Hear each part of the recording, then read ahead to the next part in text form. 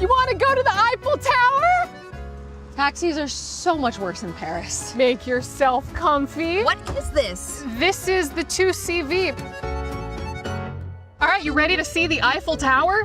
Do you know where you're going? I feel confident that we are going to see the outside of the Eiffel Tower. I'm ready. I would like to see it. We're just gonna have to go by smell. Have you ever navigated by smell before? No, can't say I have. You just have to smell The Eiffel Tower? Le Tour de Eiffel.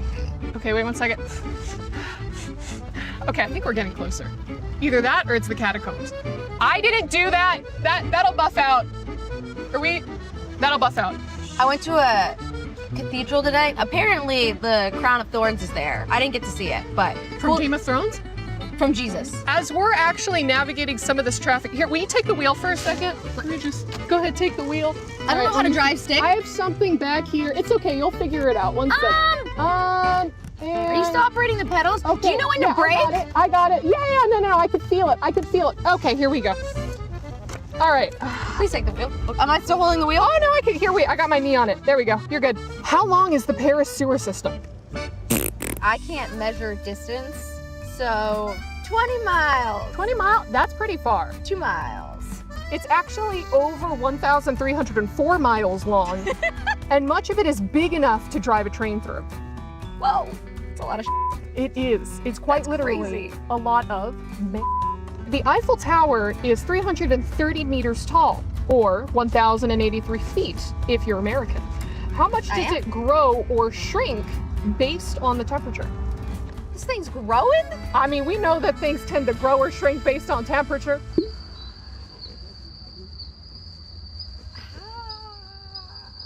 Can I have a hint? Yes, it's in inches. 3. Double it. 6. 6 inches. First try, again. 6 inches? I mean, that's kind of crazy. That is crazy. Yes, I'm there's gonna- a band that did a JoJo opening. I'm gonna think that you don't know About- so much about Paris, so... I'm an expert in Paris. I've been here for like 2 weeks now at this point. well, what can... Regardez la rue! That means watch the road. Ah, Mm-hmm. where's the part? There we go. Is that le? Just that le True word. or false? There are no stop signs in Paris. Haha, true, because I'm just going. That is so true. Actually true, the city It is. yields traffic lights and right of way, all of which have been disregarded on this drive. Bonjour, bonjour. We, Oh, Wait. She did not like. She Wait. did not like it. Oh, wait. oh wait, wait, Bonjour. Bonjour. excuse me, should we a gauche? Should we? Well, I think we're a droite. No, wait, I need to a gauche this. We did a droite. Let me a gauche this. Let me a gauche this. Ah, so cute! Oh. Très belle, Sean. Hey, watch the road! What? Oh. Okay, that was their fault. We only need a couple more gauches and we're there. Maybe I should just take an Uber or like a taxi. Well, no. That's me. I am your Uber and taxi. I've got a Or like lot of student loan debt. another one. No! Well, I feel like I'm the safest Uber or taxi that you could ask for. Sure. Check out my 5-star rating. Is that the Eiffel Tower? I think. That's not the Eiffel Tower. No, That's a crane. I think maybe you can't see the Eiffel Tower because it shrunk 6 inches. Ah, right. That must be it. But also because this freaking grandpa is on the road in front of me. Oh my God, he dropped his croissant. I have GPS built into my brain. You know, like those pigeons? Those pigeons that always know how to go home? Yes. I know how to Homing go to the pigeons. Eiffel Tower. Do you? We're still making the, what's the other one? A droite? A droite. We're droiting. That was pretty a gauche. We're droiting. We're droiting? We're droiting. We're droiting. You know, maybe I should walk. I'm just gonna get out here. You're just gonna, I'm just gonna get out. right here? Yeah, just What- I just it's not. like, But I'm I gonna could walk, stretch my legs, breathe the Parisian Paris, you know, the air, and just, you know, just. I can take you the rest of the way. No, it's, you know what? It's really nice out, and I just think I know that it'll be a great walk. it's just one more a gauche. Can I have 5 stars at least? Merci. Hello everyone, it's your favorite kind of tofu, Kin Dofu. I'm with Blacklist International today. We have our 4 players. Right now, we will play a game of who's most likely to. Let's start with the first question. Who takes the longest to get ready to go out? Oh, okay. Share me one. Why? Because I'm not decisive to pick my outfits. He wants to look good in case of emergency. Who's the most likely to use a hero that is not from their lane to play in their lane? Okay, me. Give us the example first. Dharma support. Dharma support. Yeah. You guys did that, right? One of the In games? PKL. Yeah. Okay. Did you all win? Yeah, we win Dharma support. Begin. Next up, who is the most likely to buy a new skin when it's launched? That was pretty quick. Do you have like all the skins in the game? In my role, yes, but sometimes when I see a good skin, like it's definitely worth buying. Okay. I always buy it, like even though I didn't use the hero. Okay, so favorite skin? Crimson Rider of Guan Yu. Oh, okay. We're gonna end it with the last one. Who's the most likely to oversleep and miss practice? Two of them. Two of you. Okay. So of them. give me the story. We start with Chemi first. There's time when screams, like he oversleep. How late was he for the practice? 20 minutes. Okay, 20 minutes. Okay, not bad. Okay, now we go to Chad. Typically, Chelsea's like sometimes he tend to forget that we have screams. So maybe that's the only time that That's even worse. That's even worse. Bad memory. So that's it for the short segment with Blacklist International. We'll be back with more.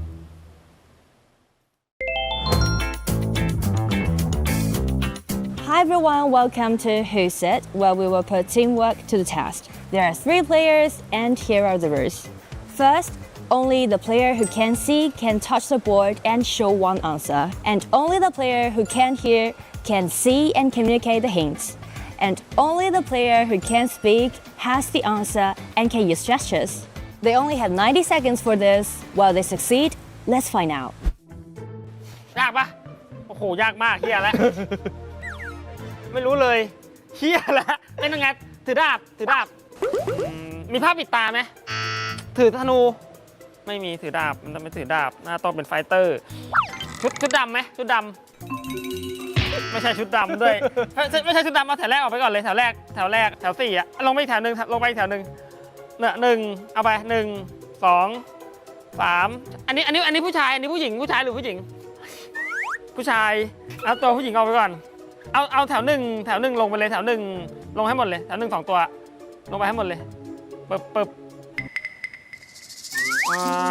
ถือดาบข้างไหนซ้ายหรือขวานาฬิกาจะหมดแล้วเลือกแล้วว่าตัวนี้แถว2ตัวแรกที่เหลือหุบให้หมดเลยกูเดาแล้วแถว2ตัวแรกถือไม่ใช่ไม่ถือดาบเหรอไม่ถือดาบไม่รู้ผมต้องมันถือดาบข้างเนี่ยไอ้แบบ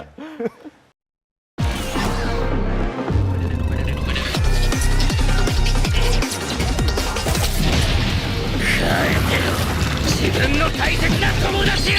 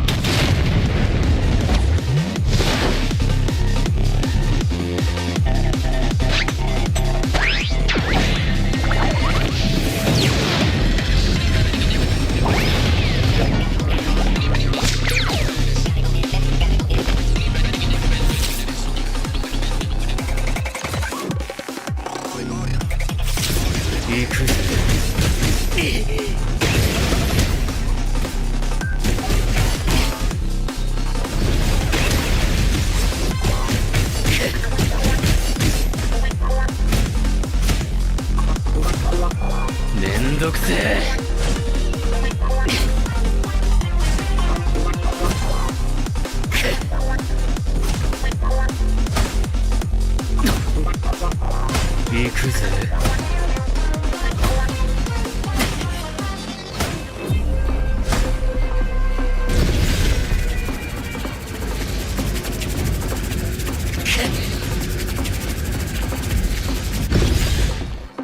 ああやだやだ。これがターボババアの力かよ。なえるぜ。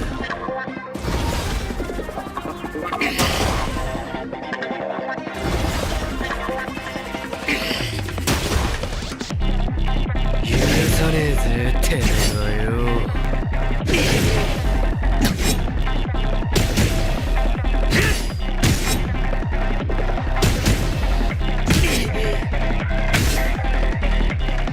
やれやれ本気出すぜ。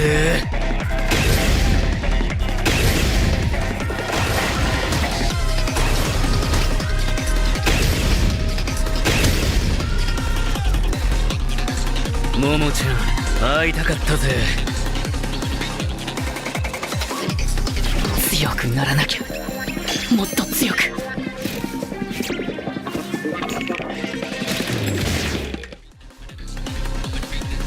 そういうことかよ。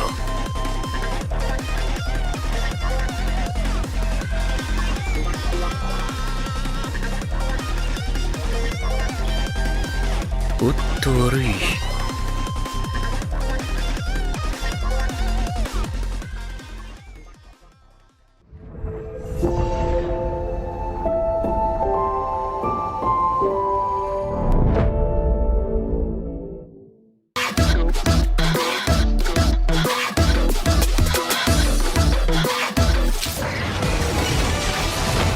この器は我のものじゃ。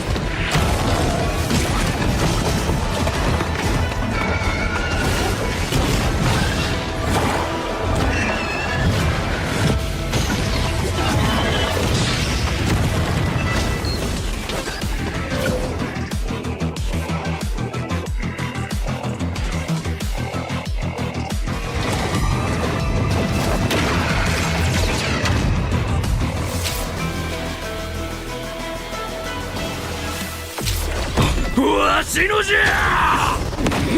強い。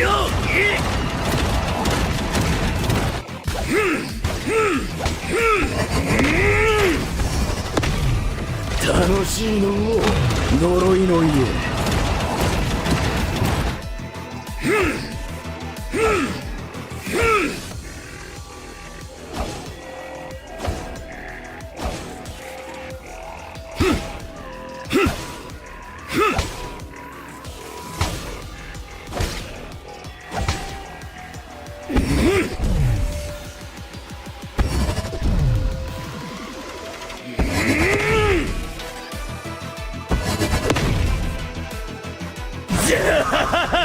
そうかいじゃの。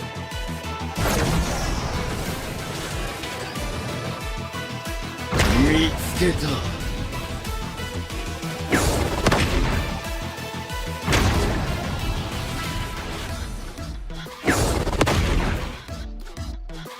わしのじゃ。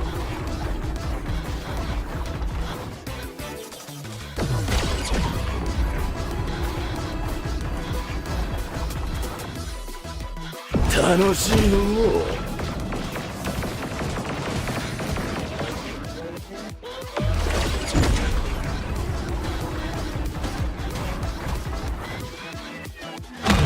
強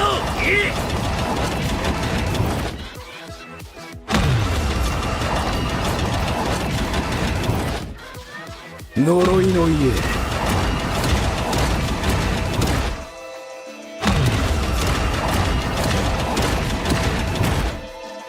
早く戦うぞ。待ちくたびれたわ。無駄じゃ。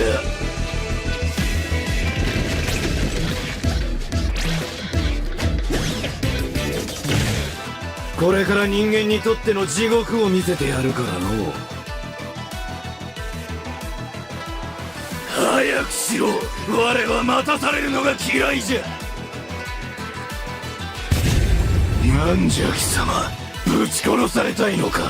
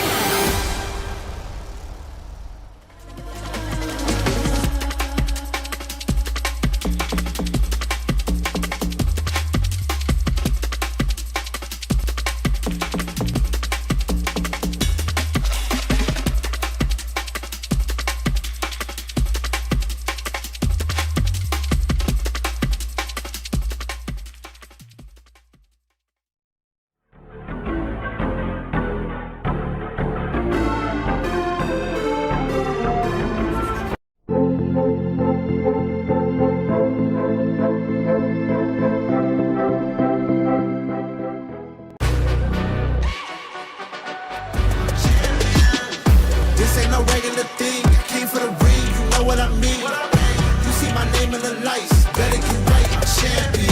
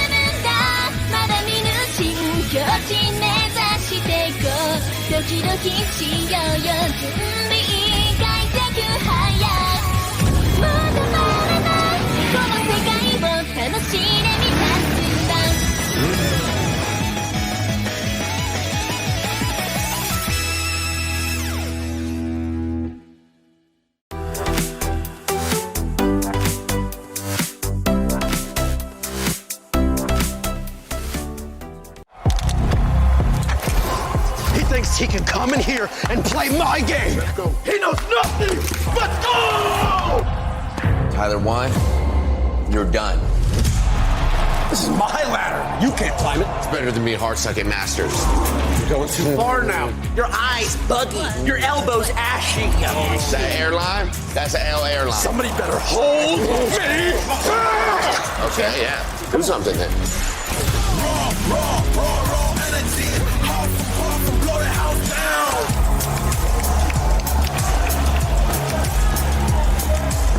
You look nervous. You look short. Everything's good? Mm-hmm. Fight.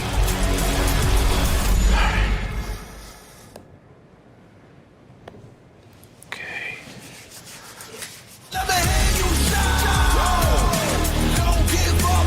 Do you really need the wraps? Yeah, that feels like overkill.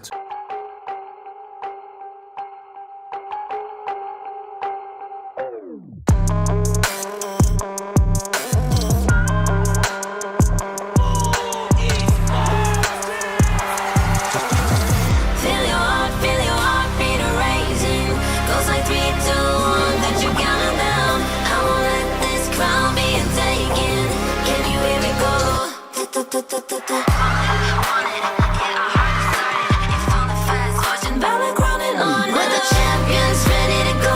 Yeah, we're made out of gold, never letting it go. Got your back and it coming strong in the storm. Do you wanna go on in fortune? Valor crowning on us. Yeah, crowning on us. Yeah, with fortune, Valor crowning on us.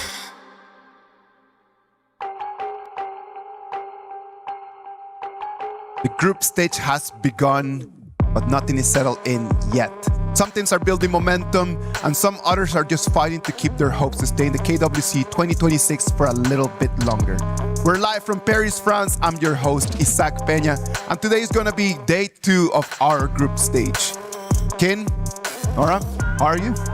Well, I would say I'm really thrilled today because, personally, for me, Yeah. it's the debut for KPL team. So definitely, I'm like really thrilled about today's matchup. Super excited as well. I think everyone has been waiting. In the comments for the past few days, everyone has been asking, where are the KPL teams?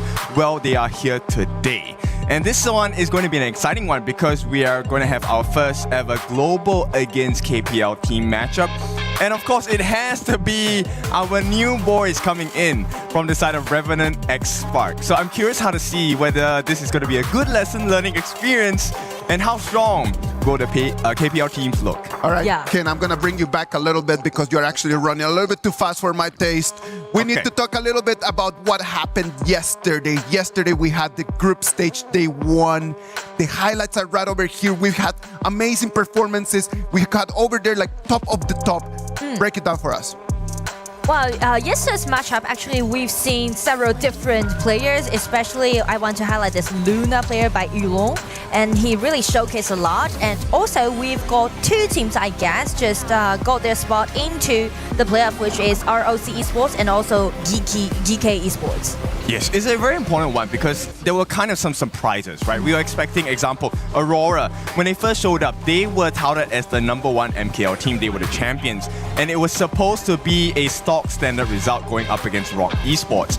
But Rock surprised every single person across the globe, getting a comeback and making their way into the top 8 slot. It's not easy, actually. It's definitely not easy for them to do so. But after they seal the deal, actually they got the priority to pick the opponents that they want to play against through a draw in the playoffs. So that's what we talk about, right? During this group stage, the most important part is not only to get the ticket into the playoffs, but also trying to vie for the first place. Yes, you definitely want to use all the advantages you have, because this is a competition, right? So you want to have a strong team, but you also want to have strong benefits going into the later parts of this competition. And also during the group stage, you can see different teams have their different understanding towards the patch. So you can see, like, for example, this one, right, Nemesis CC, he played the Valor as a farm lane, which is quite a nice flex pick and unique one, actually. Yes, and one more thing we can expect today is I think we'll get even more creative drafts. The coaches have been through the boot camps. We have a lot of teams that have gone through the boot camps as well. They have learned quite a few things, so I'm curious to see what else they can offer in this second day of our group stages. That's also something I want to see about, and also like for KPL teams, because the patch is slightly different, right? Yes. So a lot of composition which they are really good at playing with is absent in EWC. So definitely that's gonna be some problem for them to deal with. 20 teams began this journey, and right now as we move into the group stages, as you remember, we had the play-ins, then right now we're in group stages, best of 3s, best of 7s. This whole tournament has a very specific way how it's going to work out. So what about if we look at this video just to see how the trophy is going to unfold? Welcome to the Honor of Kings World Cup, happening right here at the Esports World Cup 2026.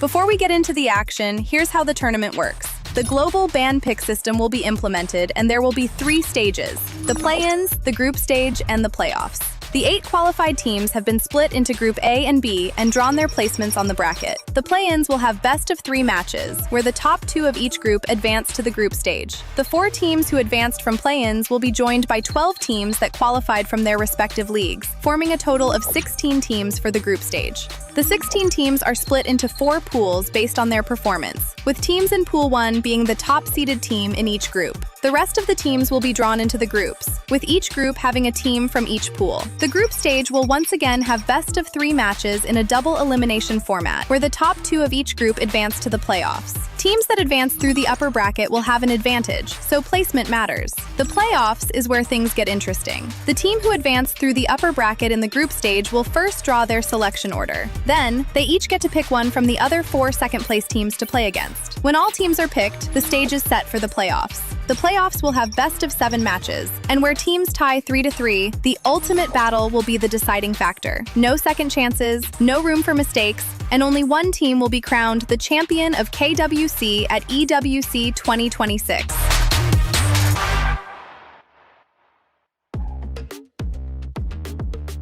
There you have it. You already saw that group stages started yesterday. Rock Esports took in the first place, sending Aurora Gaming down to the lower bracket. And on the other side, GK Esports sold the ticket by just taking 2 very dominant victories yesterday. Yes, and as a common denominator, these are our MKL representatives, right? One of the strongest regions in the other parts of the world. Now, today, we're going to see what else they have to offer to us on the other sides of the groups and the players. Well, what about if we take a look at the brackets? Bracket A is going to be in action today. For this Group A, we're going to have 2 matches, AG.AL against Team Vitality, MIBR loss against Blacklist International. And AG.AL being the champion of KWC 2025. So I would say they definitely want to grant their title this time as well. So it's going to be a tough game for Team Vitality for today. I mean, the story of this is so funny because last year at KWC, when we did the draw, Vitality went up against AG. And, you know, their jungler, their captain, Zanki, was kind of in a different state after knowing of the result. But this year, they get to go up against them again. So this will be very exciting. But heading into Group B, this is where The story has unfolded yesterday, right? Aurora Gaming against Rock Esports. Rock Esports made it all the way to the playoffs. Titan Esports Club will have to go against Influence Rage. This one will define the history for the year because they will be going up against Aurora Gaming. And it's not going to be an easy one. It's a difficult journey, but this is what the tournament is supposed to be like. So Group C as well, we have our first matchup today. That's going to be Quasho Gaming going up against Revenant X Spark. This one, I think we're going to see some interesting thought processes from the coaches and also the players in the game as well. And because of the features that both teams share, which is their playstyle, is very aggressive. So I'm looking for a very head-to-head matchup for today's day one. Yeah, and following that, we have the Virtus Pro against Buriram United Esports. HOK and AOV once again share the stage. This one is another banger to watch out for as we progress throughout the games of the day. Now let's head over to Group D. This one, we already have our winners, which is going to be GK Esports heading to the playoffs from their performance yesterday, beating Team Nemesis. And if you voted, right, in-game, for the longest time of the game itself, more than 25 minutes, you won. High five, because it was 28 minutes. But here's one more thing that I want to highlight about our schedule, right? Because it's quite tight. And which also means if you can win game one, 2 wins in a row, then you can seal the spot into the playoff. So you can finish all your schedule in one day, which Rock and also DK did yesterday. So that's the thing. If you can save one more day for yourself, you can actually get well prepared for your playoffs. And then just standing there for a little bit longer not only is going to make their way in the KWC to have a lot more meaning, in the bigger picture, in the Esports World Cup, that club championship rankings keep moving and moving and moving. And then there's a lot of clubs that they're ranking and stacking up a lot more points. Yes, this one was so nice to watch. We were in the back room yesterday. Team Falcons got another trophy, meaning they got 1,000 points coming in. So this is going to be important for Team Falcons. But for the rest of us on the other side, if you take a look at the rest of the table, Nongshim as well as GK Esports, these are some of the teams that are in our roster of HOK. MIBR lost as well. So it will mean the world to them if they can win this entire segment of KWC. Exactly. I mean, overall, it's going to be a worldwide tournament. So, each game or each project matters a lot. Yes, there's a lot of money on the line. And there's something else that money rarely can buy. And that is the pride and the success, the satisfaction of having that #1 placement along with the huge prize money that you're going to get. And actually, speak of the money, there's a unique reward in KWC, which is when you're playing up against a team from KPO, you will get extra bonus, which is the King's Moment reward. So this is for example, Revenant today, right? Yes. If you want to play up against KSG, and one match or one game for different bonus. Incentives, right? And that is important. It's not only about just being there and just the honor and the pride. Sometimes in life, you cannot just live out of honor and pride. You still need to put food on the table. And what a better way than just to keep packing up in there some of the prizes. So true. And also, just check the prize pool. It's dazzling for this project. So it's very a big achievement if you can do with this kind of prize pool. 7 figures, right? I don't think we will get to see that much money in our lives if we take it day to day. But one day, one Talk day, about yourself. you might have 6 figures in your bank account. Top prize gets 600,000 USD. This is a lot of money. That's a lot. All right. What about if we start moving towards the games for today? Today we're going to have a packed schedule. We're going to have best of 3s. We're going to have the action of Group B and Group A and Group C. It's going to be 6 best of 3s. Yes, it is 6 a long day ahead. So we'll take a look. First up, we're going to be opening with the Quasho Gaming going up against Revenant X Spark. We're going to follow that with the Virtus Pro and Buriram United Esports games as well. This is going to be really interesting. Yes, and for the rest of the game, it's going to be AG.AL play against Team Vitality, and also MIBR Lost play against Blacklist International. And just like what we said, we still have 2 more upper brackets games to go at the rest of the day. So it's going to be in favor of teams who think that they can win upper hand.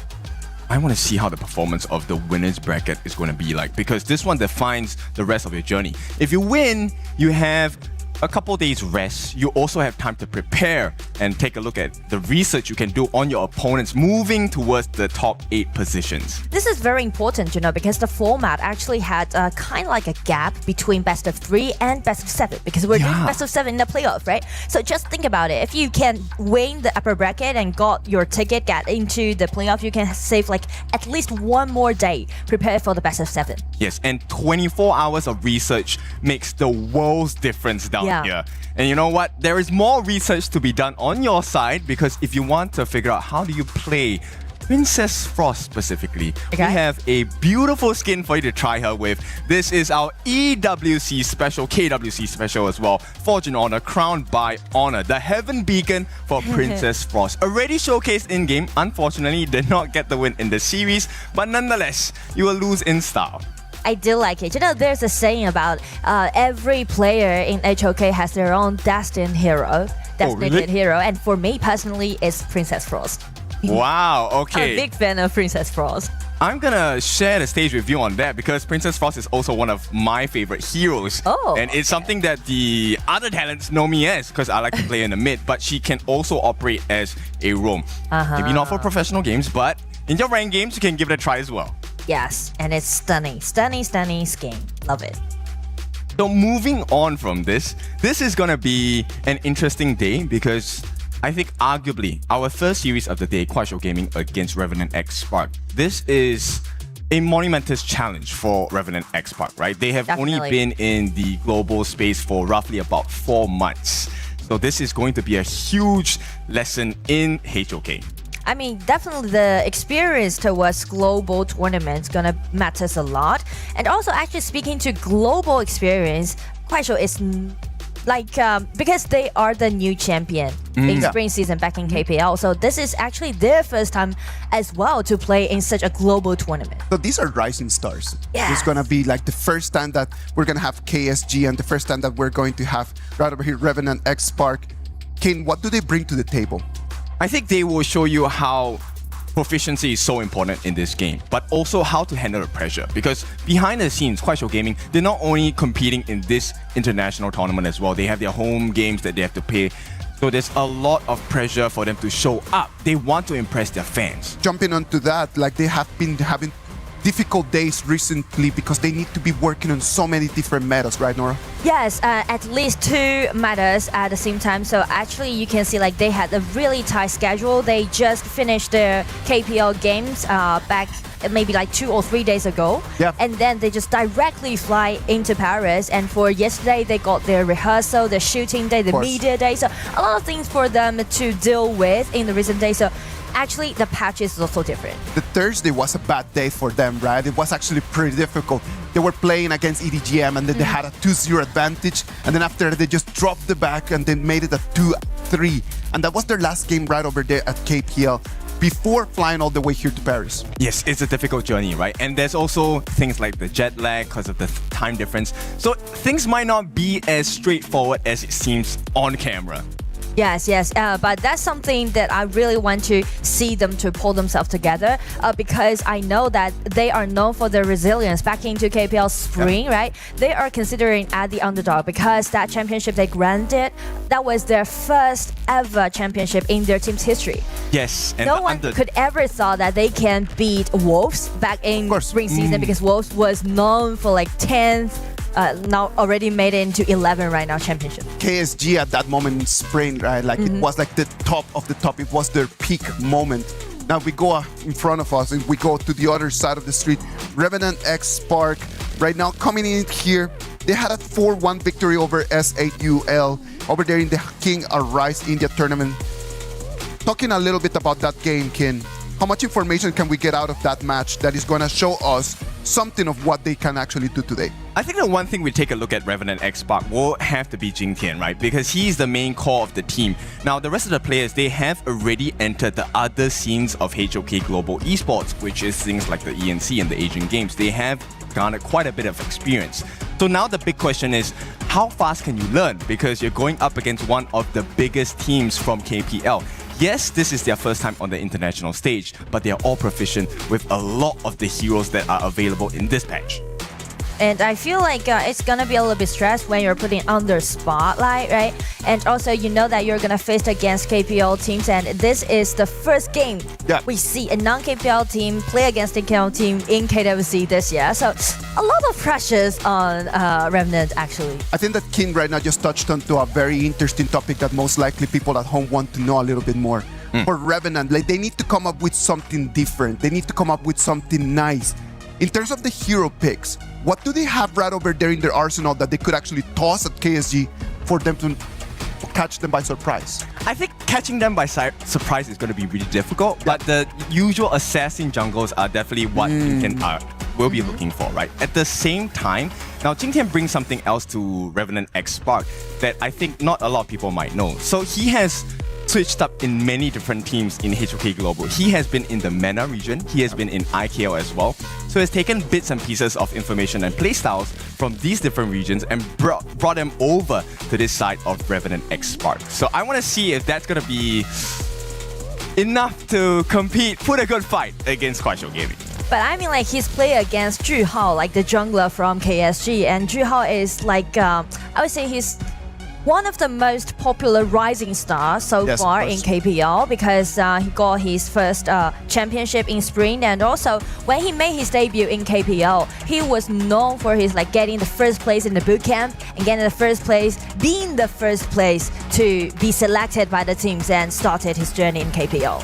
Yeah, so it's going to be really interesting. So we need to see this first BP, right? Normally this first BP will set the stage, especially in a short series like a best of 3. First one to get 2 points wins. So you want to make sure that you get off on the right foot here. Take one game first and we can start talking about maybe potentially taking the series. Yeah, game 1 is definitely very important, and there's one thing I want to highlight about is about the patch difference, right? Because we mentioned that KSG need to deal with 2 different patches at the same time. So actually a lot of heroes that they can't use right now so far, even though they're really good at playing it. So speaking of best of 3, I would highlight one hero that they can use, and they definitely well use, is Byron, because Byron is one of their signature hero of their playstyle back in KPL, and also Byron is still available, and not only for them but also for like all HOK teams. It's so popular for that Byron pick. Yes, now if you are wondering, you are new to HOK, you're wondering why is Byron such a good pick, it's because he has so much utility, right? With his second skill, it's a knock-up stun. With his ultimate as well, it generates a shield for him. So when that happens, he actually can put himself in situations like 1v3s, 1v4s. And that's going to be very critical when you're talking about flanks coming in from your opponents. But we'll take a look at what the idea of the BP will be like from the different coaches. The My and Pay, this has been a standard ban structure from all the different teams so far, right? Yeah. This is going to be from the side of RNT. Just trying to slow down the tempo. They're targeting at Zhuhao and also Liu Long at the same time. But on the side of KSG, they're banning away this early and also Flowborn Marksman. I feel like they're targeting at the Marksman on the side of RNT, as you can see, right? Both heroes have been banned away, and just give that feeling that they won't go for the all-in pick on the side of KSG. Yeah, but it feels like RNT, they're going to play a completely different game, right? They're going to put the farm lane, at least on the backseat for the start. First pick for the side of RNT is going to be the Jing. This is one of the biggest assassin heroes you can play. If you play it flawlessly, you're going to have a beautiful game. But the challenge is pretty difficult. Yeah, I mean, like, speak of flawlessly, I mean, like, confidence is what I can see on the side of RNT, right? No more operation, no more microing, just go it head to head. Yes, you definitely need to take a big step forward. This is an important milestone for you, right? So right off the bat, in the laning phase for the farm lane, I think this is pretty good from the side of RNT. They've taken up the channel going up against the Ao and the Lung, right? So multi-targets with the Soul of the Wolves. This is going to be important to help them aid, at least to try and win that laning phase first. And here's the fun part, you know, usually when heroes, in that case, they will go for that Zhang Fei pick for the third one. But as for KSG, this time they go for this try to highlight Zhuhao in this game. So definitely Zhang Fei is going to be unavailable if RNT sees that, right? They definitely need to take Zhang Fei away. I'll be very surprised if they don't ban that. right? Yeah. Because that is the 1-for-1 combination. You get a Lapu, means the opponent has to pick up a Zhangfei to balance out the ultimates when it's used. Yeah. A Bridal Outburst pushes everyone to the back, mini stun, and then you get a beautiful setup. Same could be said for the Lapu Lapu Raging Sea with the ultimate as well. But interestingly, RNT says, okay, we will allow the Zhangfei. Exactly. They just let Zhangfei as an open choice, so I guess they would just take it, easy peasy. And also, for both mid lanes that they have banned away, this Miwa and Lorian is trying to prioritize this Haya, which I think so far it's so well rounded on the side of KSG's draft. Yes, so for the newer players, why Haya is such a prio pick is because number one, she has excellent wave clear. Very few people can win her in the laning phase. Yeah. That first wave, by the time you're done, Haya is already in another lane, putting pressure on your other teammates. And not even mentioned to actually Liu Lang was the FMVP of KPL Spring when they got the championship. Yes, so this is, difficulty added on difficulty. We'll see how RNT is going to play this one. They pick up the Garuda in the mid lane, trying to play the long range poke, as well as the Florentino. Now, Florentino, I'm kind of on the fence because we know that he's going to be really strong, right? But the win rate hasn't exactly been the most impressive so far in KWC. Yeah, I mean, people will go for Florentino all the time, thinking that Florentino might be the hero to save, to rescue the rest of the team. But the thing is that the laning phase can be kind of decent. But the thing is that this hero needs time to scale up. But the way that how they pick this Florentino with this Jhin just show pure mechanics and pure confidence on the top side of the map. So this is looking more like an individual showcase, right? Exactly. And hopefully that comes in great synergy during the team fights. But here's one of the things they need to consider, right? A Jhin as well as a Florentino. How do you beat these people? Because if you're new, you're constantly losing to these heroes in rank. It's about the 2v1s, 3v1s. Just get more people, the numbers advantage, and you should be able to swing the fight in your favor. So actually you mentioned about the importance about 2-2 or 3-3 battles, right? And speaking of that, actually just check KSG's composition. You can see all of the members or all of those heroes that they selected has the survivability, right? Yes. The ultis, the flash, or some tiny skills that they can use just trying to dodge Jin's ulti or Florentino's chasing down. So that's the mechanics that we're talking about, and that's the mechanics we're looking forward to seeing in Game 1. Yeah, so Game 1 is very important. We need your help. We need you to do us a favor. We have a voting system going on, as you saw in the Overlord's pit as well. KSG currently leading in the votes for the Overlord pit. So when they take the Overlord, you will see a reward in the form of their sigil.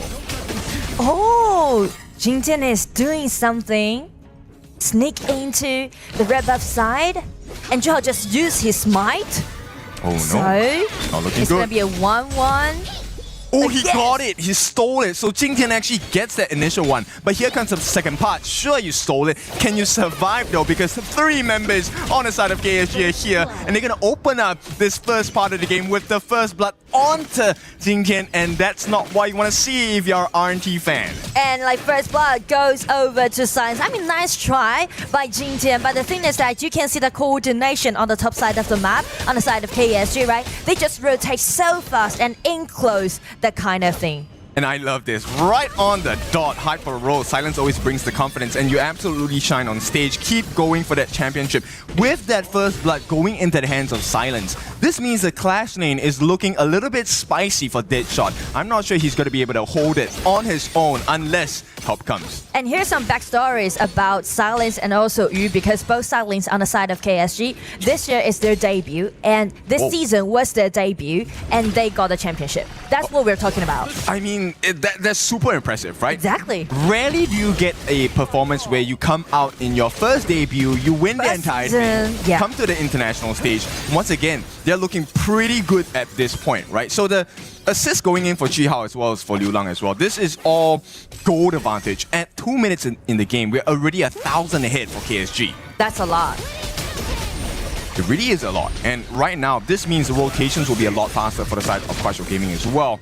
And this means at the 4-minute mark, you could expect that RNT might entirely just give up the attempt and try to look for something else across the map. And the ulti has been broken by Liu Lang. Just drag this Lapu Lapu in and everyone just guarding around him. It's not going to be a kill inside, but outside there's 3 members waiting for this Lapu coming out.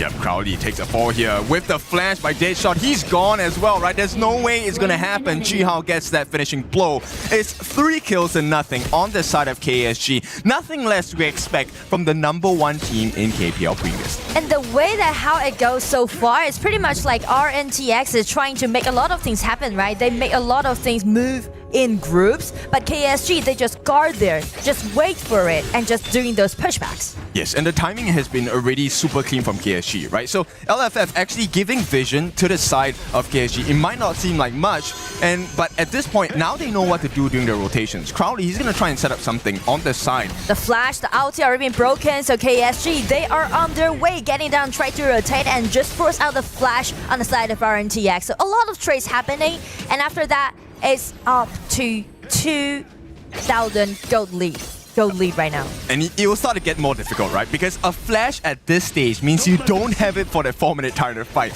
So, any ideas of going for that Tyrant becomes more and more risky. And RNT, if they make the fatal mistake of losing not just the Tyrant, but giving more kills to KSG at the 4-minute mark, I think they might regret it.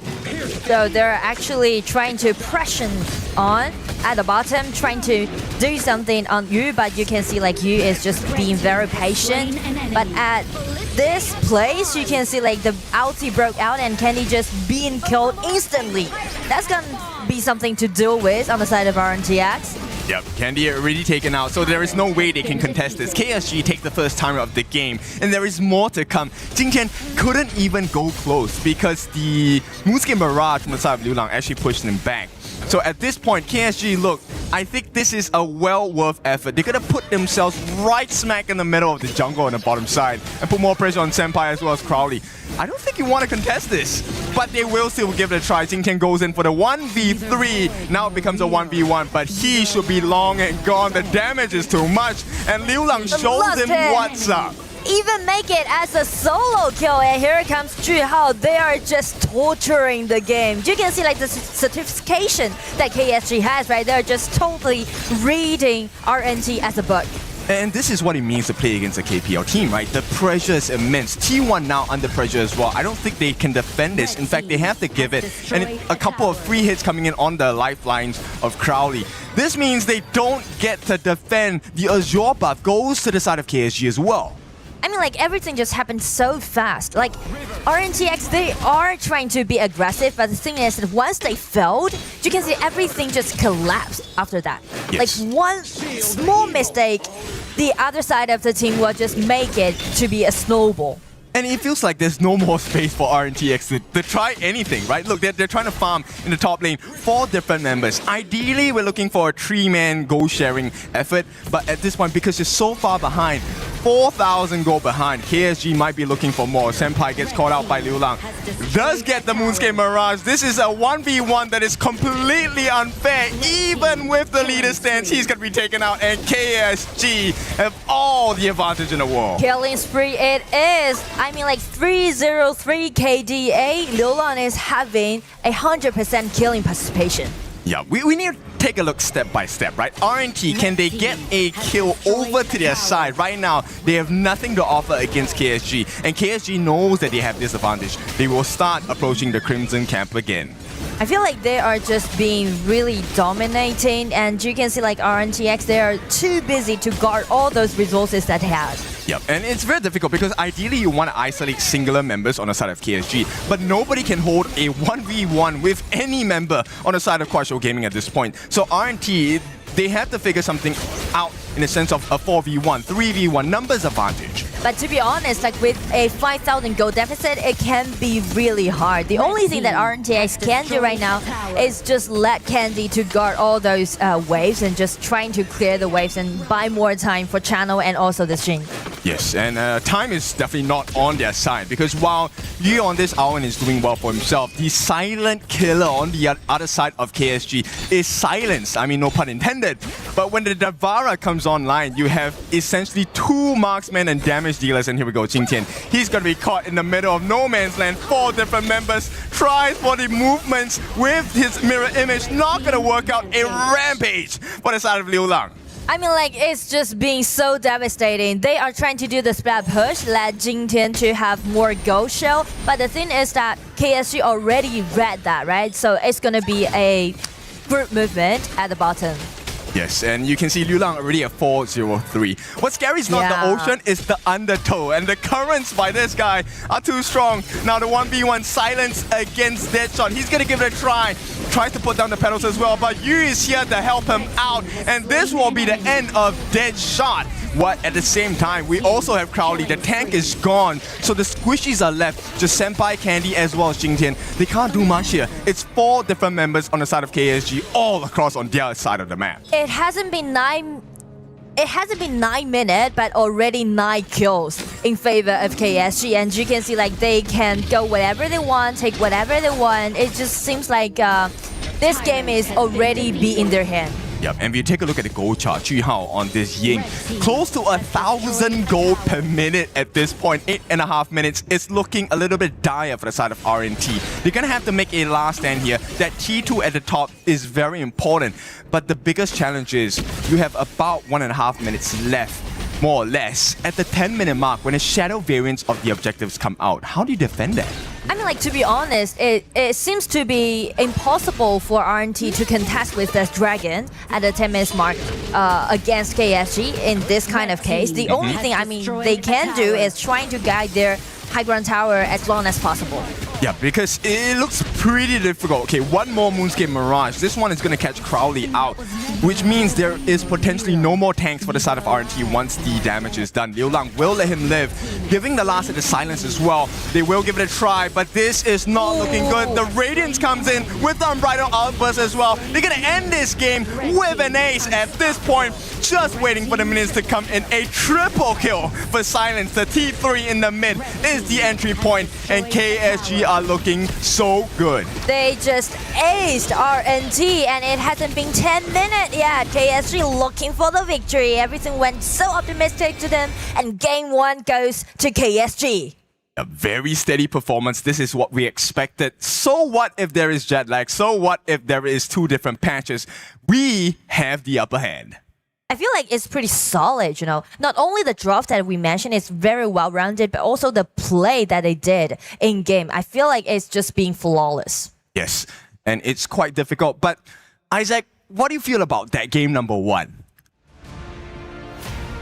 I believe that RNTX came in with a clear idea of what they wanted to do. They wanted just to start the first 1 minute just making a statement, right? Like just showing that they were not gonna just stand there and just protect their base.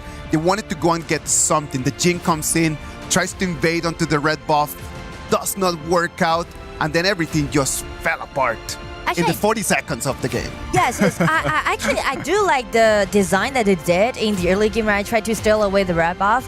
Because if you want to compete KSG, you can't just go for those operations. It's impossible, right? So you need to make something like out of your expectation, and that's something they're trying to do. It's a very big gamble, right? It's like you are actually, you're gonna win big, or it's gonna end up just exploding in your face, and for them, just ended up just exploding in their face. Yes, it is. Like you said, 40 seconds, right? That's not a lot of time. And you are forced to play this way because Quite Show Gaming, like you said before, Nora, they are a very aggressive team. Very, These are very young aggressive. and up-and-coming talents as well. Ji Hao down here, 306 with 9,000 gold in his pocket. He was far ahead on anyone else on the side of Revenant X Spark. And this is one of the cleanest gold graphs you will ever see. At the point of the 9-minute mark, they were up by 12,000. This is more than 1,000 GPM. It's pretty just go in kind of like a one-way game because like 14 against 0, and also Quite Show Gaming just accelerating their pace. They're already being, I guess, like 2,000 gold lead being built, right? And that was 6 minutes, around 6 minutes. And this is where it gets even more terrifying, right? Because if you take a look at what the sequence of the draft is from the side of KSG, this is not even the full power of the draft yet. The composition, Silence was not 100% online. This was not a 6-slotted Liu Lang, 6-slotted Silence, 6-slotted Yu as well. And they were already struggling to keep up. So the big question here, if you're on the side of RNTX, is now we tried the Assassin jungle. We tried the aggressive maneuvers in invading level 1. do we, number one, take a different role for the jungler now? Does Jingtian play more of a tank jungle and we try to defend against the aggression of Kuaishou Gaming, or do we try it again?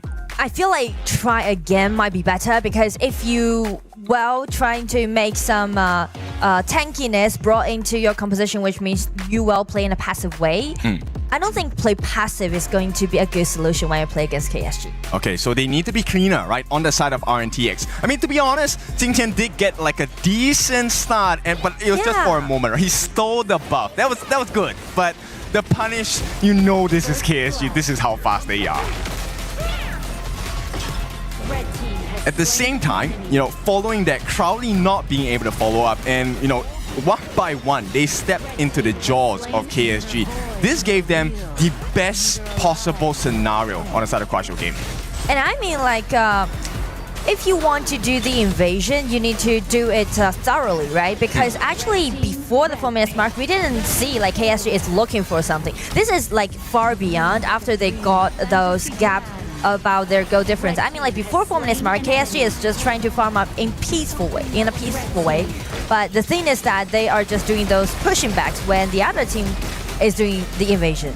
Yeah, I mean, there's a difficult position to be in, right? Because right off the bat, Liu Lang, level 1, already as a higher, has insane wave clear. So the immediate reaction towards the attempted steal on the Crimson buff, you would have to expect that Liu Lang will be able to accompany Ji Hao on the gorge and, get the punish in as well.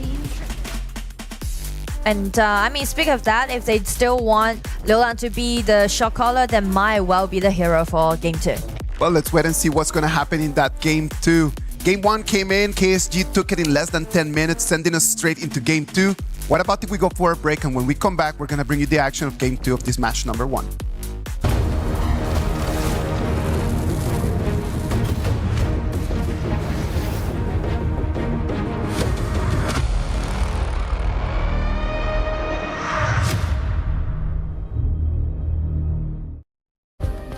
Play is in our DNA. Whenever we let it out, it becomes our superpower. Now imagine an entire city being built to supercharge it. Kadir City, powered by Play.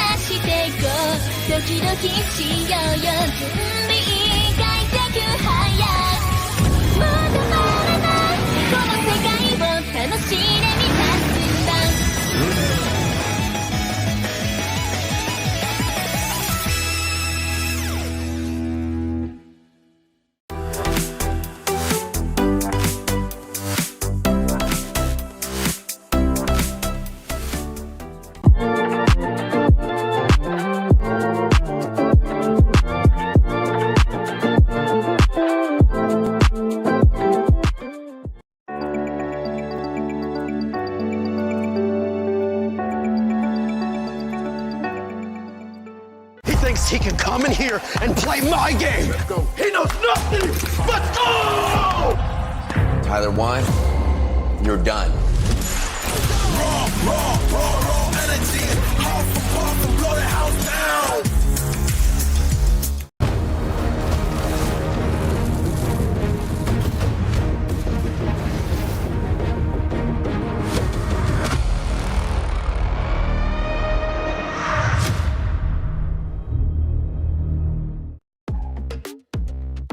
For RNTX, this is going to be their first international tournament. So having a little bit of nerves and not being able to settle in immediately is extremely normal. So it's totally fine.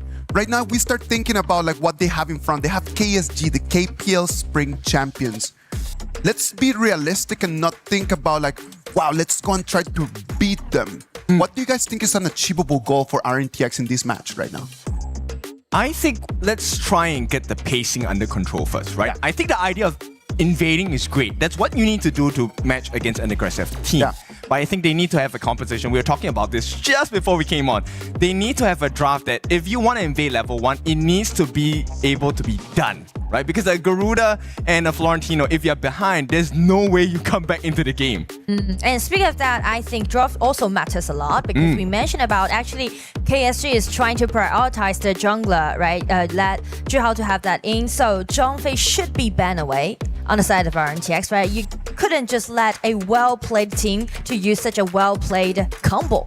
So that's the thing. And also speak of the draft, maybe it can be better for them just targeting at one row, I guess. Yeah, you know what? One row to shred down those initiations.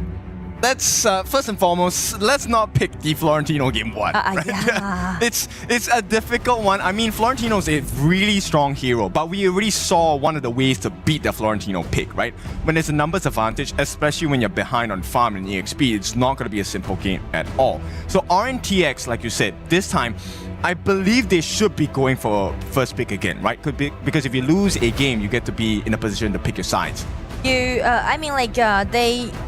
The better to pick some heroes with initiation. For example, this time, Zhang Fei is still available for them, but they will stay the same as this my ban and also that pay, because you won't just let KSG to be really aggressive in like before 4 minutes.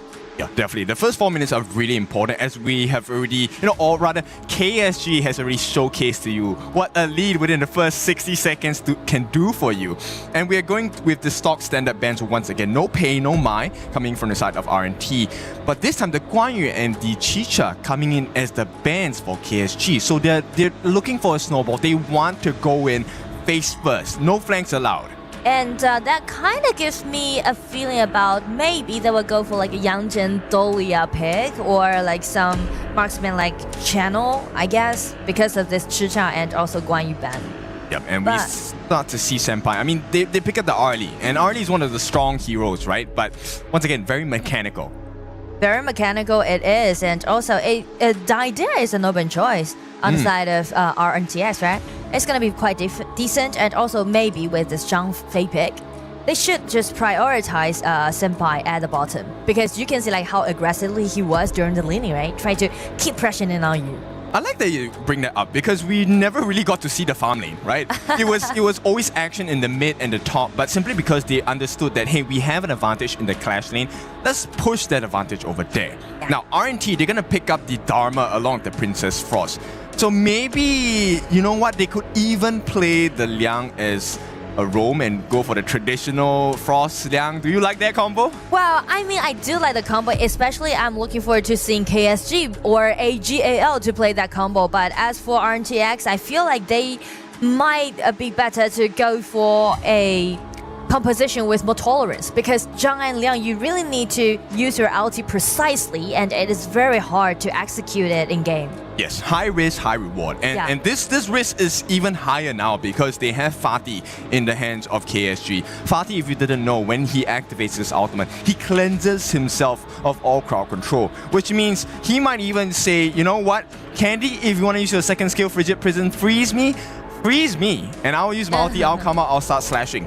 And it's not going to be a fun place to be at. Now, on the side of KSG, we talked about the Zhang Fei roam, right? It's not going to be allowed. The KSG don't even want to give them a chance. Yeah, but as for Lapu Lapu, it's available for KSG. So this time, well, RNTX banned it away or let Zhang Fei let Lapu Lapu to be an open choice, because KSG, they are already capable of doing a lot of damage, but the thing is that their lack of controllability. Yes, and also tankiness, right? I mean, yes, they have quite a bit of lifesteal when the side of Yu as well as the side of Silence, once they get their equipment up, they do have quite a bit of lifesteal available when they land the auto attacks. Yeah. But right now, they just need a shield in front, someone who's able to soak in all the damage, or maybe even eat all of the CC coming in from the side of RNT.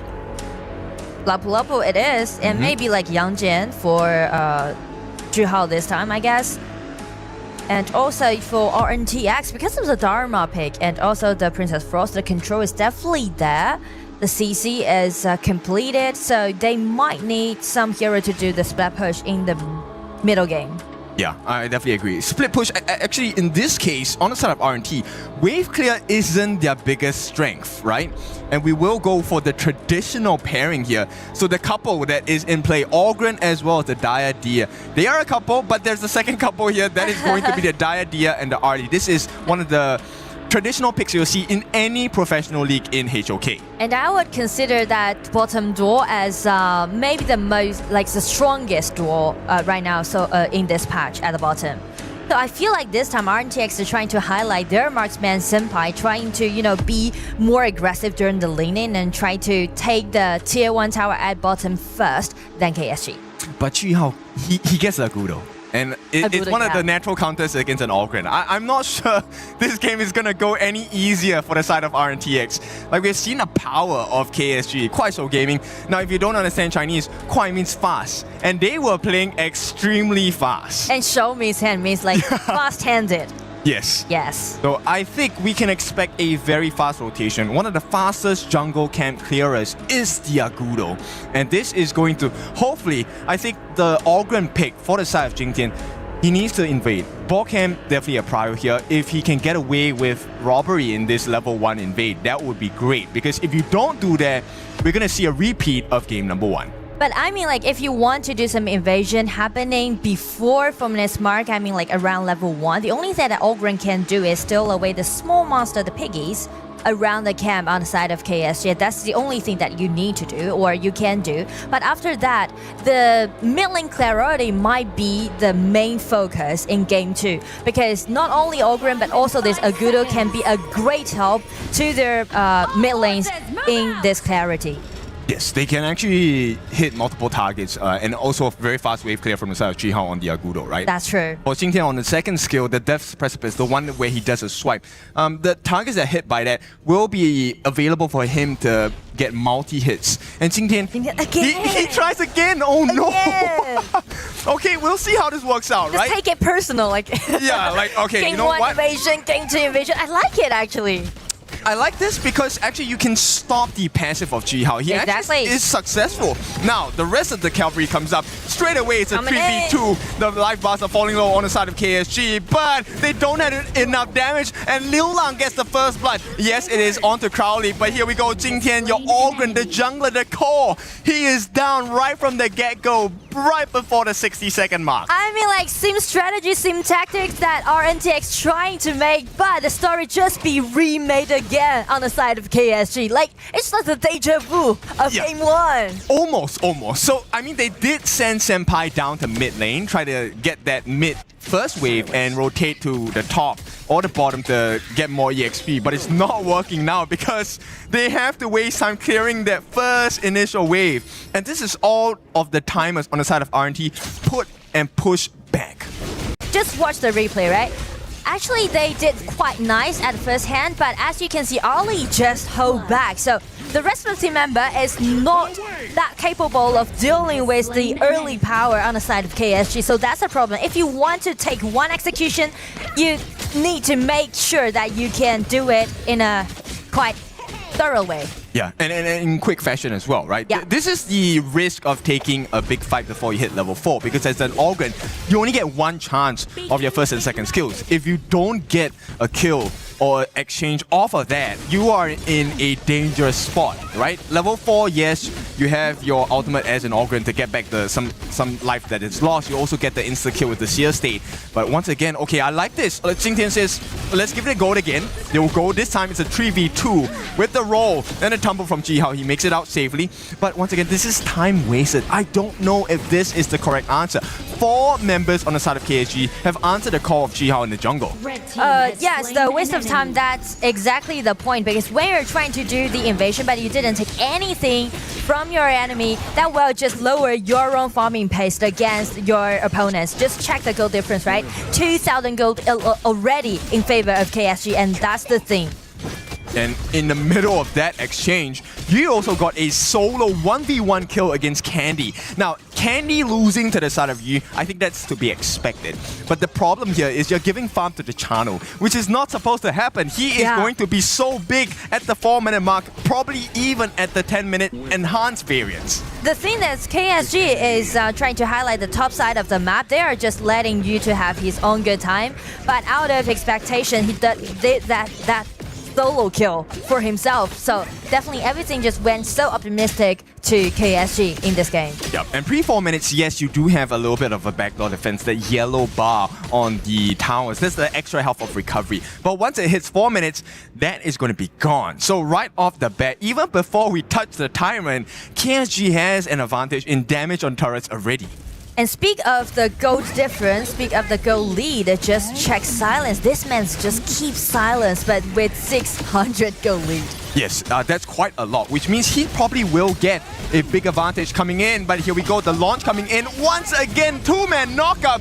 The jungler is gone. Jingtian, today is not your day. And KSG right at the 4-minute mark, they kickstart the Tyrant. There is no steal unless Deadshot can do something spectacular. Not gonna happen as well. And as we already said, T1 at the bottom, looking so shaky. Just secure the Tyrant at the bottom. You know, like one thing that I do want to highlight is that Lorian is quite like a new hero to Liu Lang, but just check like how smooth he is using all those combos.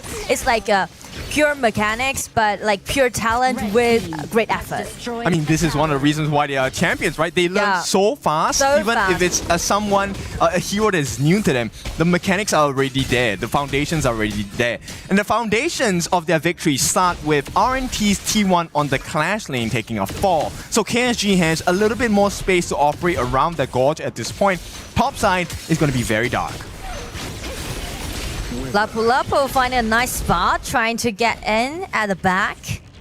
Red team. Yeah, this is so good, right? Like, okay, he's just standing there, but that is a lot of value for the side of KSG. Yes, the value is that gain the vision control and open a door for them to maybe make the tower dive possible, and at the same time just let the people to do the split push at the bottom, so you can just, you know, throw one rock and you can hit 2 birds. Yep, they will get the double knockup once again. Deadshot, no return fire. Jingtian's gonna be taken down as well. KSG are looking so strong, they're too far ahead. Crowley falls solo. It just took 3 hits from the side of KSG to get it down. All the T1s are gone. T2s are next on the menu. They still have a minion wave in the middle lane. This means Chi-Hao can go to work, and then Agudo takes and eats towers for breakfast. KSG is just snowballing the game, and look at the pushing efficiency with this Agudo, with this channel. Actually, this composition allowing them even close out the game before 10 minutes. Yep, I don't think we'll even hit the 10 minutes if this situation continues on. And you know for a fact, KSG, they know what an advantage is like, and they know how far to push it as well. We'll see how this is like for the side. Jingtian, he's gonna give it a try again. Radiant's gonna be dropped down. Oh, 3-man knockup. This is all over for the side of RNT. A beautiful piece of work from the side of Kuaishou Gaming. This shot's gonna try, but all that's left is Candy. And this truly is taking Candy from a child. He's gonna be taken out of the picture for the time being. T3 open up, and the wave is approaching KSG. They are done with this series. They want to do more research on the other teams. And with the crystal being taken down, Candy, the last one, the end is with an ace. A clean 2-0 win goes over to KSG. Just check the composure that it has, right? Just check the coordination that it has. That's what we're talking about. Everyone is amazed about the power that KPL team has, but when you're really like actually looking at it, you'll be overwhelmed by their mechanics and also certification. Yeah, so this is like the legends, right? You hear stories, okay, this team's really, really strong, but now you actually get to see it. This is what you need to do. When you have an advantage, you need to find the different angles of where to put pressure and put pain on your opponents. Now, for RNTX, I don't think they should be too discouraged.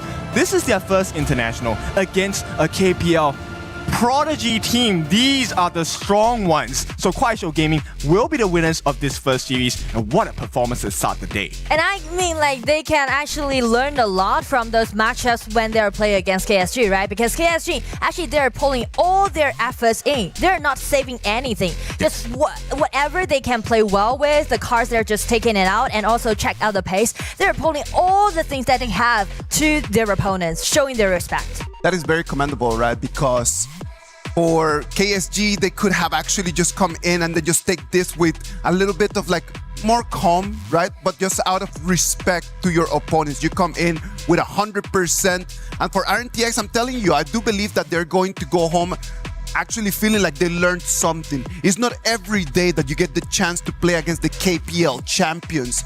So they're actually very lucky that they had this opportunity.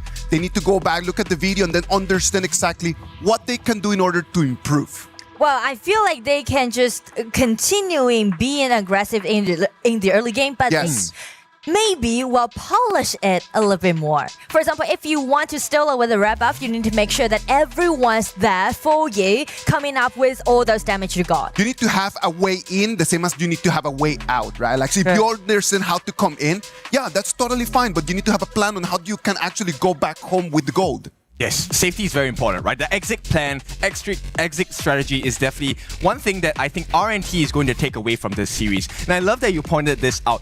Respect is shown from the side of Kuaishou Gaming. Now, RNT gets the best chance to learn because the gaps were pretty clear. They did make the right move of trying to be aggressive, but it's still not clean enough, like you guys said. Yeah. Right? And punishment will have to be dished out. This is a literal classroom. You have to take notes and you have to take the reviews. And if you take a look at the damage coming in, Liu Lang this game, once again with the Lauren, I love that he highlights this hero from AOV. I do like how Liu Lang played in this game, you know, because the first game, Haya showing his game knowledge about this game, and for game 2 with his first blood, you know, like Lauren is pretty like a new hero to KPL teams and also to Liu Lang, but just check his smooth mechanics. It's really flawless, you know.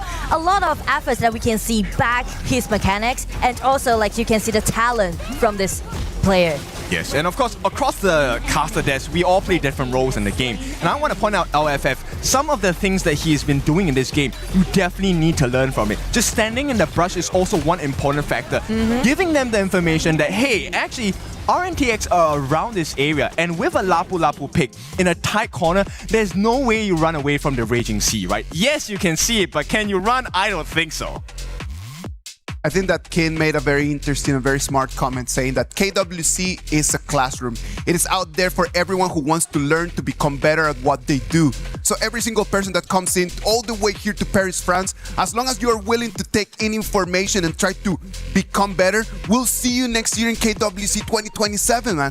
It is just a road. And it might not be right now for RNTX for them to show that they are the best of the best. But if they take the notes in, I know that one day they're going to be able to really bring it in to KSG one more time. Well, let's go on stage and let's talk to Mara to see exactly what the players have to say about this match. Here we are with Liu Lang. Congratulations on this first matchup. You came in here as a champion of KPL spring season and you showed exactly why. You finished the game very fast. It was very clean that your opponent didn't have a chance against you, basically. Do you expect all matches here in KWC to be this one-sided? 流浪，你们作为 KPL 春季赛的冠军进入到这个比赛，感觉确实也证明了你们这个实力。每一场都是像刚刚那场，就是完全是2比0冲了对手。你认为就是这种实力差距，你们是否后面的几场可能都会是如此碾压性的去获得胜利吗？如果自己打得没啥问题的话，应该都是这样的，输退了。 As long as we can perform at this level, I think there's no issues with crushing everyone 2-0 just like this. What you showed today would definitely scare everybody in your group. Now, the meta in the global is different from KPL, especially with the new AOV heroes. Earlier, we saw your team use the Lorian. What was the preparation like, especially because you're in the middle of your summer season right now in KPL? Was it a bit challenging for you? 在国际舞台上面，他们的主流打法可能跟国内的 KPL 也都非常的不一样啊，因为这里也有那些像什么LV 的英雄，比方说你们刚才拿出那首那个 Lorian， 那你们从 KPL 的夏季赛来到这个国际舞台上面，做出了哪些方面的调整呢？可能大家都是职业选手吧，都多花点时间练一下这边的英雄吧，可能国内都没有，就大家多花点时间练习一下。Well, we are professional players after all, so it came down to just practice. Like when there's a new hero, we gotta practice it. We gotta devote time learning the ins and outs of the hero and be able to deliver a performance with it at the highest level on the stage. And we're really excited to see what else you have to show. What about a message to the world, everyone that's watching right now? 那有没有什么话想跟现在所有在看的观众和粉丝呢？希望大家都能看得精彩吧，啊，看得尽兴。I hope everyone can enjoy the show and watch us win. Once again, congratulations. We're gonna break that down a little bit more and head back to the casters. Lead the gorge. Thank you very much, Liulang, for coming in here, spreading the good word of top-level honor of Kings. I love that he came here. He has the confidence that they're going to make it all the way through as long as they perform as they should. Match 1 is done. Match 2 is waiting for us. Let's go to a break, and when we come back, we're going to bring you all the action.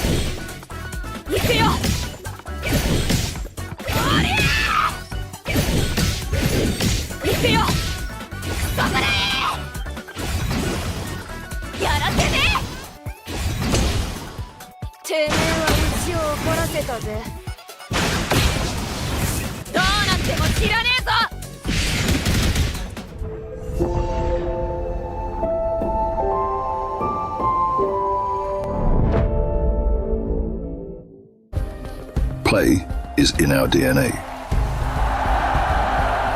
Whenever we let it out, it becomes our superpower. Now imagine an entire city being built to supercharge it. Kadir City, powered by play.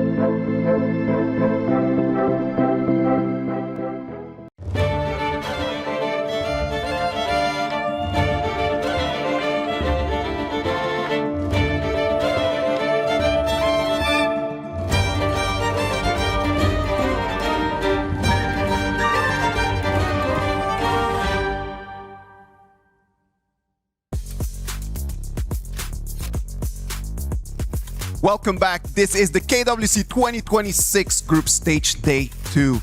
We just saw the performance from KSG taking a 2-0 victory and moving forward to today afternoon's performances. But then we need to see exactly who they're going to be playing against, and that is going to be our next match. To break it down to you, we have brought Kin and Blam for this match. Hello. One more time. I'm showing some homage to VP, you know, there we saw Clue with his lovely little... I'm assuming it's a Hue 1 impression, right? It's looking good, right? Because at this point, this is going to be a very important match.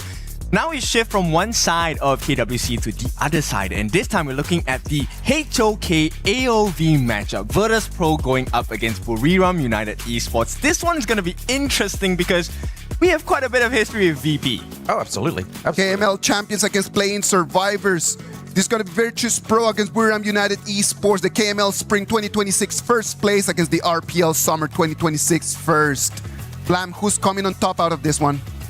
Is that even a question? I mean, I'm a representative from the KML, man. Like, Virtus Pro has my vote all the way. I mean, Buriram United showed a very promising play in stage, but Virtus Pro is that next notch in HOK. All right, so Virtus Pro makes it over here after winning their title. When looking at the way that they made it right over here, their destiny with Nongshim Red Force had been just intertwined in such an interesting way that they had to beat them multiple times in order to make it right over here. Blam, what happened in there? With that one, I mean, obviously, Nongshim Red Force got up against KML's champion now, Virtus Pro. Obviously, it was a bit of a tight series. Obviously, after the reform of Nongshim Red Force, it still wasn't enough to take down this VP, this new kind of like all-star roster within Europe. It went all the way until 4-3 in that grand final of the KML, the Spring 2026, man. So we can see a lot of the people that you can see on the screens. These are not new faces for anyone. These are players that have been with us through these years. They have been carrying the flag of different teams. They are experienced. Blam, what are the best moments that you remember from Highland, from 90, from Clue in the road to KWC 2026? I mean, for KWC 2026, obviously, we saw that Highland has kind of been shifting since 2024's EWC, right? Obviously, this is a guy that kind of left the composition very early, very emotional, but now, last year, he got top 4, and that's what they're going to be going towards now. Top 4 is always in the past because we know that they did really well in the past, but what they have today is going to be a completely new challenge. Buriram United Esports, since play-ins in day 1 up until right now, they have been doing really well. We've already had a lot of performances by them. Ken, we already know exactly what they can bring to the table, as we're always saying. Is that going to work in their favor because they already know the stage?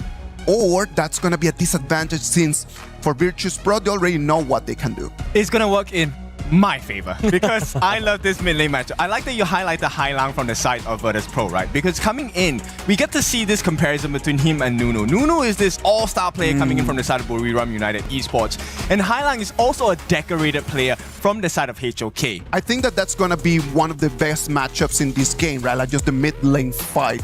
Nunu, we've been talking about Nunu so much in these days just because he has been setting the real standard for DeLorean, right? He is the gold star, right? If you think of Lorion, you think of Nunu right at this stage of KWC. And this is going to be a very interesting matchup because the wave clear ability from both sides is equivalent at this point before we start the performance, right? Hailang is also known as one of those very flashy mid lane players. We might see, I mean, we probably wouldn't see it today, but Shangguan and Mai, these are two of his favorite heroes in the mid lane as well. We haven't seen Nunu move away from too much from the Lorion pick because he has found so much success that, to be honest, I don't think Buriram United has been tested yet. But well, if he's already been given this option so many times and we already know that this is going to be one of his main picks, Blam, would you use one of the bans just to say like, okay, we're not allowing Nunu for that Lorian pick? No, you know what? If I'm Virtus Pro, I'm going to be like, you know what? I want to take that challenge in game number 1 because it's something you don't allow in maybe like game 2 or game 3, right? Because that could be the potential turnaround and loss of the series for VP. So for me, I feel like you test it in game number 1. If you beat it, that's even better for Virtus Pro. I like the idea of that, right? Because this is something that you can expect. This is something we have seen before, and this is something you might have done homework before, right? So if you are able to use that information to your advantage, get the win, right now that will kind of shake the confidence of Buriram United Esports. At the same time, it also opens up the questions, what more do you have? Exactly, I think that's the obviously question we're going to be seeing here as well, right? But I mean, I want to go and harp back onto that Lorien point as well. Like, I feel like with a team like Virtus.pro going up against Buriram United, you have to play, you have to be on the front foot, right? Like, you have to be leading that game for Lorien to have the impact that he needs. You can't play Lorien from behind. That's a very difficult hero to play when you are 2K, 3K gold. Okay, so I'm going to put you in the camp of Virtus.pro. I'm going to be on the side of Buriram United. And it's looking good, right? So the rotations are going to be very important. But we have to talk about the synergy of the teams as well. And the two players I want to add on in this scuffle are the roamers. Tao's going up against Clue. Yes. Clue is one of my favorite players. I mean, he is a lot of fun. And he is one of the most consistent players throughout the history of HOK. But going up against Tao's has been really consistent so far. Very consistent, but I mean, Clue has home ground buff. Okay, true. You know, true. like, he is from France. He is here to be like, you know what, I can't lose at home. Like, any football team that loses at home, it's even a sorer loss here. So I feel like for Clue, he has something not only to prove to, obviously, his teammates, 90 in Highland that got to top 4, but he also needs to prove it at home that he is the top dog in that roam. Well, I like this struggle because both roamers, they play really well in the setup roam, right? The Changpeis, the Lapu Lapus, even the Lianpos. These are the heroes that we're very well versed with. On the other hand, if we are talking about the utility roams where the Diadias, the Sakias coming in, it might be a slightly different story because we have not explored that concept with either of these teams right yet. Correct. And then, you know, that growth will then go into the goal lane. For you, T-Gold, for me, Licky, what do you think? I mean, T-Gold, I feel like he's still one of like the newer players onto the Gorge here for the side of Virtus.pro, right? Obviously, it's somebody that was a little bit newer to the roster. Yep. Had a bit of a promising start, promising performance within KML. I feel like maybe from KML, because we haven't seen them play since then, there's got to be a clear shift in how his performance is now. All right, I'm going to be putting quite a bit of scrutiny here. I feel T-Gold has not hit his peak performance yet. Okay. Right? But I feel like Licky is already in the groove of things. So to me, in that farm lane matchup, besides the BP, it's also about how confident you are. Are you really smooth with your movements? Because based on what I've seen of Licky's performance so far in KWC, I think he has just one step ahead of T-Gold. Yeah, but you got to look at the performance of Virtus.pro, right? Like, yeah, okay. You know Highlang doesn't have to rotate top side of the map. He's got 90 locking down that clash lane as usual. Highlang is going to be going down, helping T-Gold into the farm lane, putting a little bit of a stunt of growth on Licky here. So I am not worried about my boys on Virtus.pro. Okay, I like the confidence, and I hold the same confidence for the side of Buriram United Esports as well. I'm curious to see how this first exchange is going to be like, because normally in a best of 3, the first game sets the tone, right? Yes. If you get a win, there's a lot less pressure coming into the second game of the series. You could just potentially go for the killing blow there. Yeah, I mean, you always obviously want to, right? Obviously, game 1, what we saw yesterday, obviously, Chuck BR be able to get a victory from the MKL team, right? That shows that game 1 is a big motivator in that series. So if that is the case, it's brilliant. But you can't underestimate your opponent like the Chuck BR team did yesterday in Influence Rage. Okay, so we covered quite a few members on the side of both teams. Let's talk a little bit about the junglers, because that's another matchup that's going to be very important, right? In the previous series we were watching, we saw that a good jungler really defines a game, right? And the mistakes of a jungler could also define how the rest of the game goes from the get-go. Yep. So before we jump into that, I mean, we'll take a look at the BP. Jiabao is new. He is on your side, Virtus.pro. He's taking over Rock. Yes. And I don't know how I feel about it, because this guy, he is also decorated. This guy started from what do we call it? Started from the bottom. Started from the bottom. Yeah, this guy started from the bottom, right? He's went the Drake, you know? Yeah, National Championships, KGL, went to KPL. He's on loan from TTG. Exactly, yeah. So he has the accolades, but the thing is, you have like the clear accomplishments. But the problem is, does he have that bond? Because obviously we used to see from like Rock and Clue, they were very sort of like solid as a unit anyway.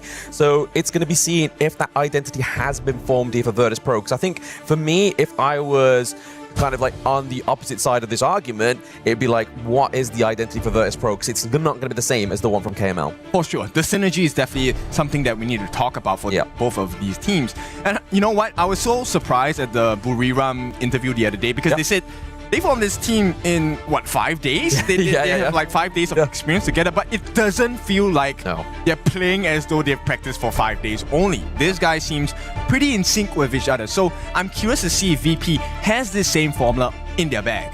And as well, like obviously back to that interview point that he was making when there was on about obviously Yusung being put into the clash lane as well. It's just like, oh, if he wants to play, he wants to play. But they can't have that mistake. They can't underestimate 90 in the clash lane, right? That's where I feel like if Buriram United kind of go for that blasé kind of attitude, it could mean the downfall of this series for them, right? I mean, if you're new to VP and new to 90, he puts you to sleep, and not in the way that you would like. If you're on if you're on the opponent's side, on the side of Buriram here, if 90 gets his way, you're not gonna have a fun time in the 1v1 in the clash lane. And he is famous in the KML for those massive flanks that have net Virtus Pro a number of big wins as well. Yeah, massive flanks, 1v1s. I mean, we go back to when obviously they were a part of Twisted Minds, right? Obviously, when we saw that massive Byron outplay from this guy, it was just like, he is him with the capital H. So once again, I feel like Buriram United, that kind of clash lane matchup, they have to done some serious homework against 90 to try and kind of like dismantle this player. I mean, that's one, right? The second one I think that's really curious is how many of the AOV heroes do we get? Do we get the Florentino again? And curious point, I think yes, Lorian is a great pick. Nunu is definitely very well versed with that hero as well. But I'm thinking that Virtus Pro might not take the risk and actually ban out the Lorian. They might do. I mean, we'll have to see what obviously goes on in game one. I feel like if they don't ban it in game one and allow it to come through, I feel like that is going to be kind of what they need to do. Obviously, it's global ban pick, right? Those at home, if they pick this hero once, if you're new to the stream, they cannot pick it again. So it's not like Buriram United can just go 3 series with this Lorian. They have to choose which game is going to be the key moment, or which draft against Virtus Pro is going to be the key moment that they lock in the Lorian pick. Because if they do the wrong one, that's one of Nunu's trump cards gone. But it's not to say that he doesn't have other great picks. We saw great performance on the Xiao Xiao as well. Yes, and so, you know, the first few bans will define the kind of the direction we're going with. So far, the stock standard bans, we have seen the Haya ban, we have seen the Pei ban, we've seen the Mai ban, maybe even the Guan Yu at some times. True. So right now, the consideration is some of the teams, they actually prior their jungler first. The rest of the usual ones, they take up the farm lane first. So Alwyn has been one of the prior picks for a lot of the teams coming in. I mean, he's not even having the recent changes that's happened, obviously, in game recently as well, right? Like, but I feel like that's the good thing about obviously Alwyn. He's able to just be an independent farm lane, right? He has infinite vastness. It means he's able to just kind of like, okay, if they do die for me, it's not the end of the world. But some of these teams know how to play against that hero in when they can exhaust that ultimate at the right time, right? Like if they're able to pop that off before the 4-minute mark, it makes kind of any kind of neutral objective team fight harder for you. I love that you said that, right? Because for the Alwyn, it really comes down to the 4th minute. And more or less, level 4 too. If you don't have the infinite vastness, that is the best time to catch you. And that will definitely put you in advantage, not just in lane, but for the team fight as well. So we'll see the stock standard bans coming in, at least from the side of Buriram, right? So no Mai and no Haya, but the Pei is open. It looks like Buriram wants to get that first. Oh, there we go. The Dolly again banned out here for VP. They're really, like you said, locking down those support picks. But if we look at the meta over the past few days, were these really going to be prior picks for Buriram United? I mean, I think maybe they're scared of the Yangqian Dolia combination, right? Okay. But the Lorian comes in. Here we go. So this is going to be the Nunu special. How special is the Lorian performance today? I'm curious because VP has been watching since day number 1, even in the play-ins. What kind of homework did you do? I don't know, but I mean, that's a meaty farm lane duo down there to the bottom side of the map. We have Aoyin, as we just recently speaking about there. T-Gold does get one of, obviously, like we're saying, one of the most prestigious farm lanes there as well. So, like Clue, we know is able to be free to roam the map, help mid lane, help jungle advance, or accelerate their farm. And he knows that it's going to be T-Gold after level 4. He's going to be fine. And if there's any hero that is synonymous with Clue, it's the Zhang Fei, right? Yeah. He is one of the best, most consistent Zhang Fei players out there. But here comes the pain. You know what? We're not going to split the series to give you, one by one. We're going to have both of the AOV heroes coming in. And we're going to have the Florentino come in. This is going to be in the hands of Yusung. Now, Yusung is also the secondary class player for the side of Buriram. But here is the real pain. Valdez with the pay. I mean, that's a crazy 3 like starter picks, right? Like, for the whole series, we were like, man, you got to watch out for Lorian. Man, you got to watch out for Pei. Florentino, I haven't seen the greatest performance on. No, but this team being from Arena of Valor, if there's anybody that's going to be able to pilot this, it's going to be Clash laners from that game, you know? Whereas the Pei, that's also surprised me on teams like Bohemia United. This is not a hero that has any kind of equivalent, right? It's different, but they are able to be precise with it. And we know Valdez. Valdez he loves those early to mid-game junglers, like his Pei is a Gudo. That's when he's had his best performance. Okay, so let's talk about their opponents at this point. But because we brought this up earlier, right? The Byron coming in. This is 90's bread and butter.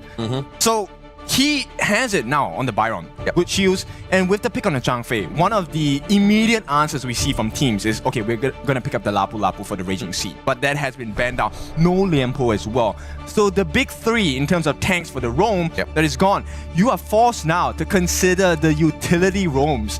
Diadea, Sakir, Tien.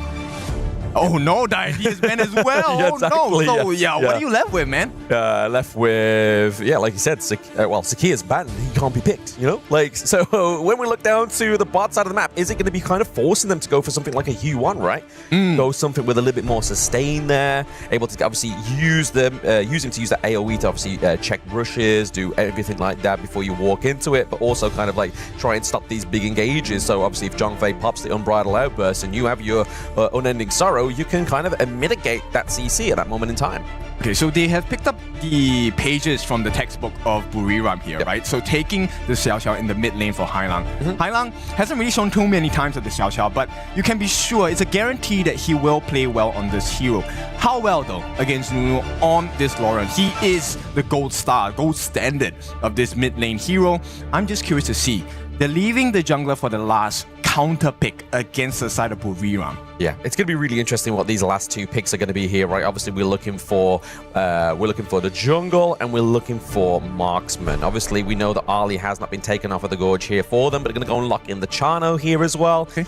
And certain kind of flavor matchups. It is going to be the Hu1, like I said earlier, just to give them a bit of sustainability. Because if you look at their draft, in terms of frontline, it's only going to be Hu1 that's really going to be like a pseudo. It's not the greatest kind of substitute for a tank roam. So we'll have to see how they do. Obviously, Chano is going to be a bit of a late game assurance here for the side of Bohemia United, but the Xiao Xiao, I feel like, complements Aoyin, right? Obviously, Aoyin, mid-range hero. We know that we can get the poke potential here with Xiao Xiao. It's also a good counter, not lane counter, but for the Aoyin. So I think that's a good pick here for Virtus Pro to be taken. I mean, it's a risky draft if you're looking at it from a Honor of Kings perspective, because they're so squishy on the side of Buriram. But they know how to play these heroes to the absolute limit. At the same time, I like this understanding of the game from the side of VP. VP, they have a lot of control. And with the Nerza pick as the final one, not only do you dilute the heal values, you're also able to, reposition yourself in the middle of fights. It's going to get a lot messier for Nunu here. Yeah, it is going to get very, very, very messy, but like you were saying about the nerds as well, right? Like, you could be using that Skyfall to get rid of the Unending Sorrow before you go into a team fight, right? Because if you're able to force that out, there is no real mitigation of damage control. It's no longer a mitigation of it. It's a damage control point when you are trying to make sure that less of your players are getting CC'd, because once 3-4 men get CC'd by that Zhang Fei, 90's going to be in the wing by, that Xiao Xiao's going to go in, use that AoE just to do a lot of damage, and then obviously burst potential here from Lung is going to be exponential if he gets the lead here. So T-Gold, I feel like if he gets focused, then that could be the means of victory here for Bohemia United. So if you take a look at the draft, these are 2 completely flow states coming in. The draft on the side of Buriram is more like water. They want to flow. There's a lot of mobility involved, a lot of mechanical skills. On the other hand, if you take a look at VP, it is looking like a container. They want to contain the roster of Buriram. So once again, help us out. Give us the votes in the Overlord pit. We have a voting system. Vote for your favorite team. It is now dominated, I believe, by Virtus Pro. Yes, at least 4/5, right? If we're looking at mathematical equations there for you. But definitely a big vote here for the KML teams. Obviously showing some respect here. Showing the AOV gameplay. Can't wait to see Bohemia United playing Brew Blood, but into the mid lane. Double knock up here from Hailang. Is that the Brew Blood that they're looking for? I think this aggression is definitely necessary at this point, and with the help of Taos as well, they should be able to get a decent wave clear. Now, bear in mind that Taos, as a Yuan, will be able to give you back a little bit of health, but potential first blood here. Oh, potential. I mean, top side of the map as well. We are seeing a bit of a scuffle in there. We have a lane swap as well for both the marksman and the clash lane. So Byron going head-to-head against the Chano. Chano obviously outranges Lung level 1 because of his soaring shot as well. Yeah, I like this rotation coming in, right? Because for Yuxiong, he can't do a 2v1. The specialty of a Florentino pick is the ability to take one-on-ones with great precision as well. But VP, the faster rotation wins, and they have made that first move in the Crimson buff. Yeah, trying to invade at the Crimson buff. Yeah, it's going to be actually not... They got it. They stole it. Got it out of the way. Okay, they did get it away there. So well played to Virtus Pro. Very good start here for this game number 1 between themselves. But they're just looking to dominate, obviously, the early game, right? They know, obviously, the way you kind of counter the Pei is you have to kind of invite yourself in, right? You have to slow him down. Yes. And when a Pei isn't in a position to be able to do damage or tank damage in the first place, this game becomes a lot more straightforward for the side of Virtus Pro.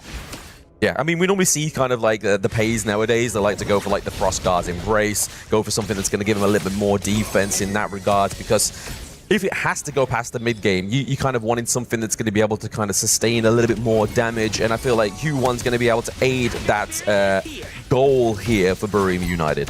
Right, I mean, the silver lining is Taos is close to level 4. He will have his unending sorrows soon. And on the flip side, it's not the same for Clue, right? He does manage to catch up a little bit more in EXP and farm. But T Gold, we're talking about this just now, he is not having a fun time. The moment Clue leaves him alone, he is at risk. Yes, and the fact is use the Infinite Bastards, right? You've seen Towers already rotate. He's like, guys, okay, ultimate's off the gorge now. If we're going to strike onto T Gold, this is your moment. But we do see a good equal rotation here from VP Clue as well as Highlang. Just keeping the good buddy help. They're forcing to hit the flash there from Towers. I mean, that's going to be a bit of a expensive use of that common skill. Yep, this is way past 2 minutes, right? If you use your flash pre-2 minutes, it's okay. Yes. You will have it in time for the 4-minute Tyrant fight. But at this point, at close to 3 minutes in the game, having it burnt out, not ideal. Now, Towers wants to be able to either reposition with his Unending Sorrow to heal or to damage the likes of VP during this 4-minute skirmish and exchange at the Tyrant pit. Not looking good for them at this point, though. Yeah, I mean, look, to be fair, though, like, he is level 7 before Valdus was even level 7, right? Like, so having a Nurtser that's actually been able to outscale in terms of XP level, I mean, that's a problem here for Burim United, right? That really shows that the jungler for Virtus Pro, he knows the clear rotations, he knows how to make those resources count. Yeah. That's why junglers get angry when you take the camp, right? Because one camp, it was literally just the Crimson Golem going into the hands of AG.AL, and it made the world's difference. Now, a half a level EXP lead, he's also going to be able to jump on the backlines. And with the level difference, it's so hard to fight against him. Yep, and we all know, obviously, Nerds is a scaling hero as well, right? So if he's able to scale a little bit faster there, it's going to mean that it's going to be a little bit more frightful for the side of Burim United. Top side of the map here, we're looking for a potential takedown. It is going to be Yu Song who's going to be the first blood here, but it is going to be Burim United looking to try to be a bit of a cleanup Clue. There it is. We see jungle fall for Clash Lane, but Virtus Pro are not done yet. Unbridled outburst onto the back line. Takedown onto Nunu. 3-for-1 trade. Virtus Pro very clean. That's why we say it's a team game. Valdus here in the middle of a 2v1. They don't really have the resources to go and wrestle for the Tyrant, and they know it on the side of VP, so they will make life difficult for Valdus. He does secure his Azure Golem at this point, but the damage has been done. This is a T1 at the top. 1,000 gold going to the side of VP. And Clue, I mean, that last Unbridled outburst to finish up, make sure they get the finishing blow as well. In this particular exchange, I mean, it was the right decision for Valdus to not go in. But it was unfortunate. They had to spend a little bit more time to get AG.AL. They did get him in the end, but this is the value of the Nurtser. He buys time for you. Yeah, exactly. That's what, when we see the Nurtser come through, buying time is the whole point of the game. But this vengeful Unbridled Outburst, that was personal, right? It's like, you know what? I'm not going to get everybody, but I'm going to get one person in particular, and it's Nunu that I'm going to get the takedown onto as well. But you were saying it really good there, Kin. Obviously, it's starting to fall apart. The early game, T1 top side of the map has gone. The Tyrant now being procured by the side of Virtus Pro. And I mean, I don't want Burim fans to kind of look top side of the scoreboard here as well. Obviously, the gold is definitely into the favor of Virtus Pro. The biggest challenge now is we haven't seen the 90 exchange yet, right? This Byron has yet to pull out any value for the team fights simply because he's not needed at this point. Now, they will start to jump on Valor. He is low. Uh-oh, yep, very low there. I mean, not too low, but he's able to pounce out that one there using his Tiger form. And then we see Yusung just kind of patching up the wound, saying, guys, just I'm going to push him away. You can get safe. But at the same time, they're not even safe in their own jungle because that T1 takedown, top side of the map, means that it's easy access here for Virtus Pro. Has been replicated in bot side of the map there as well. The Lorien ult onto the backline is not going to get followed up there. The flash from Lecky is a problem. They know that Chano is a sitting duck at this point. Yo, Hailang, he's so good. That was a big save. Tigo got caught. He was open for the taking, but simply because of the knockup from Hailang, there was no other option. Now, they will try to go on 90, but he has a lot of shields to work with, and the team is backing him up. I don't think they want to do this. Yep. Buriram, this is a distraction play. They want to try and get the T1 at the bottom, but here comes a potential trade in mid. Looking for a potential trade here in mid. Obviously, shield potential, like you were saying there, about 90. Not only does he have Byron's utility, the kit of that shield, he has the Stampede, the Leaping Savior from Clue as well. Just means it's going to be even harder, especially when you are playing from behind, like Buriram United right now, to melt down that Byron. Yeah, and it gives you a lot more access. Like, let's focus on Clue for a little bit, right? Instead of going for Redemption, this guy actually goes for Radiance. Yeah. And that deals damage and slows you down. So everything is set up so that VP can play even better as a team. This is a team effort here. Well, it's because they know they're going against an ALV team, right? They love to scrap in these team fights, so don't blame them. The knock up there onto Valdez is obviously very lethal here, but it's going to be Lecky that's going to be aimed into the backline there. The Unbridled Airburst does catch onto Lecky as well. Takedown of the farm lane is going to be the aim of the game here for the side of Virtus Pro. We did see a nice three-man elevation there from the side of Buriram United, but it's not going to be enough to actually claim anything here for them. They stopped the assault onto their base. I think that's the best that they can hope for right now. It's just a better composition at this point, right? You can start to see the value of VP's comp. Why is it so hard to find? Because they have so many shields. Just 90 alone has a one-man army shield, and this is aided on by Clue with his Leaping Savior as well. And with the gold lead, EXP differential, VP now is not the biggest. It's what, 1,500 gold. But every team fight is structured and goes in their direction because they get the knockups and they finish the job. Exactly, the knockup, as you just said there, on point. It's going to force out that ulti there from Taos. Now is the time for Virtus Pro to try and calculate some kind of strike here. They don't have a minion wave, so I can't imagine them going to aggress here unless the Nerds decides to fly in and put some pressure on. However, bot side of the map, they do have availability. I mean, the palms on the side of VP are so big. Oh, double knockup, knockup after knockup. Paul Lecky had more airtime than Tony Hawk there in that engage into the brush, but it's going to be bot side of the map here. The T2 takedown potentially for Virtus Pro, just using Lorien just clear up that minion wave. We talked about the container play from the side of VP, right? They're containing them. There's too much CC. They can't do anything. They don't have the damage to deal with Clue as well.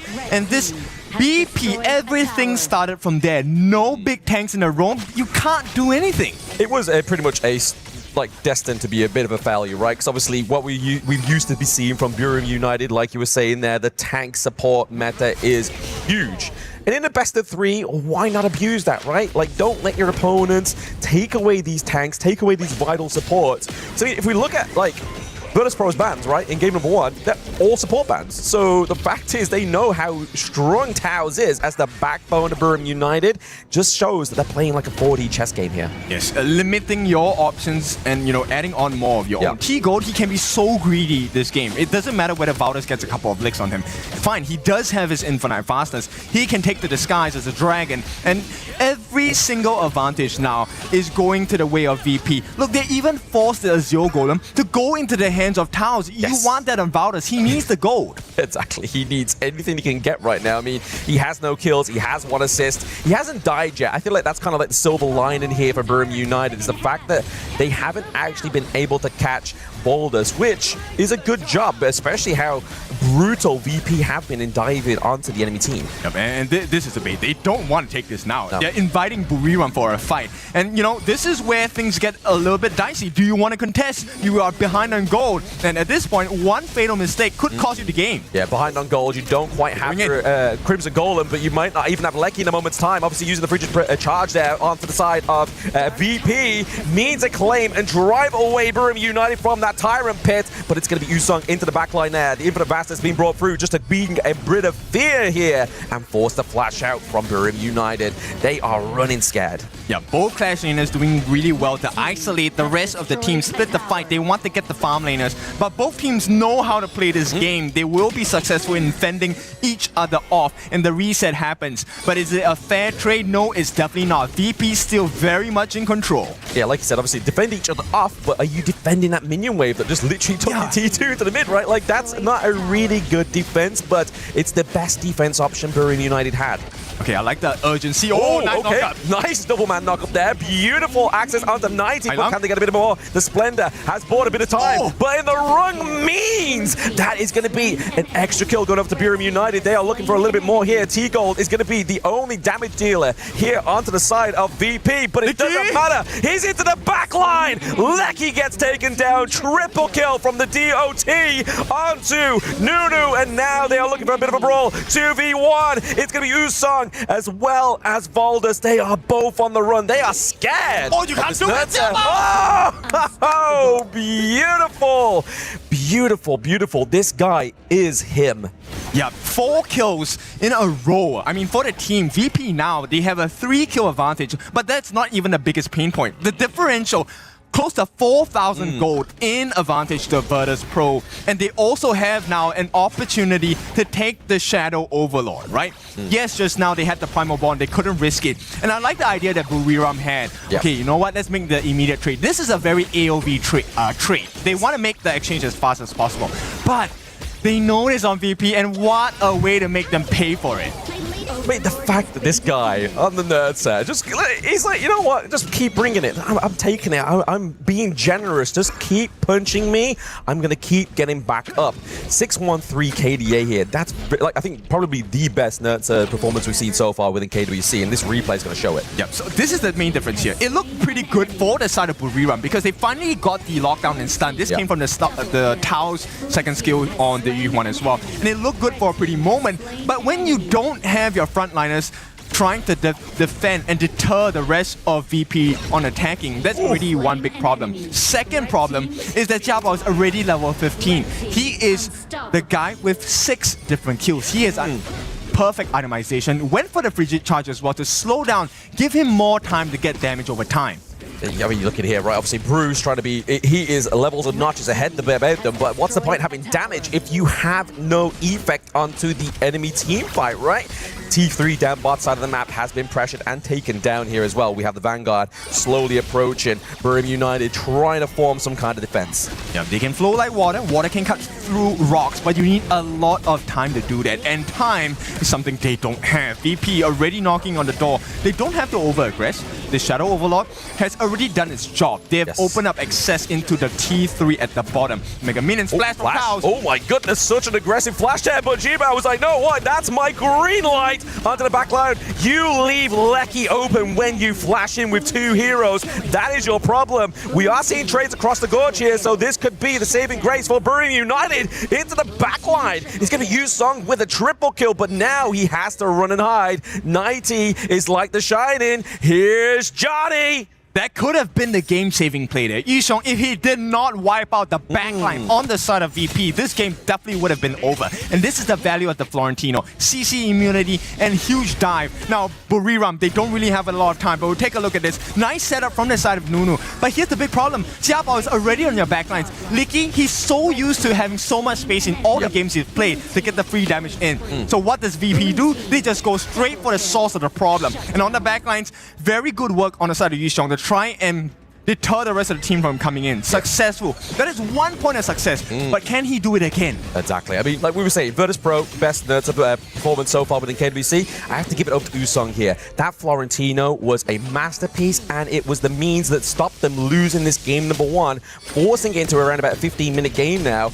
And obviously, that gold lead is still not too far behind, right? It's only 2k gold at this point, which isn't like any kind of means of like, oh, we can't come back in this one, but we are looking for the takedown to steal onto the side of Virtus Pro. Gets the Tyrant. It's going to be the triple man knockup onto the side of Burium United, but that's not going to be enough. Not the stopping force here that they need. It's going to be T-Goal taken to the sky, crashing down. We see a 3-1 trade here for the side of Virtus Pro, and they're looking for an ace. Voldus has turned into a kitty cat. Meow. He has to get out. Yep. Clue as well as 90, all right? This is so hard to defend. You are a one-man. This is not even an army. This is a Tiger against the Tamers at this point, and he will be tamed. Valdez tries to push them back, but here we go. Game number 1 should go to Virtus Pro. They push him back one more time, and VP are the winners in game 1. Very well played from Virtus Pro. Did I expect anything but less from KML? Nah, I don't. Yeah, I mean, okay, it was a good effort, and this is where we start to see, right, the different styles when we clash. We want a more fluid movement from the side of Buriram. It does work, yes, but it's very hard to execute, especially when you don't have the goalie, you don't have the EXP. Yep. The jungle role is so important. You need to have success within the first 4 minutes. And especially the fact, like we saw with that last player of the base, right? Obviously, Taos flashes in, Nunu flashes in. Like, he's kind of like, guys, I've got no one to protect me. Like, what's going on? And obviously, the aggressive play really worked there. Able to obviously save off Virtus Pro, but unfortunately, it did spell the means of the end there for game 1. Virtus Pro takes 1-0 lead on top of Buriram United Esports. That was a very leveled match. It was not those one-sided. It was just coming and going. The beautiful thing about just having teams with different understanding of the patch. The Florentinos coming in, the Lorians coming in. That is the main idea of our KWC 2026, man. Just the variety. How can we make the ecosystem so much stronger, so much better by just having players that know these two heroes? I mean, this is why we're sharing the stage, right, with the two different games. Yep. And at this point, this shows the understanding of Virtus Pro for the draft of Buriram United, right? This is a very scary draft, by the way. This is 3 big monsters, the Pei, Florentino, and the Lorian. This is meant to create space for Licky so he can get the free hits in. But here's what's lacking, the stun. And Taos only can offer you that stun every couple seconds. So VP said, you know what, let me make life difficult for you. With the Nerza pick, I'm going to split the fight in half. Who are you going to choose to defend? And I think that is the main idea of what Virtus Pro, why they're the champions of their whole region, right? Because they see these openings and they can really just capitalize from the hero picks. Yeah, make Buriram United choose whatever you are. You a top bun kind of guy or a bottom bun kind of guy? Because it was just completely split. The filling fell out the sandwich. What do you go for? It's literally carbs left on that one. But speaking of what's been left here onto the Gorge, there's so much damage here coming from the side of Virtus Pro. And even the fact that AG.AL here on that 29% damage dealt on a tank, on a Nerza, like, this is really a good masterclass for teams watching this game to be like, right, okay, I need to up my Nerza game. This is exactly what you should be doing as a Nerza, right? Split the fight. Make sure that you have to be the focal point of the opponent team. And while that happens, if you're able to take down the farm lane on the side, which in this case for Buriram United Esports is Licky, then you give a lot more space for the side of Tigo. And I like the way that Hailang played this game as the Xiao Xiao. He wasn't looking for just engages. He was also a safety net, right? Every single time Buriram was able to allow Yushong to come in to the backlines, that was Hailang's responsibility. I will break your combo up. And once that momentum is stopped, this is where 90 shines, Clue shines, Tigo comes in, and suddenly you find yourselves in a horrendous situation 1v5. Yeah, I mean, to be fair, you have to give props over to Nunu, right? Like, I think like this is the most 3-man knockups I've ever seen on a Lorian this far, and it's very impressive, but it's also a good counter towards obviously the way that Virtus Pro is playing. When you've got so many players, so many heroes diving in on you, Lorian CC Ultimate is going to be the best means to kind of just drive them away. And I want to just highlight Tigo. This time, I've seen the growth. We've seen him in KML, and I think this is wonderful. But Isaac, I want to know what you want to think. You know what? I do believe that Hailang over there on that Xiao Xiao pick was actually, for me, the best player in the field. We saw him the last Tyrant fight. They already, like Buriram United already started the Tyrant. And it's Hailang, the one that through his stun allows his team to come in and just claim that one. We're going to give you more action of these two teams after this short break. Don't go anywhere. We'll be right back.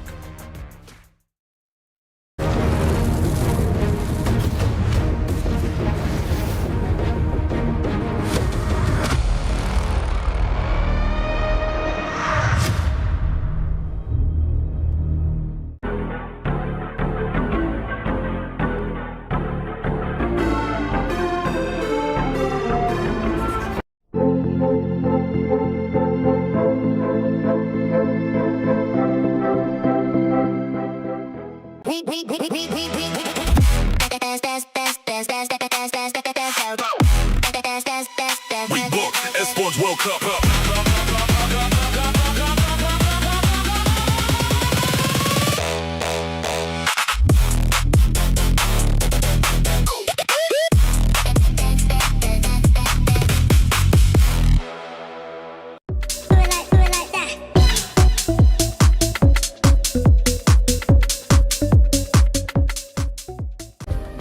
Play is in our DNA. Whenever we let it out, it becomes our superpower. Now imagine an entire city being built to supercharge it. Kadir City, powered by play.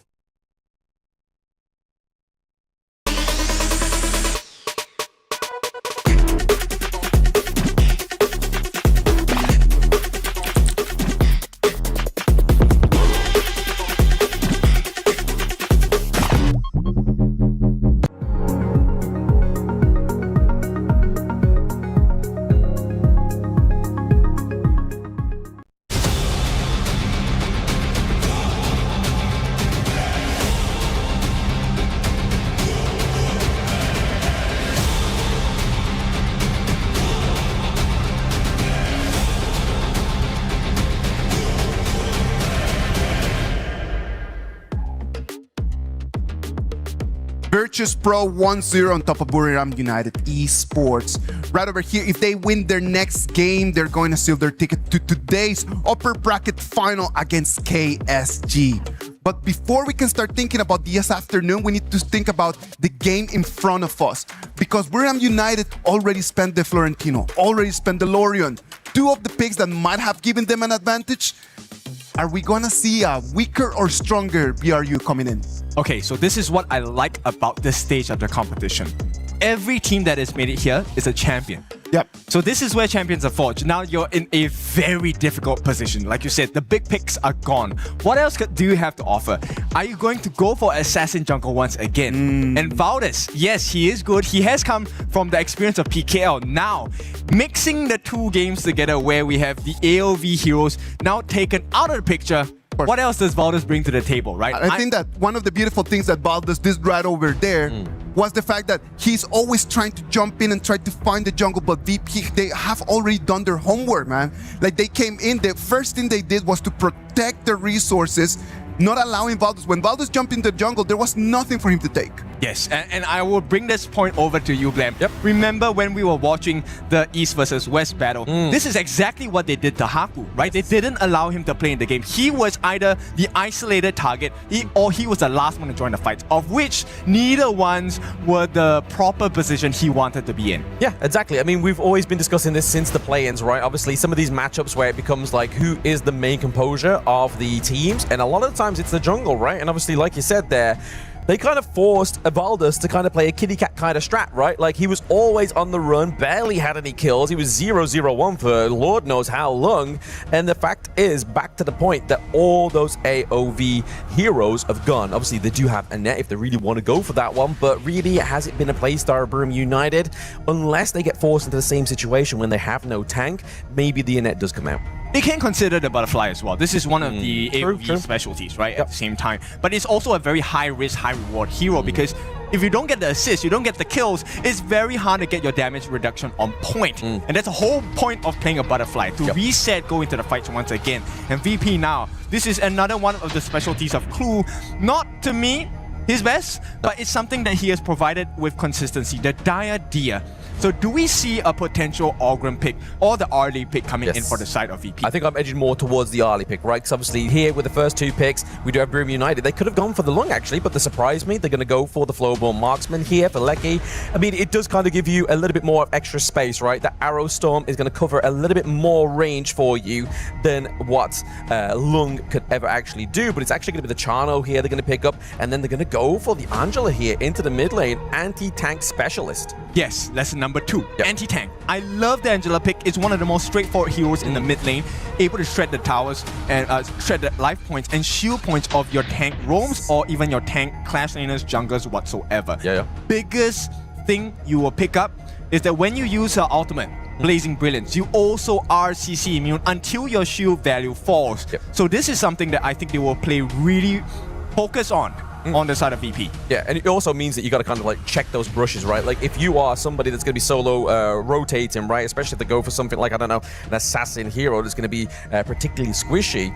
If Hylang's in the right bush at the right time and gets that 2-1-3 combo, he's going to get annihilated. But I feel like the Angela against the Guan Yu, if you're using the Blazing Brilliance, to your point, he's not going to be able to kind of bully this this hero around. So really, the focus for Guan Yu, I think, is still yet to be seen onto the side of Virtus Pro. I mean, we've seen so many great Guan Yu plays in the past few days, right? Players like Clean, all the different clash lanes that have picked up this Guan Yu have been fantastic. The flanks have been spectacular, but it needs to be followed up. You can have that catch from the Guan Yu, but someone needs to finish the job. And right now, it's looking pretty good. Licky, this time with Flowborn Marksman, he's going to be able to position himself much further away, use the arrow shower to his advantage. And he also has that kind of like means of escape as well, right? The enhanced second skill, right? Use your puppy first, use your second skill, kind of like shove it away, but you're also doing damage. It's also a great bit of tool to actually get the takedowns onto some like weaker turrets, right? Like if you've already done the damage, use the Flowborn Marksman just to get that. But they're going to ban out the Xiao Xiao here as well, really kind of put in a homage onto Nunu and his hero pool thus far within KWC 2026. I think that's the biggest sign of respect, and also showing that they have done a lot of research on you, right? Knowing that Nunu, number one, he has shown you how to play Xiao Xiao, but not only that, but show you how to counter the Lorion. But Lorion, of course, has been banned in this game. In fact, no other AoV heroes aside from Annette, which is no longer an option for the side of Virtus Pro. I don't think you want to pick an Annette or the Butterfly down here. It's a little bit too risky. You're too squishy at this point. Oh, very, very squishy. We need some kind of front line, right? I feel like it's going to either come in the form of the jungle, clash lane. It has to be, right? Onto the side of Boom United, they're going to go for the newer here as well. Obviously, not only have they got to watch out for Guan Yu, the creation blocks is also going to create some big obstacles here for the side of Virtus Pro into these team fights. And if we look at anything from last game, they like to be all clumped into these team fights. So I feel like if you have creation blocks, if you're stuck between a horse, it's kind of really hard to either escape or actually make any kind of means of an engage. It means like it needs a second thought. And the outrange potential is pretty huge as well, right? Yes. Nuwa is a hero that you can play from afar. When you use the creation blocks skill 1, there is a plus sign, and the full extent of the plus sign still gives you damage. So it's really hard to play. And this is also a late game insurance for the side of Buriram. If this series goes late, this game 2 goes late, there is a chance they can turn this around. But here we go. I was thinking of this, right? Game 1, one of the reasons why they won so hard was because they had the dive potential from Nerza. What's the other hero that does this really well? It's the Jing.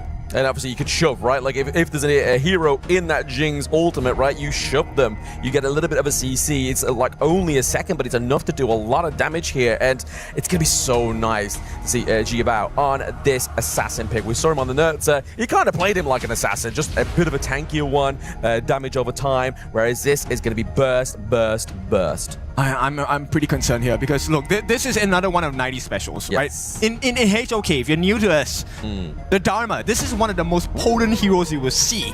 Because once he gets the catch on you, that slam against the wall of the truth mantra, essentially you might be out of the game for a very long time. But I like the response. BRU, they're going for the Ying pick. Good sustain, good damage as well, high mobility.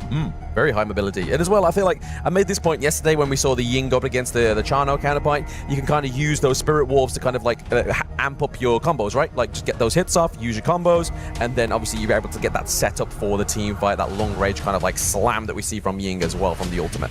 So does this Chano pick aid VP, or does it inevitably aid the Ying in the team fights? That's something that we need to really take a closer look at as we head into the second game. Now this ladies and gentlemen, is series point. Who is it for? It's for Virtus Pro. Yep.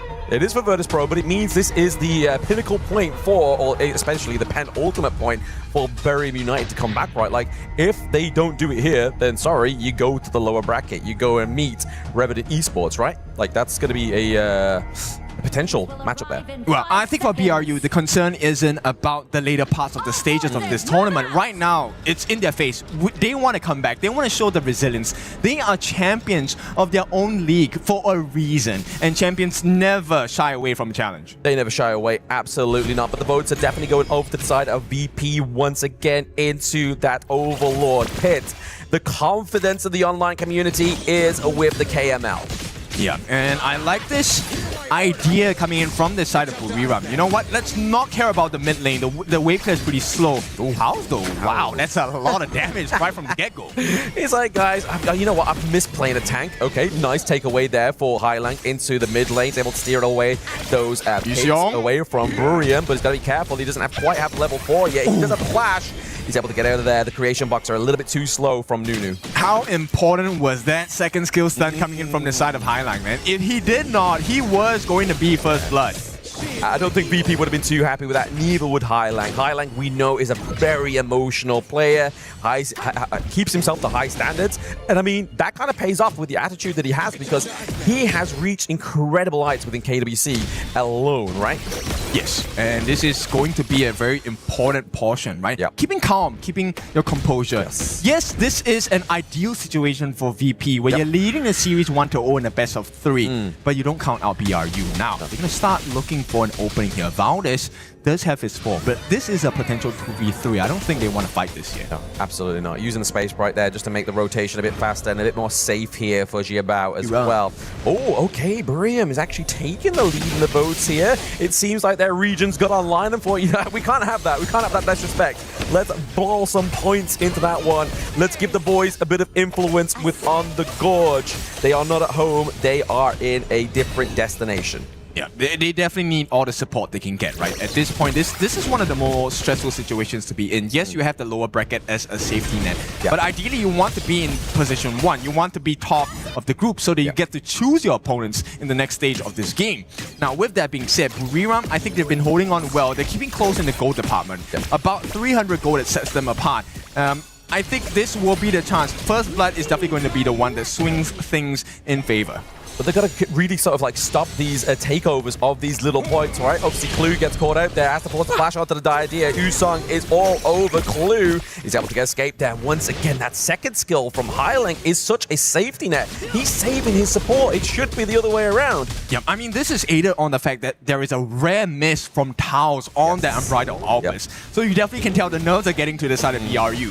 Absolutely. Because, I mean, realistically, this could be a matchup in the lower brackets finals, right? Like, we have KSG within this one. It's going to be a scary, hairy group to actually ride that upper bracket here for any team. But right now, Barium United just using Nunu's emergence there just to see if there's anybody in the long brush, catch his eyes onto Clue there. They know that it's only one member. It's fine. It is very important because finally on this time, in this second game of the series, BRU actually have some decent CC. So they won't be able to be contained as they were in game number 1. But right now, Clue, he's going to be very important. They catch out Towns. It's not the biggest moment just yet. He does have the Unbridled Albus.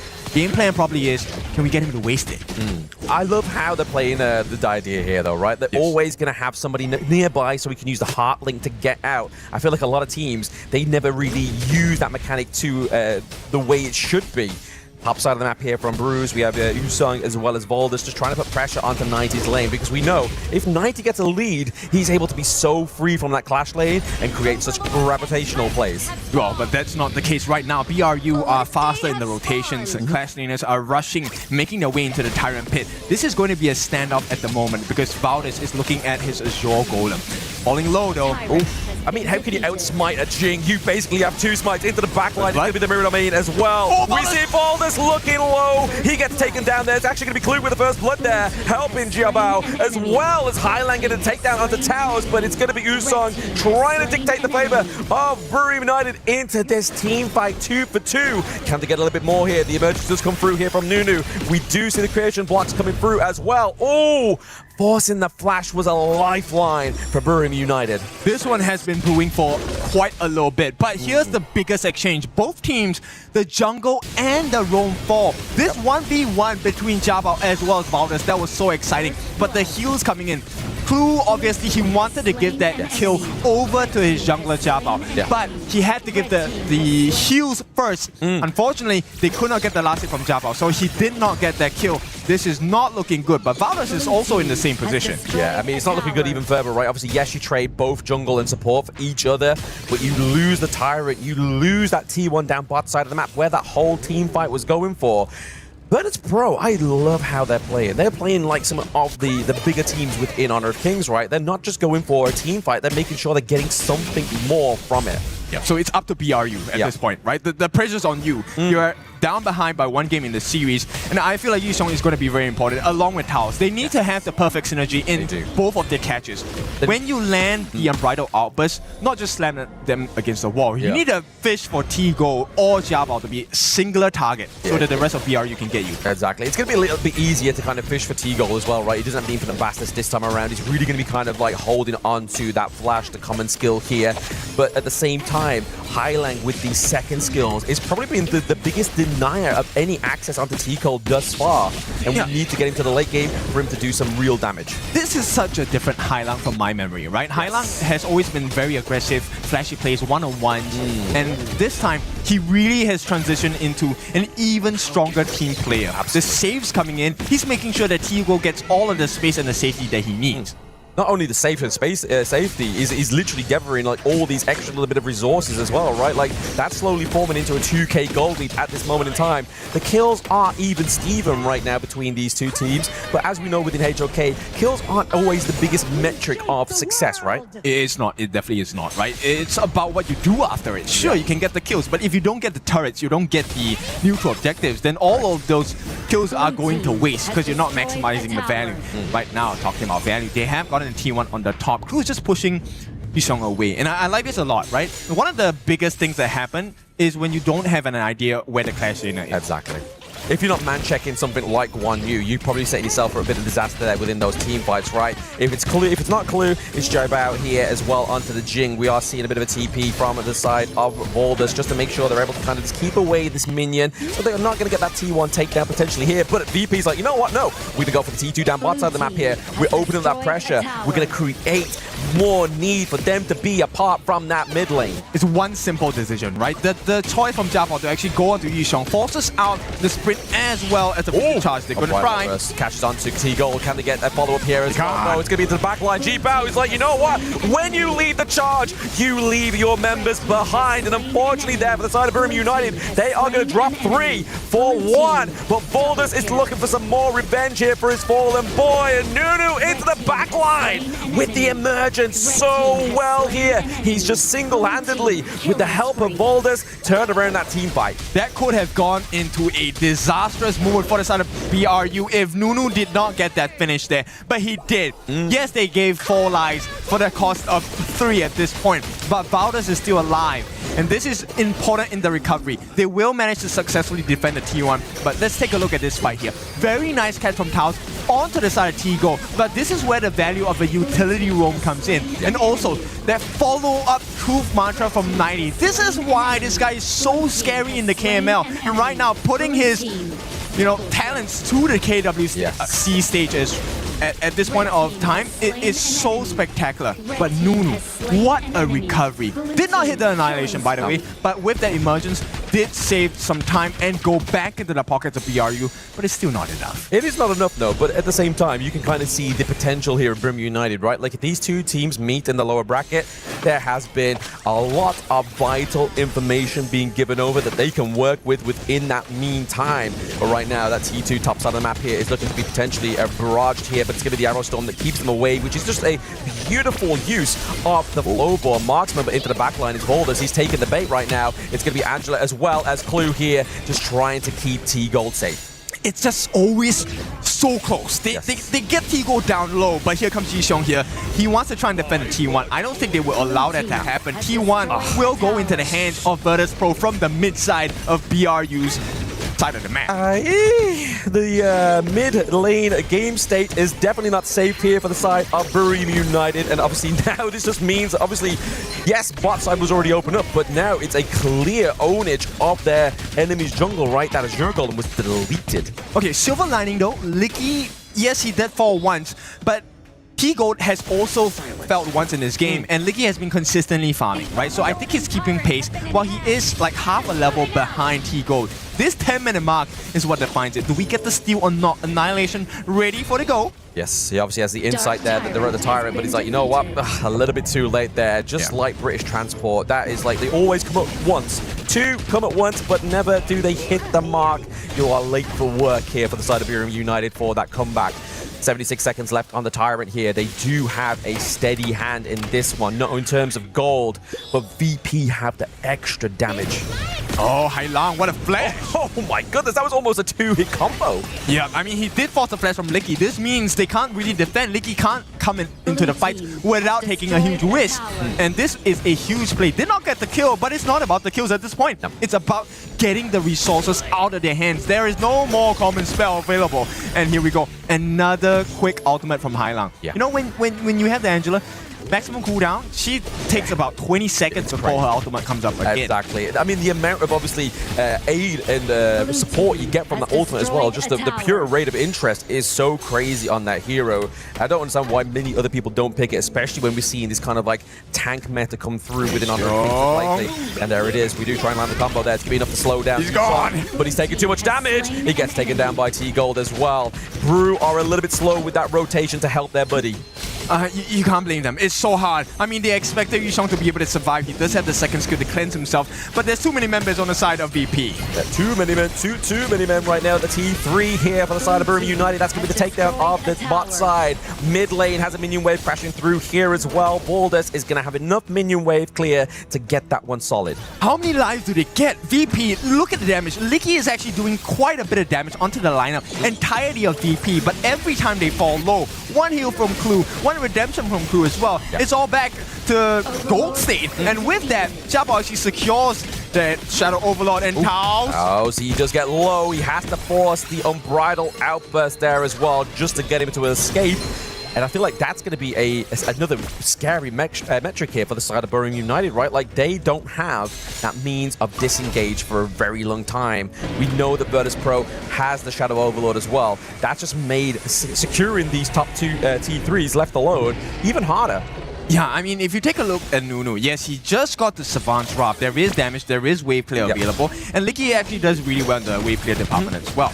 But right now, it's not about the wave clear, it's about the team fights, because that's what VP is fishing for. Right now, you know, 90, he's just looking for them to be close enough to the walls, but he wants as many BRU members as possible. He's looking greedy, right? He wants the full meal. He definitely doesn't want just a starter. He wants the whole course. He wants the dessert on top of that. The dessert being the crystal there at the enemy base of Buriram United. Right now, we have the Vanguard rocking through here. Top side of the map.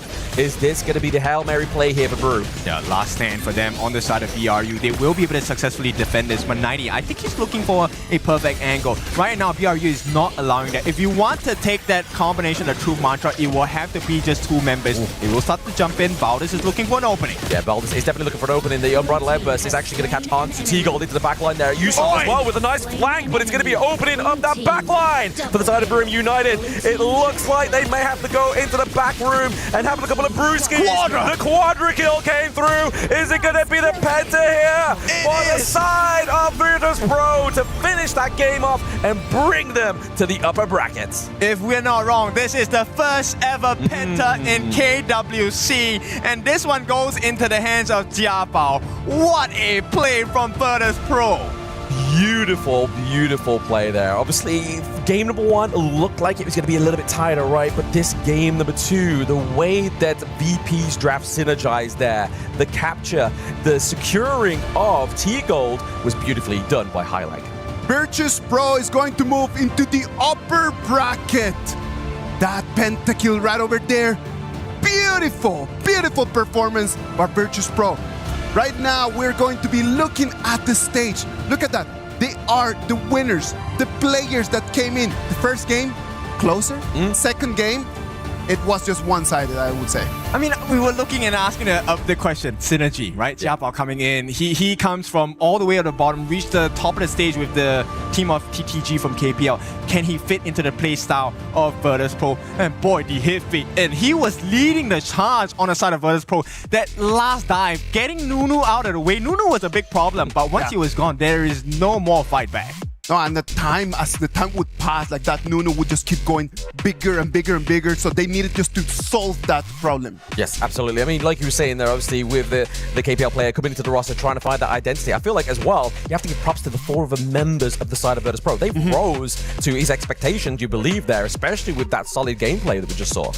Yeah, I would give the props for teamwork. Like, they allowed the pentakill, right? In most cases, we would be like, no, 4-4 pentakill. No, I'm going to get your last one for your teamwork. I think that he was really looking for that. Since game number 1, in game number 1, he was looking for it as well. I saw him a couple times, but then this second game, he really wanted it and he grabbed it. So let's take a look at the scoreboard. What points out to you at this point? I mean, it's this one right now, obviously. The Jing, my exactly. goodness. It's so beautiful. It was like we saw a masterclass on the Nerdser as well. And he kind of just played this one with just a bit more ferocity, right? Like he was like, okay, Brew made the same mistake as they did in the last game. They would always go in, commit so much of the front line, they'd leave open Nunu. Valdez would be left to the walls, as well as Lecky. Yeah, but VP shows you exactly what you need to do to beat BRU. Yeah. This is one of the series where Licky had no space. He was constantly under pressure, and this is why the big picks, Nerza in game 1, Jing in game number 2. Look, they always were rising in value because they never allowed Licky to be comfortable farming. And if you wanted to farm, you had to take a risk of coming out. Yeah, exactly. I mean, you're in unknown territory regardless. Obviously, AOV team coming to the Gorge. Definitely have a little bit of an issue there in terms of obviously navigation. But it's also, like you were saying there, Kin, it's the deniers. It's the gatekeepers of the blue side, which is going to be Virtus Pro. So much damage coming from Hailang, AG.AL, as well as T-Gold. Hailang, this guy, I mean, like I said, we were talking about it in the middle of the game. Hailang is normally a flashy player. But you know what? We have more information for you. We do have more information coming in from the stage. Mara's got over there players from Virtus Pro. Mara, who you got right over there? We're here with Clue. Félicitations. Tout était bon. Merci. You guys did incredibly great. And what we also noticed was that your crowd control chains, perfect. Once a player goes in, everybody follows up. Is that level of coordination specifically prepared for Buriram United Esports, or is this part of the Virtus Pro's identity? I just think it's something like we do every time with VP. We just want to play like that, and yeah, we have some coordination as a player, so it's good. Great coordination. In fact, when we looked at the draft, your opponent's lineup looked like it was perfect for a team fight. But when we took a look, especially in game 2, you guys were more aggressive. And how were you able to do that in a team against a team that's supposed to be more aggressive than you are? I mean, we just like control like every zone to make sure that we cannot get engaged as a team. And Jabba did his thing with Jing, so everything went well. You know what? We would like for you to invite all the listeners to support you. How about we say it in French so we have a little bit of the Paris feel and then translate it in English? Juste merci pour merci de nous supporter, continue de nous supporter. Just thank you for supporting us and keep supporting us. Merci beaucoup, Clue, and once again, félicitations. Thank you.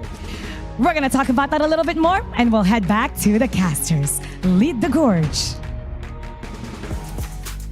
I'm not gonna lie, I didn't know that Mara's French was like that.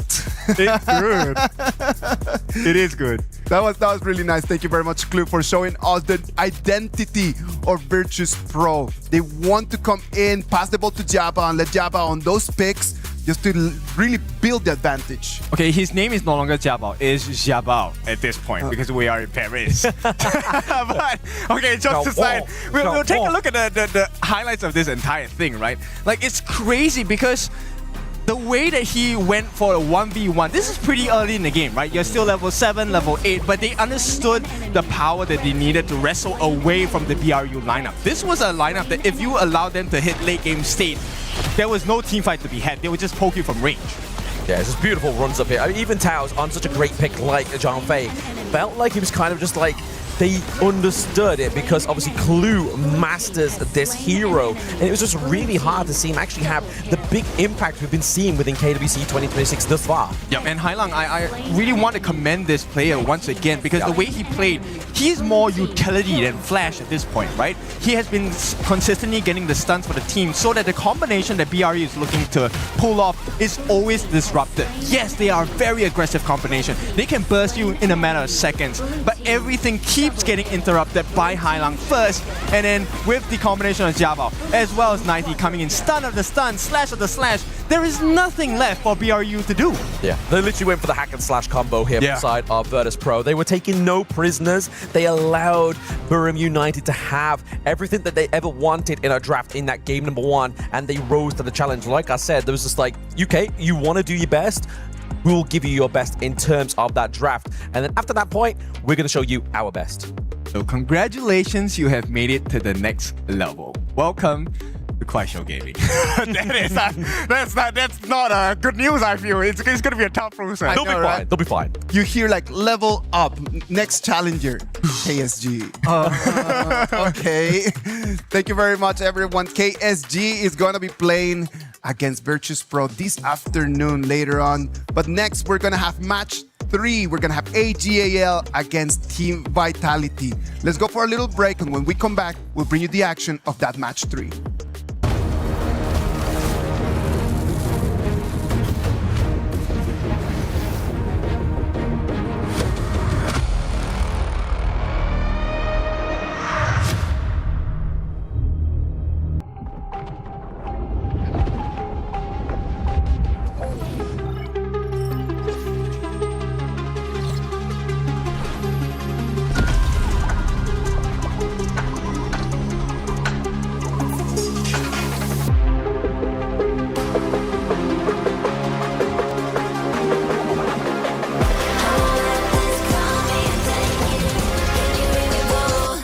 We're the champions, ready to go. Yeah, we're made out of gold, never letting it go. Got your back, yeah, they coming, strong in the storm. Do you wanna go up in fortune, Valor, crown and honor? Yeah, crown and honor. Yeah, with fortune, Valor, crown and honor.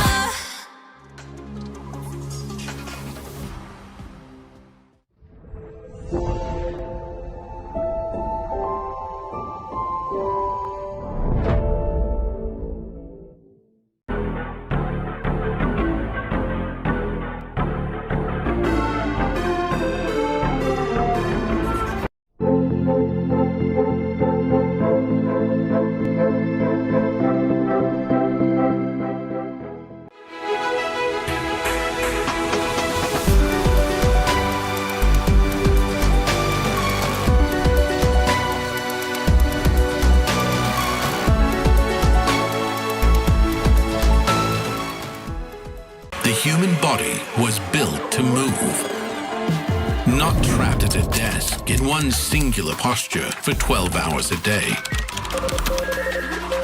It's time your chair evolved. This is Secret Lab Titan Evo. Ergonomically engineered for you, gamers, hybrid workers, artists, backing your every move. Play is in our DNA. Whenever we let it out, it becomes our superpower. Now imagine an entire city being built to supercharge it. Kadir City, powered by play.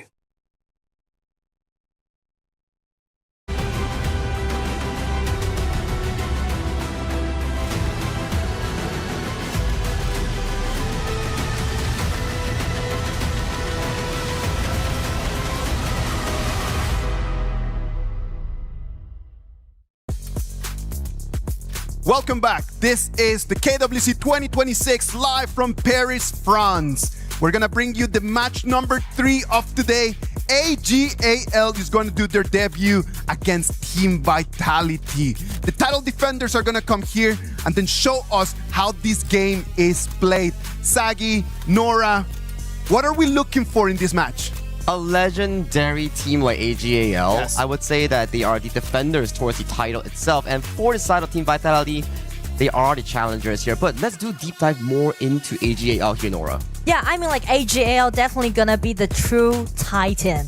In KWC and KPL, like, all of those tournaments, you can see just AG just shining out on stage. When you think about AG.AL, you need to think about Inuo. Inuo, the man who helped shape Honor of Kings. That's going to be our Crunchyroll story of the day. Sagi, when you came into Honor of Kings, Inuo was already there. How is Inuo in your eyes, man? So, Honor of Kings has been since the 2023-2024 era, Yeah. and as a global caster, and I speak on behalf of global players and fans. He's a legendary player. Like, you've seen him in different roles in the Clash, in the jungle, and converting himself in towards the farm lane.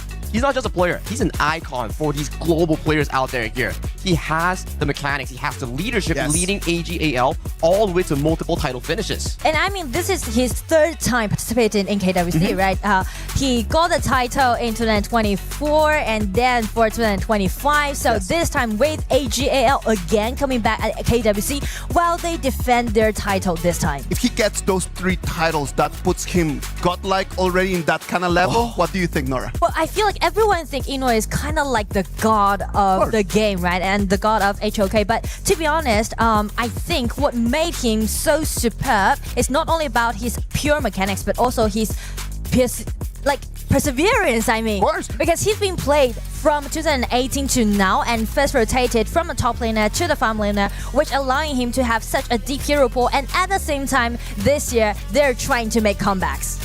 I'm telling you, when you think about Inuo in the beginning of his career, right? Like, he was a Clash laner. And then just being able to rotate into a different role and still being able to perform puts a lot of tools inside of his tool bag that help the coaches to be able to solve problems. If you need the futsu, I can play the futsu. If you need the baitsi, I can play the baitsi. AG.AL, not only Inuo, all of these players that you can see right over there, top of the top, Sagi. Dashuai, Zoe, Shenron, and also Kang Shen, all these specific 5-man lineup here, a legendary roster here. If you include the EWC run that they did last year in 2025, they had like what? A 7 championship in a row run, and I believe there was a specific number that they had that they won multiple BO7s without losing, right? Yes. And this time it's gonna be Team Vitality play up against AG.AL, and this is actually their second time to play against him from KPL region.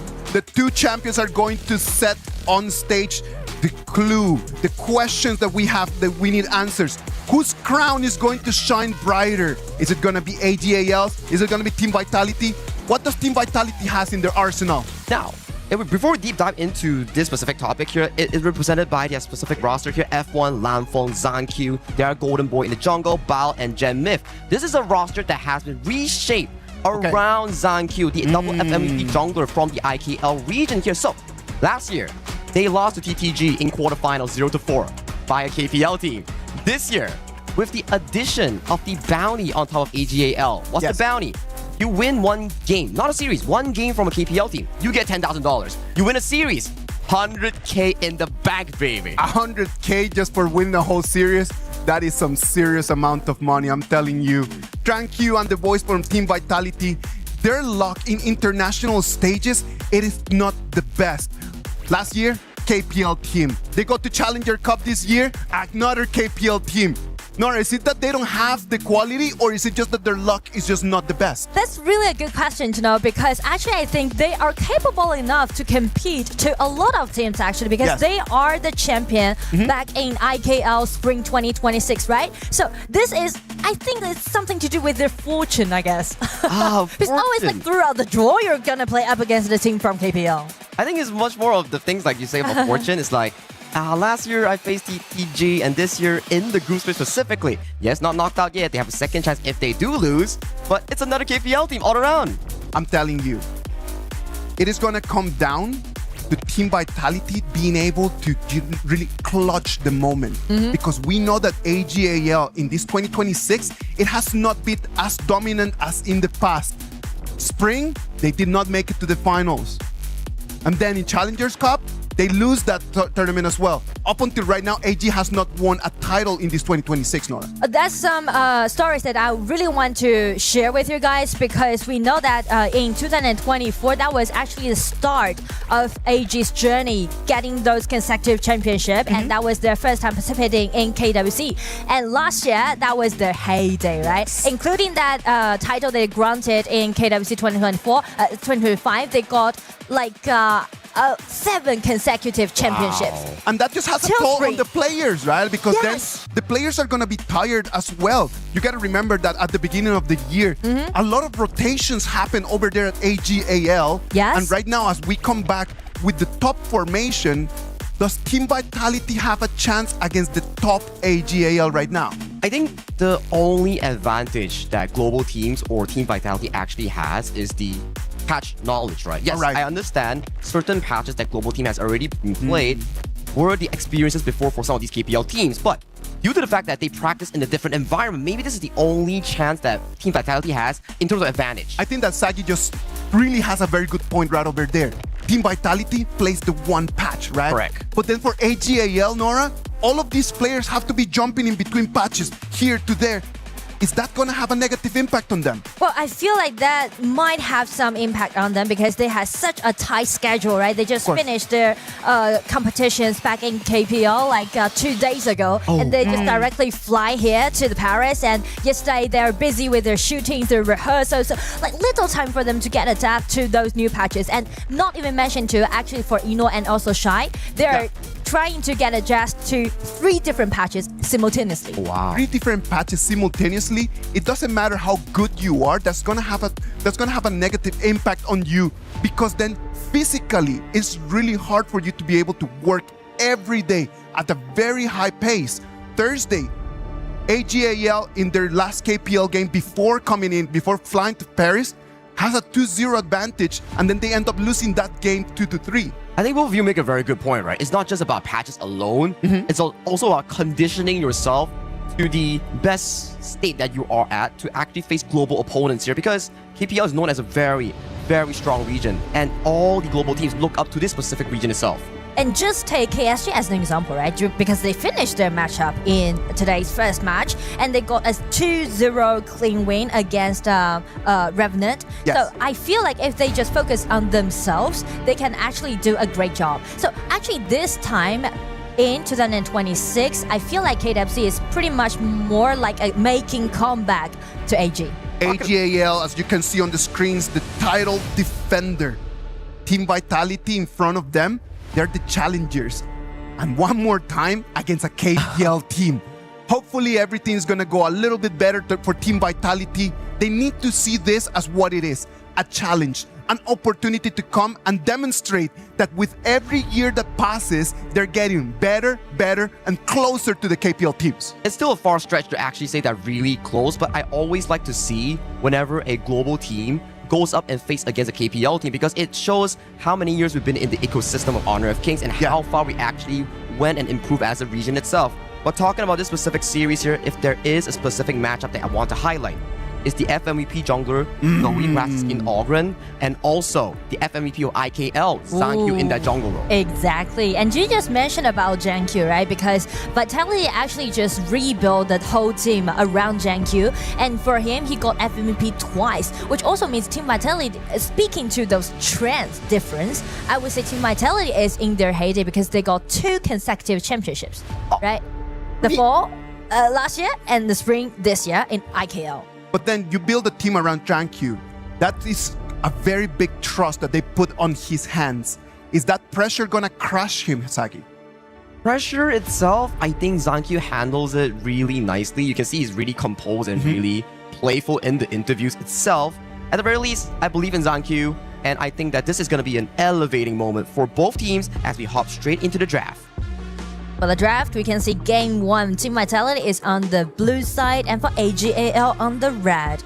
Well, definitely Assassin is going to be the priority, and also how they're gonna play around with their core players. Seems like Team Vitality already banned away the Xiangfei and also AL just try to shred down the power at the bottom. Now, Nora, as a KPL caster, I have a question here. Can you introduce more on AG.AL's playstyle for specifically their hero pool or their macro rotations? What do you have in mind? Well, you know, like a lot of teams prefer to play in a more aggressive way, but speak to AG.AL, they just formed a pretty unique playstyle. They are more into microing, operation, and you know what? They are the first team to discover the details about those golden share, about those waves, which made them to be so dominating in the past 2 years. We call it the AG gold sharing rotation, right? You have like 3 members going on towards the map, farming multiple waves, and then you have everybody going into the jungle sharing gold and EXP. So that's the exact playstyle here. But I'm liking what is picked up here by the side of Coach Bao for the 1-2 pickup. It's Arlie. And who's also on Arlie? It's all about Arlie. Arlie is Eno's signature hero. I would put it into that. He even got an FMVP skin on that Arlie back in KPL, and also paired up with the idea, which will make them very powerful during the laning. You reckon we get an Ogren here so we can get like double FMVP skins coming in for Frost, the specific maybe game? like triple FMVP. Okay, that's a fast stretch. That's the way how they get here. Well, that's true, that's true. And we have seen global teams adapt to the Arlie Diadia playstyle plus the Ogren here, but it will be the floorborne tank here that will be picking up here from the side of AG.AL. So it's a very strong first trio here. But what I like about Team Vitality's draft, they are drafting the Xiao Qiao, which is a, I would say, pretty good counter in towards the Arlie pick. That's true, because of the ulti can just lock that Arlie down during this team fight, and also they're flexi picking this Zhicha, and also with this Lapu Lapu, which allowing them to do a lot of initiation during the game. That's true here. So for this specific second phase here, you will see more of these jungle picks that will be banned from the hands of Zhang Q. You don't want to give him a very smooth game. At the very least, you have to play with cautious here. If you give global teams a specific chance, yes, in terms of macro, lane swaps, gold sharing, global teams are not yet at the standard of AG.AL or the KPL teams. But when it comes down to brawling and fighting, maybe sometimes global team might take it. And that might be the main reason why AG.AL is banning away this Ogren and also this Oguda, right? Just directly targeting on Zhang Q, the core player of Team Vitality. Interesting stuff indeed. And so far, coming in towards this specific draft here, Angela, sort of a combo with the Diadia where you have like two lock stun into the Angela full burst combo. You don't want Sheng and also the side of Shuai to have that connection here, because in Honor of Kings, it's always about the 3v3. You don't want to lose that mid game. Yes, and I mean like Nuwa is one of, I think, the best performance hero in the hand of Shen. Actually, he can do really good with this Nuwa, and also just guarantee that they still got a late game. Yeah, I think that's definitely the case here. And I'm just interested to see what kind of jungle picks are still available. You see 3 jungle picks here being locked away. It's gonna be Zhang Q's Jing. He pulled this up back in the Challengers Cup and had a pretty decent early game, but yes, he still lost, but he had some highlight reels that are going around Chinese social media. Exactly. And I mean that with this Jing pick, it shows his aggression about this whole game, but also this kind of composition just leave the door open for this fatigue pick. So for AG.AL's draft, what do you think about this? I think it's very well-rounded because the first 6 minutes, like in the early game, you can rely on the power at the bottom, right, by this Dadia and also this early pick, and still you are guaranteeing your late game with this Nuwa pick and also fatigue. So I feel like they are building up a well-rounded composition with high tolerance. I feel so as well. It also comes down to whether or not Yino and also the side of Dashuai, are they able to pace that early game? Are they able to funnel that goal strategy? So far we see from AG.AL's draft is very mid to late game centric. They cannot afford any single mistakes. If not, the draft coming in from Team Vitality is so team fight prone. They find an opportunity, they will just jump in for every single play. And I mean the opportunity that Vitality is seeking for definitely will be the 4 minutes mark. It is really crucial to this game. And also they actually flex pick this Zhicha as the bottom laner. So actually Zhicha needs some time to scale up, but they do need to, you know, highlight their top laner, guarantee that Dharma can get control of that teleportation, which allowing them to do a lot of preset for the 4 minutes mark. And I'm pretty sure that Zhang Q, yes, Jing is one of his favorite picks, picks, but when you play a Jing into a floorborne tank, and against Zoe, I feel like it's so difficult because there's just so much CC galore landing on towards this Jing pick. I mean, like, so many things are happening right now in the battlefield, and I assure you guys the hype is already being there. The debut of AG.AL in KWC 2026, and also VIT make comebacks in this journey. The legendary AG.AL coming in all the way from China KPL to this specific region and coming in facing off IKL champion here. I just want to see how well Vitality fends it off, and I like the early game planning here coming from AG.AL. Immediate lane rotation. They know for a fact that the early game will be pretty tough. Wow, going dangerously low already in this early trade-off. The Fury already been triggered out. That's what we said, right? Because Vitality need to guarantee that their top laner has the upper hand. So that's the reason why AG.AL just do the swap of the lane. They're trying to use the power pike that they had with this Enos early, try to shred down the HP on the side of VIT. Oh, Ran's going in for an early aggressive trade here. Lanfeng does get that fire peak, but laning phase-wise, I think the micro mechanics are still pretty top-notch coming in from Ran.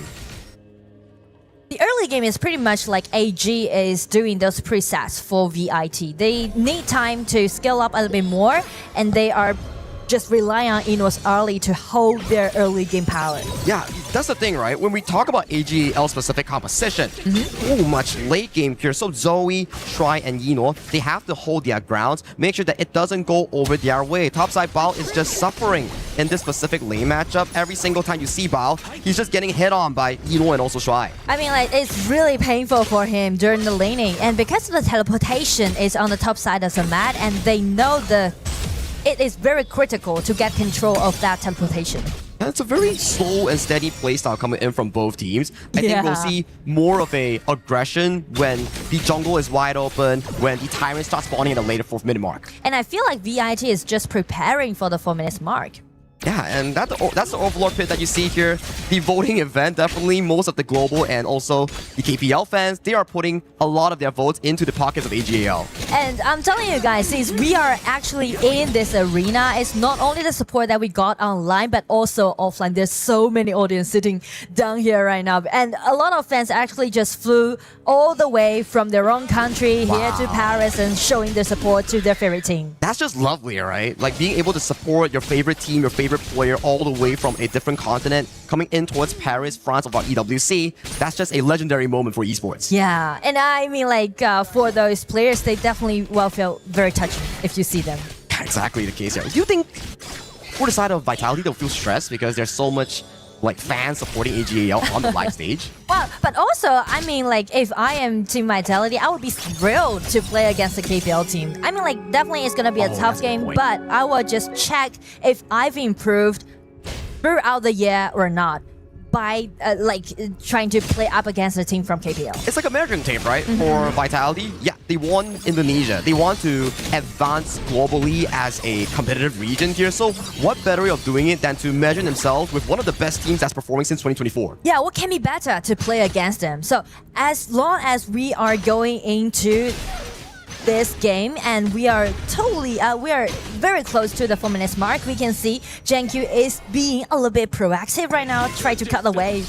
This is a very good game plan coming in for Team Vitality. Immediately cutting this wave, making sure that they have first prior rotation in towards that Tyrant here. And surprisingly, Team Vitality, they're trailing ahead of gold by 300, but it's still pretty impressive. Yeah, and if we were talking about those improvements, this is kind of like detailed improvement that we can see, even though there's no kill happening right now. That's correct here. 4th minute mark, Tyrant has spawned. First dibs on towards the Tyrant from the side of Team Vitality. AG.AL is kind of slow, but they do miss out this specific play. Clean pickup here coming in from Team Vitality. Team Vitality definitely know what kind of power spike they had, right? So they just guarantee that they can have this Tyrant around 4 minutes mark. But the thing is that how they're gonna utilize this Tyrant buff and trying to push forward, because it's gonna be a little bit tough for them since they're doing those double warrior compositions. That's true, right? They are on a specific timer. If they can't find the big team fights, when Shishra gets the Sparks Fortune Doomsday, or when Bao finds a beautiful flank, you gotta have to wonder, how does Vitality win out these mid-game team fights? Because if you have a double fighter like you mentioned, you can't outscale Yino's Arlie or Sheng's Nuwa. So they are on a time bomb. They need to be much more aggressive in the mid-game. Times ticking on the side of VIT. Zoe going in for an aggressive trade. does steal away the wild boar camps. Zankyo level 9, finding a bit of an aggression in towards the river here. AG.AL, they have to back off in towards their own jungle. The reason why AG is play like in a more passive way is because they know that they need to scale up a member more. They need to wait for Fatigue and also this Nuwa. So they are trying to contest with VIT right now around the riverside. Oh, Bittersweet Farewell, casted by Shuai. Yeah, I think they're potentially wanting to play for this Azure Golem, but due to the fact that the rotations coming in from AG.AL is pretty on point, they have to respect.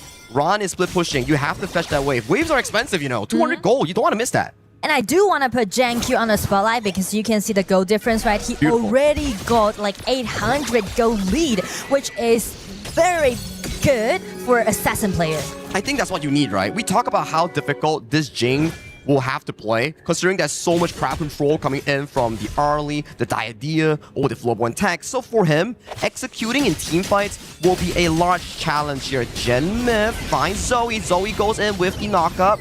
A bit of a damage onto his Zoe. That's a very tanky Floorborn tank. Oh, Zankyu, he's in the middle of everyone here. Dashrai coming in with the 2-2. Finds a CC. Zoe finds a knockup again onto his Zankyu. Zankyu manages to cow control away, but he doesn't get away. First blood goes over the side of AG.AL as they find more. Annihilation doesn't tack on towards the side of F1, but this jungle control immediately relinquished over to the side of AG.AL as they find the first blood. It all happened in 1 second. It was JanQ trying to sneak into his opponent's red buff and trying to steal away. I mean, nice try, nice movement. But the thing that's with Shuai's help, Shuai just flashed in and got an instant control upon that Jin, buying his teammates more time and do the backstab. And Lanfeng is in the middle of nowhere here, getting cornered by 5 members of AG.AL, and he does get taken down. Nice knockup coming in from Honey Sweet Breeze, but Dashrai coming in with a beautiful heal to set them up with full health. And I mean, this is really like a typical AG's playstyle. Everything just went so smoothly and peacefully before the 6 minutes mark.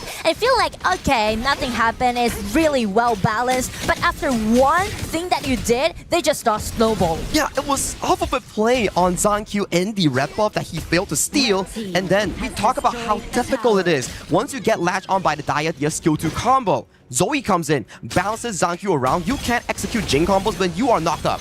Exactly. And we know that Zoe is played this tank, Floorborn tank, right? So he is totally acceptable for him to suffer from the gold deficit because he's playing as a tank. The only thing that he need to do is keep his eyes upon JanQ's Jing. I think that's also something that global teams have to worry about is the mastery of heroes across different class.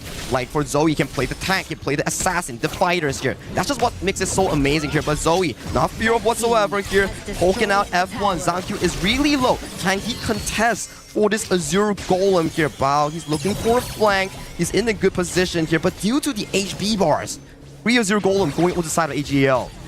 I mean, like with the 3,000 gold lead, AG.AL is trying to push him forward a bit more, gaining the vision control of the riverside and just force out Bao's flash. And since the Tier 1 tower is still standing there, it's gonna be fine for VIT. But what about the silence? The minions go in. Oh, at the very least, they cleared it right in towards the mid lane. But still, in towards the side lane, they get a bit of a trade-off here. But good news with Vitality, at the very least, the most important mid lane tower is still available. Exactly. And I mean, like, this Tyrant goes over to AG. And you know, this is how we're gonna enjoy the games played by AG because it's totally different when you're seeing them play. Oh, Jamie flashes forward. He gets pushed out. He is the one that's getting down first one here. Zoe. Super tanky. That's the problem that you are having on Side Team Vitality. If Gemini falls and Lanfeng is not around, you just don't have enough damage to take down this tanky Floorborn. I mean, like, Gemini just vanished from that one punch. I think he got like pushed back by the creation blocks coming in from Changshen, and then he got sent up slightly abroad. Oh, Bao wants to find an engaged try. Nice flash to dodge away from the truth mantra here. Bao pays for his aggression with that play itself. 4 kills in favor for side of AG.AL. They are dominating the map before the shadow objectives. We're coming to the 10 minutes mark, but just check the coordination that AG.AL had and just check the fearless play that Zoe is using, piloting this Floorborn tank, right? His calculation is so perfect. The way that he's going in for specific plays. He knows for a fact that the redemption, the heal coming in from Strike will always keep him healthy, so that when he goes in, he knows how much he can tank and knows when he has to retreat. He knows exactly where his limit is by using this Flowborn tank. Exactly. 10 minutes mark. 10 minutes mark. Shadow objective spawn. We do see Zankyu onto the top side, looking for a potential trade-off here on the Overlord. And actually, that is a really smart trade that they're gonna make, because they are suffering from the gold deficit. By using this Dragon trade, actually can buy them more time. Very clean stuff coming in from both teams here. Vitality know they can't fight. They go for the aggressive trade-off. At the very least, they get more time to scale into potential wombo combo plays here. AG.AL wins the voting, gets the Overlord pit, and towards the bottom side, a very good combination here coming in for the side of AG.AL. Gemmif goes dangerously low, but Zoe is in the middle of 3 members here. He's not taking any damage. I mean, like the HP trade, you can't even see like Zoe has been shred down. Like, he's always pushing forward and just pressuring on the vision for EIT. I think this also comes into one thing where if we were to watch some KPL games, you will build Mass of Agony, the mass item, on specific mid lanes like Xiao, so you can actually get the burn damage on tanks like this. But for this specific game, I think Gemmif went for potentially Venomous Staff as his first item. It's trying to, you know, kind of restrict fatigue, but the thing is that Zoe is definitely on the spotlight for game 1.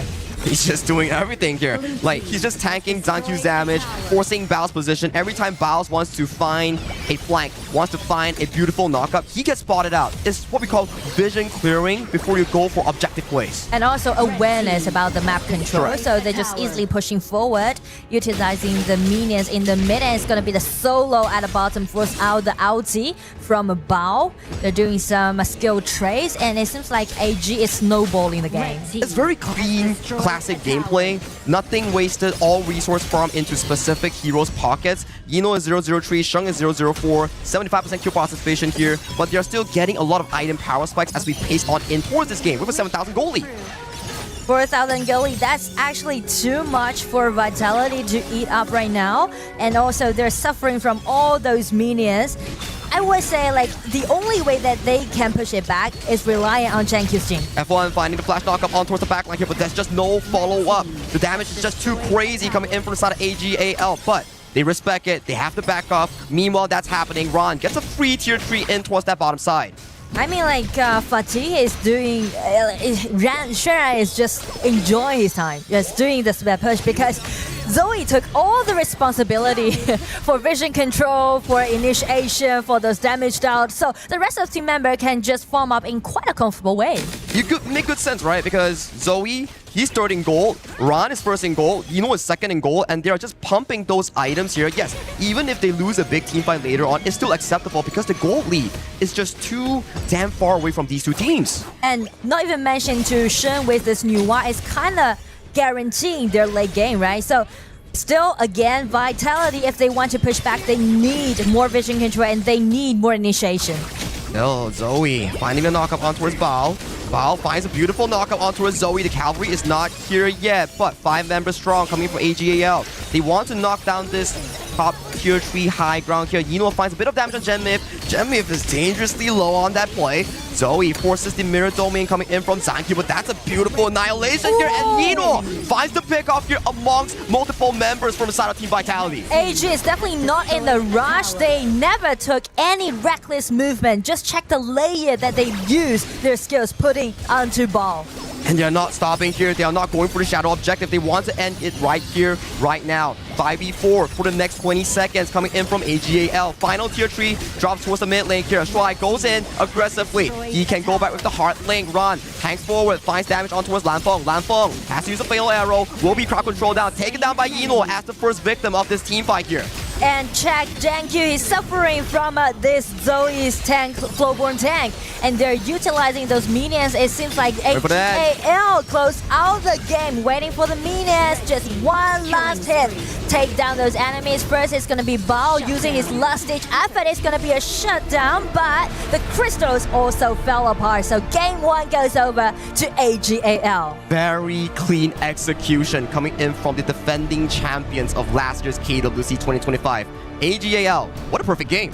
I mean, like, so classic, you know. It is like so classic AG.AL's playstyle. That's why I enjoy this game so much, because before 6 minutes, you don't even think that AG.AL is it. Are they just getting weaker this year? You kind of have that kind of thought in your mind, but the thing is that it's just their playstyle.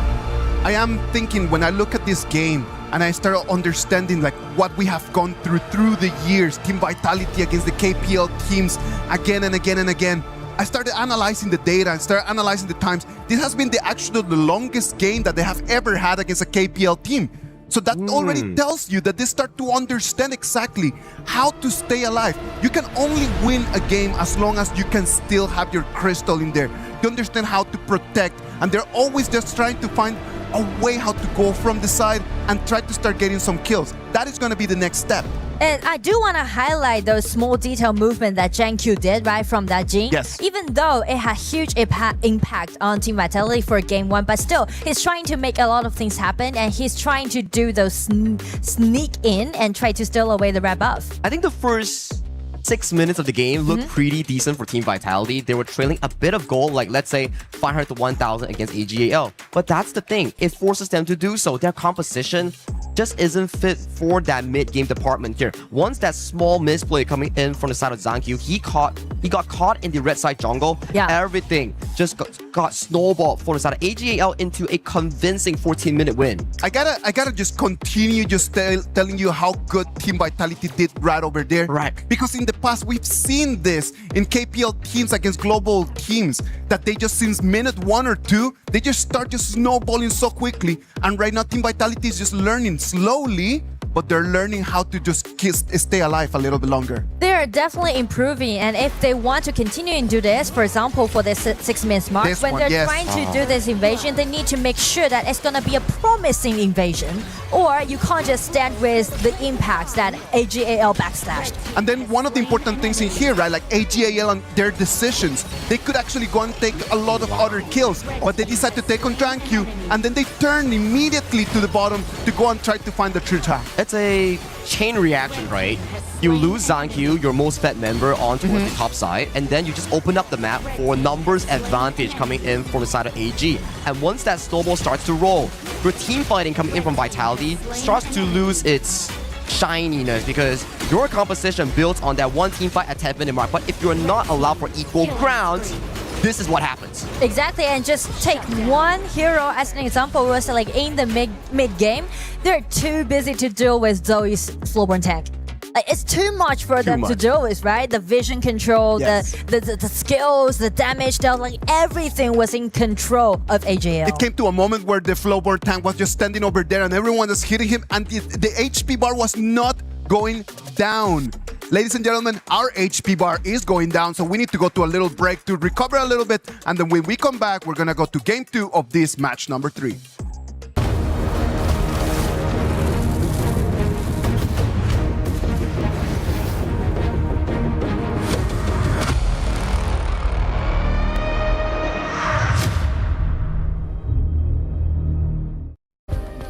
Play is in our DNA. Whenever we let it out, it becomes our superpower. Now imagine an entire city being built to supercharge it. Kadir City, powered by play. We were there. For every click, every clutch, every respawn. We were there for the years of grind, and we're here. Now, the proud founding partner of EWC, powering the biggest event in gaming, shoulder to shoulder with the world's best, making history. Greatness deserves a stage. Lenovo Legion, reach your impossible.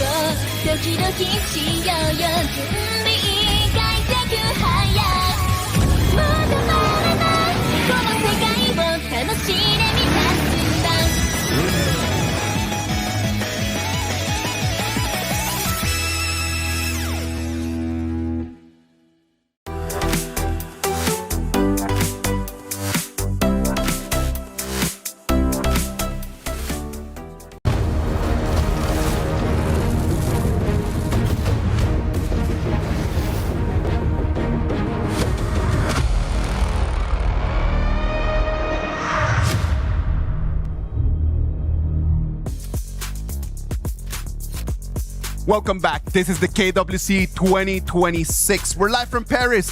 AG.AL already 1-0 advantage on top of Team Vitality.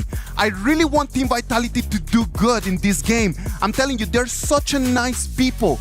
This April, I had the opportunity to go and watch them in Beijing, China for the Challengers Cup.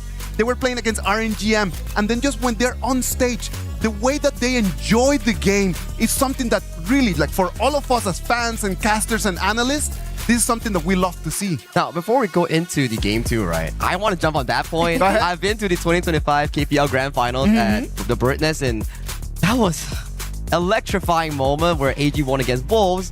And it still stuck to me because that was one of the best esports event I went to. The crowd was there because we were casting that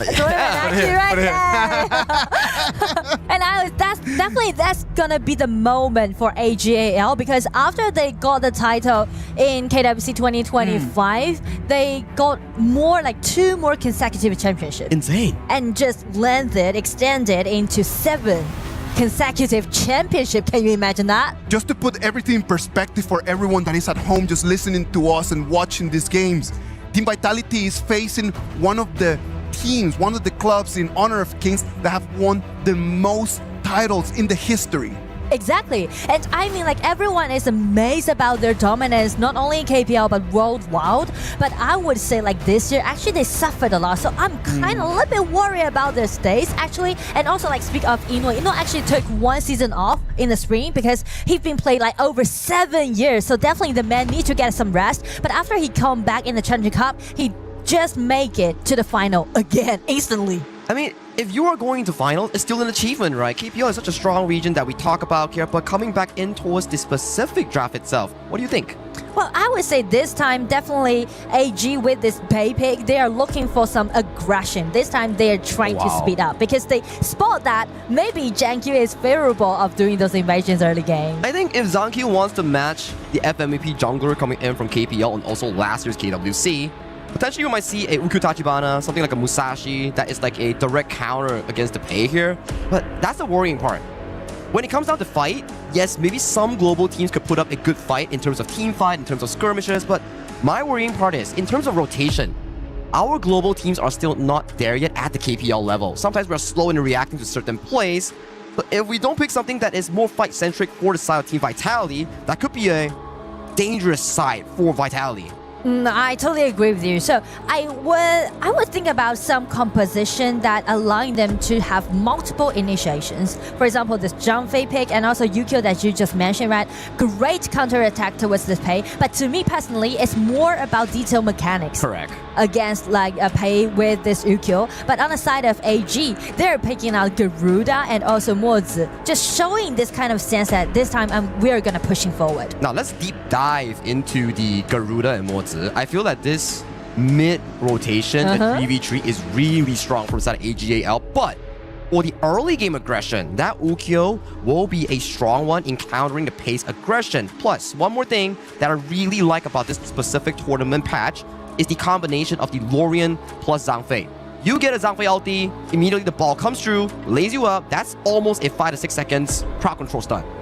And speak of that, actually, I thought that they might try to empower their early game on the side of VIT, which Byron would be a nice choice, but actually they just banned away from themselves. So I'm wondering what kind of top laners they're going for, because just like you mentioned, they can actually do good in early games. Yeah, and there's a lot of top laners that's being banned off, like farm lanes, top lanes. I think it's like a double ban coming in towards the side of AG because Yino can play all of them. Yeah. You think we get a VIT farm lane coming in from the side of AG.AL? Because I see these picks, we might be getting one. Well, it's possible. It's possible. I mean, like, definitely he had such an abundant deep hero pool. But this time, if they go for a Baichi pick, it will make them to be a little bit slow in the early game, I guess, because you can see, like, Garuda and Mozi, lack of controllability. Whereas the only thing that they can do is those poking damage. So I'm looking for some frontliners, tank frontliners on the top. On the top lane for a tank. We do have Baichi and Ata that are extremely valuable in the global patch. Fatih has been used, which is a common counter into the Charlotte here. Still trying to fix up my mind what picks are still available for the side of Ron or the side of Yino. Yeah, I feel like it's going to be Baichi. It's actually the Baichi farm lane. You're asking for it, and here we go. I was scratching my head. It's like, yeah, that Shogun is bad. Frontliner, AG, Ino, Baichi it is. He's showing off all his cards, you know. He's known for his early in the KPL, and he's also known for his Baichi farm lane, and he's just bringing it into the global scene. And you know, it is still they are flexing it, right? Yeah, because Baichi can be played by Ran possibly, or Devara by Ran. We don't know yet. It Correct. just depends on them. But the thing is that actually got a nickname, you know, about like a human Baichi, because no matter what kind of hero he play, like He will everyone's get targeted. targeting him. Yes, exactly. I saw that meme before back online. Is that whatever he plays, whatever it is, there will be 4 people jumping on towards him. Yeah. And this is a specific matchup that I'm talking about here. We might see either Lanfeng or BAL flex that Umbrosa and also the Charlotte. I think recently we've been getting a lot more double fighter compositions with Devara in the mix. Yeah. And now coming in towards the specific matchup itself, even Vitality, they are removing the farm laners. It's like, okay guys, all the farm laners are banned. Let's just whip out double fighters. But the thing is that, yeah, we are okay about like flexing the Chicha or Devara, but Umbrosa, I'm not that sure about Umbrosa flexing into a farm lane actually. Well, if you are flexing it towards the farm lane, but you're fighting another fighter, is it still farm lane?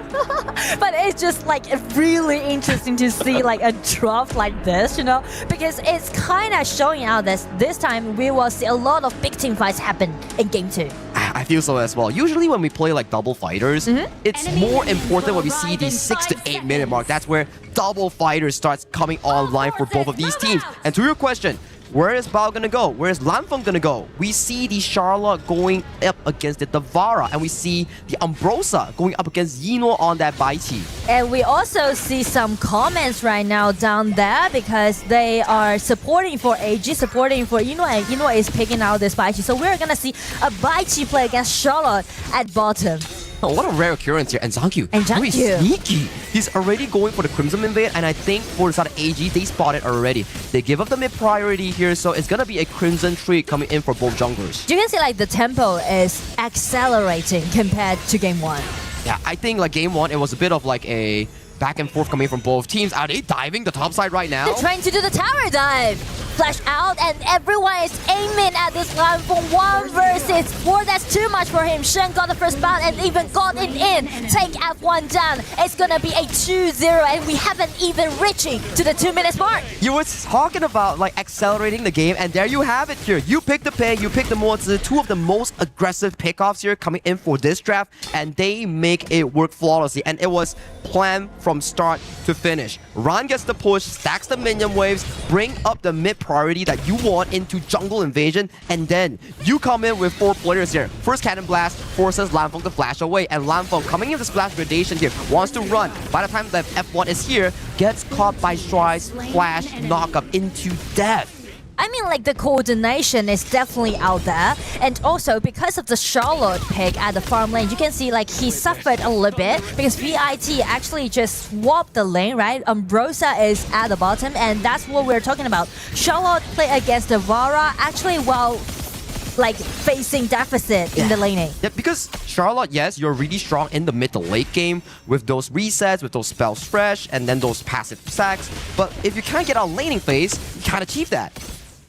But you know, it's very interesting to see game in this way that we talk about AG's classic playstyle is kind of like operating, microwaving, but this time AG is showing their diversity about how they're gonna use their composition. It's like totally like an extreme way going into it. It's not only just about draft, right? It's like, oh, this is the classic one. Pei is like half a marksman, then you have Devara, half a marksman too. Then you know it's like, okay guys, you need a tank, copy. I play that tank really well. And even if they play these sort of specific matchups here, the way that they do it is very, very interesting. You have the strong side, top side, and Yino takes on the defensive side towards the bottom lane here. So it doesn't go into this balance where you need both sides, but Yino going in for a flash engage onto the side of BAL into the thing inside the box. Beautiful disengage coming from F1, but BAL goes dangerously low. Gets picked off by Sheng in that exchange.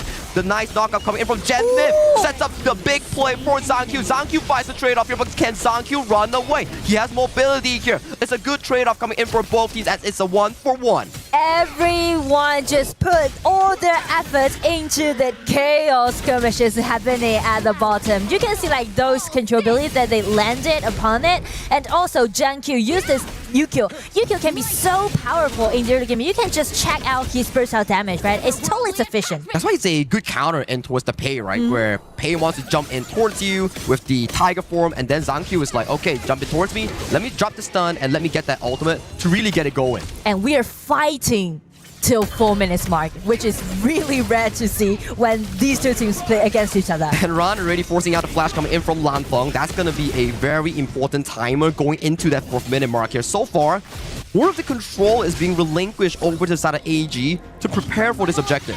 And speaking of the preparation, they actually forced out the flash and also the HP on the side of VIT, on the side of Lanfeng. So they got numbers advantage. AG is preparing for the Tyrant, they're testing it, but Jankyu just secured the Tyrant. I think it makes sense. You don't want to fight so early on from the side of AG. You need the item power spikes first, especially on the side of the Vara, the Pei on towards Zoe. Then at 8 minute mark is where both teams start to shine as a whole. Wings of Judgment tagging on towards the bottom lane. Genmid finds a good engage into the Unbridled Outburst, but where's the follow-up coming in from the team? It's still really far away for Zankyu to actually follow that up. Yes, the distance is a little bit longer, and upside of the map, the solo is still going on. Ron is having a fantastic time. He knows for a fact that no one can catch him. It's like, oh, you guys like to play bottom side? Lanfeng, take this punch. And also, there's a waning lane between this Devara and Charlotte, so definitely Ran is doing it on himself, trying to build up a really nice top side of the map for AG. And Nora, ever since coming into the group stage, there seem to be more and more Devaras skyrocketing in pick rates and skyrocketing in win rates in these last 2 days. Yes, because Devara with those long attacking range can do very good during the laning upon a lot of top laners. I think so as well, right? They put flex it towards the farm lane, the clash lane, and it's like a late game carry insurance that gives your team that's also tanky and does a lot of damage. But speak of the late game, actually this time I would say the late game is pretty even up to both composition, and also like the mid game will go more wild in game 2. I fully agree. When you have double fighters, that 8 to 10 minute mark, when all those item power spec stuff's coming in for both of these teams, it's going to be looking really, really good. Both teams are positioning themselves over to this Crimson Golem. Zoe gets tagged on, has to pounce away. This Crimson Golem will be an interesting one. Baichi jumps in, but F1 counter-engaging with the Unbridled Outburst here. Zankyu gets caught by the stun. This Crimson Golem, who does it go over to? Vitality wins this 4v4 exchange. Jankyu is just dancing around with this red buff. He's just playing in such a deft way. Topside once again. Suffering. What happened to Lanfeng's HP bar? He lost a tower and he's about to lose another one right now. I mean, it's really painful for Lanfeng to play so, on the top side of the map. And right now, with Zoe's help, they're trying to make the power dive a possible movement.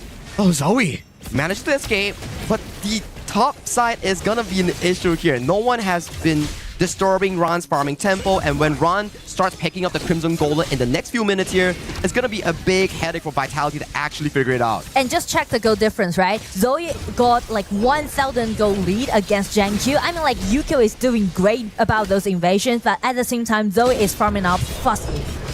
And Zoe is not going to be very easily to be taken down. You have the Frostguard Embrace coming in from this little Tiger pick. And if he gets even bursted down, that 300 armor, fully sufficient for this Tiger pick.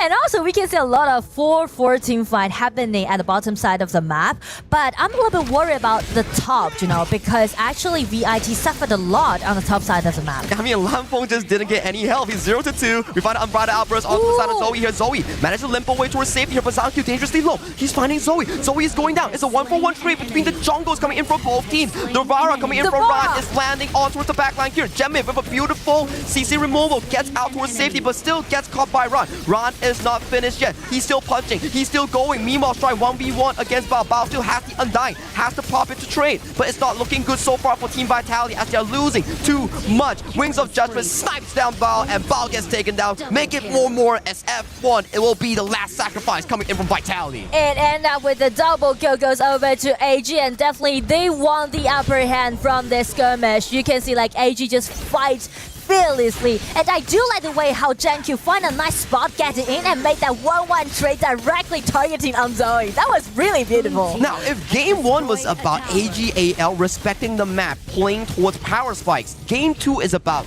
you want to fight? Let's fight.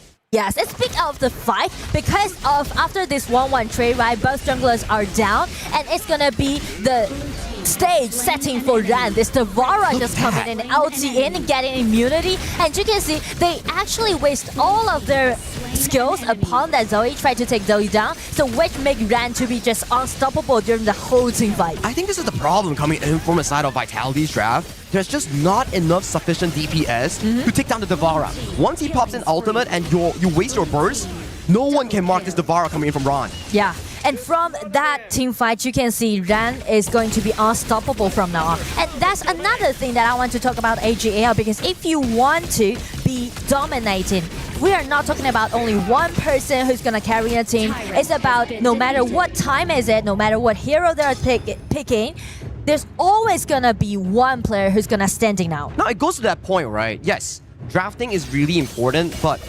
players' discipline, players' map experience on how they like to move, how they like to do certain plays. It's not about the picks, it's about the muscle memory in their mind. And what also minute, their trust. Correct. What minute you need to do what. But hang on a moment real quick here. We do see Ron and Yilo going in all the way towards the backline. They want to finish game right here, right now. F1 needs to stampede away, has to use the stun. Still a 1-4-0 trade, but nice flash penetration in towards the backline from Lanfeng, but there's just no follow-up. Ron is still punching. That nice cannon blast does land on towards the bow, but 10-minute mark is here. Does AG back off for the shadow objectives? I mean, like, I do like way how Eno using this Spicy is initiating, right? As long as he got the flash and also his ulti, he just playing around and getting in. But Vitality, actually, they're fighting back in quite a nice way. That's the human vice here, right? I feel like Lanfeng is, like, he suffered a lot and he's trying to put all his efforts, trying to get revenge on it. That flash with the ulti was quite decent. It was good, but the gold lead is just too darn far away coming in from Vitality and AG.AL. If it was a 50-50, maybe that could have been Vitality's moment here, but due to the large gold lead that's being held on by AG.AL, those team fights, they are not miracles. Those are just opportunities. Not even mention to the Dark Tyrant goes over to AG.AL. So I feel like it's gonna be the time for AG to slow down a bit more. They will just let Shen and Eno to be at the front line and trying to strike down the HP bar as much as they can. Just check the ulti right, really decent, and try to find out Janku sneaking at the back, trying to find that Shen, because he know that with that 401 KDA and that kind of gold lead, Shen can just easily shred down all those HP for his teammate. He needs to find some pickoff, right? If he can find a pickoff, maybe he can push the game further, get that Shadow Overlord, extend the game. But for the side of AG.AL, they are not allowing a nice ultimate flash coming in for the side of Eno on towards Zankyu. Zankyu first to fall. Ron unmarked, untouched, utilizing the Millennium Echo and towards the most members here, taking them down one after another, and F1. He's gone, and with that final play, 0-5, only Sheng falls. This will be a clean, easy win for AG.AL, a dominating one in this game number 2. Triple goes over to Ran. It's gonna be the end of the game, of the matchup. It's gonna be a clean victory. Goes over to AG.AL. It's a statement match for their debut coming in for the side of AG.AL. They showcase they can play the traditional farm lane marksman style with Eno's Arlie, and then they bring over a different style. Eno goes back in towards the Bai Chi that he has so much experience with, play the weak side, allow Ron to carry, and in the end, Ron showed up with that Devara, just punching every single member towards that game. And the story keeps riding it again and again and again. AG.AL are going to win 2-0 on top of Team Vitality, moving to this afternoon's upper bracket final. I mean, like, yeah, it's 8-2-0, right? Only 2 games has been played, but so much thing that we've seen from these 2 games. We see the experience from the team, we see the history, and also we see the capable enough, the capacity of all 5 members, all 5 players. I think that one of the beautiful things in here is just how different people can just carry the team at different moments. Everyone is just looking at the junglers and everything. If you look at Sheng with the Garuda, just to be able to have the reach, the poke, he actually ends up with a very beautiful KDA, and not only that, he was the key damage dealer in all of these fights before Ran just pop off at the end. And the early game planning coming in from the side of AG.AL is fantastic, where, yes, when you lock in the draft, you need to have an early game plan in mind. They cleared up mid with the side of Zoe on that play, then convert it into jungle invasion. Then that's where the Valor pushing the wave. They go for that dive, and ever since that, the Charlotte coming in from Lanfeng, he's just suffering. He suffered a lot during the laning, and Poor also Lanfeng, like he was just on his own the whole day. And he's just taking this 1v1 against Ran, and then Ran is just bullying him again and again and again, like almost sending him back home. Exactly, and it's kind of just restricted the invasion that Vitality did at the bottom, right? Because you need to take care of your top lane. So that's a problem. And also, like in this game, we can see it was a 14 versus 3 of the kills. AG this time, actually, they're playing in a more aggressive way. Of course, like at the beginning of the game, like the invasion immediately just told you that they were not going to push the game to the 15-minute, almost like the same as the game 1. Like this time, they just wanted just to finish everything extremely early. Yeah, the game plan is what makes it so important. If you have a game plan like that, it's not like, okay guys, we're gonna do this when we are in the game. The coaches are like, okay guys, this is the picks, this is the game plan. The VAR is gonna do this to shove in the wave, and then when everybody comes towards the top side, we make it work. So these are pre-planned, not only from the draft, but also experience from these players. I totally agree with you. And that's something I really like about this matchup. Even though it closed out with a 2-0, but we see all those experience pull out by AG.AL, and From also there, we see look at the that. improvements done by VIT. I mean, VIT did some pretty good plays coming in for the specific early game where Zankyu stole with the Crimson Golem, but just due to the fact that the mid 2v2 matchup coming in for Sheng and Shuai, they can outpush them. That's why every single play they can move faster compared to Gem Myth and also F1. And actually, they did really good job, right? Like triple knock up at the bottom. This time, actually, the team fight that we just saw was VIT won the upper hand. But after this 1-1 trade, you can see like the Valor Ran is just putting on the spotlight. No one can mark him, right? There's no consistent DPS coming in for the side of Vitality's draft. When Ram pops to Frenzy, when Ram pops to Ultimate, it's just free damage galore towards the backline. And when you think about the compositions right over here, okay, yeah, let's go with both warriors, right? But then AG has the pay, and the pay can just destroy turrets, so that already gives them an advantage. Who's supposed to be taking down the turrets for Team Vitality, though? Good point. That's really good point. And also, I do admire the accuracy that Eno has using his ulti and just drag Gem back for the last team fight. I think the ultimate flash has been really consistent coming in from Eno. Yes, you're a Baiti, you don't have carry probabilities, but the way that you set up team fights coming in for this TAM pick is exactly what AG needs in this specific hero lineup. All right. What about if we go and hear it from Eno? Mara has Eno over there on stage. Let's go and hear exactly what Eno wants to share to us in this KWC 2026. Here with the legend, Eno, congratulations. Masterful performance as expected. But you know, there is a challenge happening right now with an incredible reward.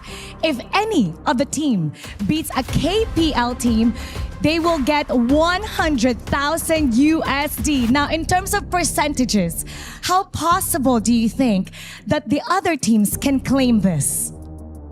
首先恭喜你们在这一场当中获胜，你们的发挥也非常非常亮眼。你知道现在在比赛当中有这么一个大挑战吧，就是说如果有任何一支战队能打败一个 KPL 的战队的话，他们能立马获得一个10万美元的奖金。那你觉得这件事情能发生的概率会是多少呢？我感觉这个概率应该不会为0吧，因为今年跟很多国际队伍都交手过，跟他们打过训练，他们跟去年相比真的强了很多。我们还是会有机会输的。I'll say that the chance is definitely not going to be 0% because I've been practicing and playing against a lot of the other teams, a lot of international teams and scrims, and I have to say that overall they definitely feel a lot stronger compared to last year. So there's some potential over there and we got to be careful. What about in a single game? They can get 10,000 USD if they beat you in one game. Do you think the percentages would be more than 50% for that? 如果算单场游戏的话，如果一个国际战队能拿下哪怕单独一场的话，他们也能获得一个1万美元的一个奖金。你觉得这个事情的概率会多少呢？能不能超过50%呢我觉得应该会超过50%的。到8强赛之后，我觉得这个概率会变大。Yes, I do think that it might be higher than 50%, especially once we get into the playoffs where it's top 8 teams. I think the level of competition there will be definitely much higher. That is such great respect that you're giving the other teams. Now, your fellow KPL team, KSG, broke the record earlier and set the fastest time at 6 minutes and 49 seconds. If there's any record that AG.AL would like to break, what would that be? 那看得出你们也很尊重你们的对手。那在今天前面一场呢 ，KSG 战队他们创下了本届比赛当中最快的获胜时间，在6分钟49秒就碾压了对面。那你个人觉得你们战队能在比赛当中创下什么样的新纪录呢？我们之前在国内联赛已经创造了一个无人能及的记录，希望他们能突破我们吧。是无人能及。整个概念能不能解释一下呢？就是还没有人超越过我们这个记录。Well, we have set a record in the KPL previously that no one can possibly overcome us. So I think we'll be setting that here as well. Job well done once again. Congratulations, Ino. And let's see what the casters have to say about that. Casters, lead the gorge. Thank you very much, Inwo. Just showing exactly how professionals take their jobs. They come in, they prepare. It doesn't matter how many years, how many games you have already won. The chances of someone being better than you are never zero. And we appreciate Inwo with those words, just setting up the stage for what the KWC 2026 actually is. Let's go for a break, and when we come back, it's going to be match 4 of this group stage.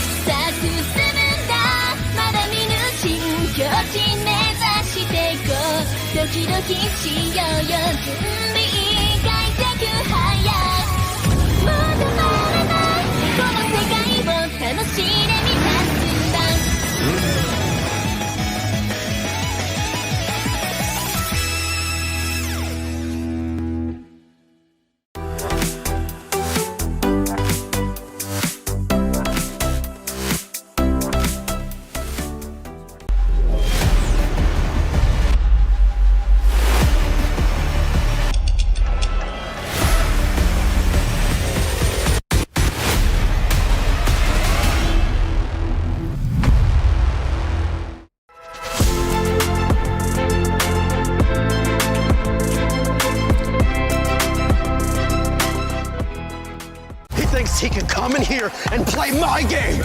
He knows nothing but go! Tyler 1, you're done. This is my ladder. You can't climb it. That's an AL airline. Somebody better hold me. Okay, yeah. Do something then. Raw energy. Half a puff and blow the house down.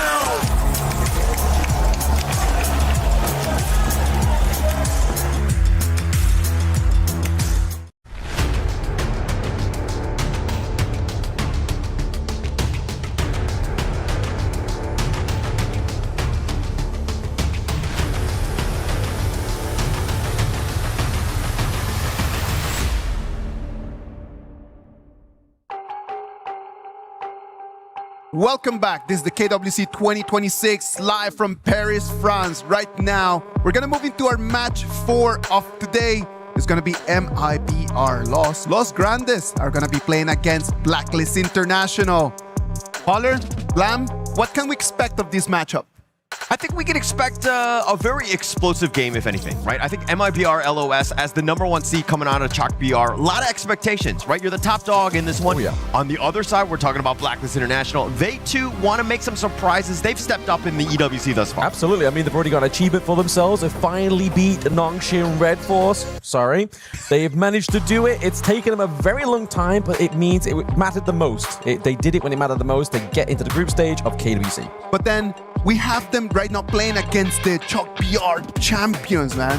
What are some similarities that they have in terms of game style? Yeah, and I feel like Blacklist has kind of taken it to another level. There were definitely some questions, but then they were able to be aggressive, and then they fit to their play style, and it's kind of riding on Chammy1's play. There was a little bit of an interview, and they were saying, hey, Chammy1, you're making all of these plays. Why are you not rubbing it in? Why are you not celebrating and just like trash talking the other ones? And he was just like, actually, it's because we're all kind of family. Yeah. At the end of the day, I'm very sad for all my teammates. I want to make sure that we win, but unfortunately, that's not always the case where we can all just like be that #1 guy. Exactly that. Like, obviously, at the end of the day, we see obviously only the conflict that happens onto the gorge, but on that, everybody is literally so tight-knit. They basically talk to each other, they scrim with each other, they spend a lot of time with each other. So I feel like those relationships and those bonds that these players share, it's hard to sever that and separate that when you're on the gorge. Yeah, we're all brothers at the end of the day, right? It's all about the Honor of Kings, excuse me, and it's all about just like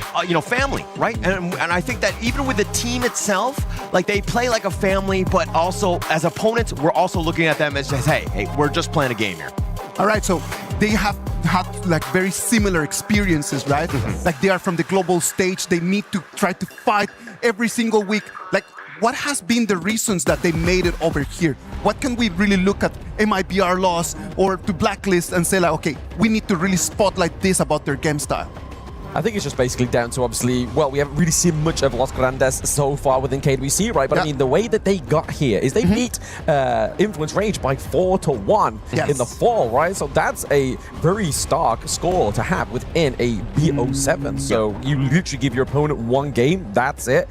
That's a scary metric for Blacklist to be looking at. Yeah, and I know that Vento right over there was a player that really just stood up in that final and had such an amazing performance. Yeah, and actually, if we're going back to just like the roots of this team, they were previously known as Loops as of last year. They formed up as LOS just going into this one. But this is a squad that's been sticking together. They've had quite some time. You talked about Vento there, Isaac, there. But Vento has been the longest standing in terms of this team and why he's gotten so many MVPs. 3 times Chalk BR champion, joined as a professional in 2023. 1 KIC and 1 KWC, but he has never been able to move out of the group stage.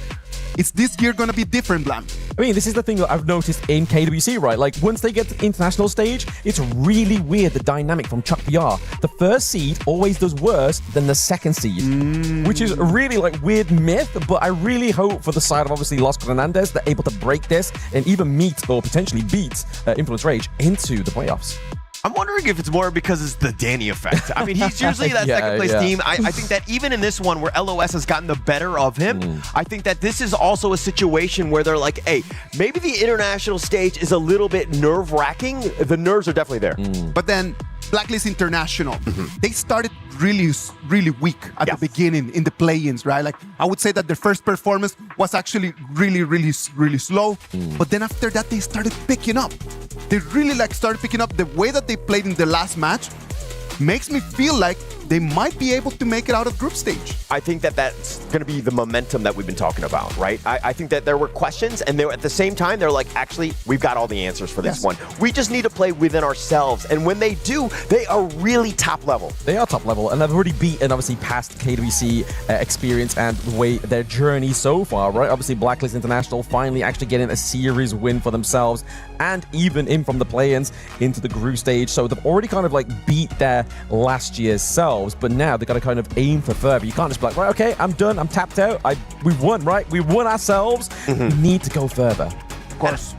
So I'm kind of thinking that, like, hey, they've exercised the demons that is Nongshin Red Force. Yes. I mean, that who's always gatekeeping them. Oh, yeah. But now they need to continue on. I think that the door is wide open for this team to make a potential run here. Well, like, they have had so many different things that they have shown us in these already 4 days of the KWC, right? Like, when we think about the heroes that they can actually play in here against MIBR.Lost, do you think that they have an advantage since they've already shown to us some of those hero picks in the group stage? I mean, I think that both teams are at a bit of an advantage, right? Obviously, Los Hernandez is able to actually be seen and know what Blacklist is like, whereas Blacklist have had their moments within Paris so far, a little bit more to adapt to local kind of time, anything like that, you know, get back onto the sleep schedule, and they've been playing as well. So they're warmed up, they're fired up, and they're going to be bringing everything they've learned in their relative group in playing stage to this moment. Yeah, and I think they've kind of ironed out some of those kinks, some of those issues that they've had, and they've had some losses that were a little bit in terms of their own mistakes here. But this is also a time when you can kind of see, like, hey, maybe the reps really helped us as opposed to kind of just standing and watching and being a little rusty in this game one here. Yeah, and I mean, to be honest, I feel like it's probably a good thing for Blacklist not to keep swapping out the subs, right? You want to make sure you're building that synergy and only really playing the sub when you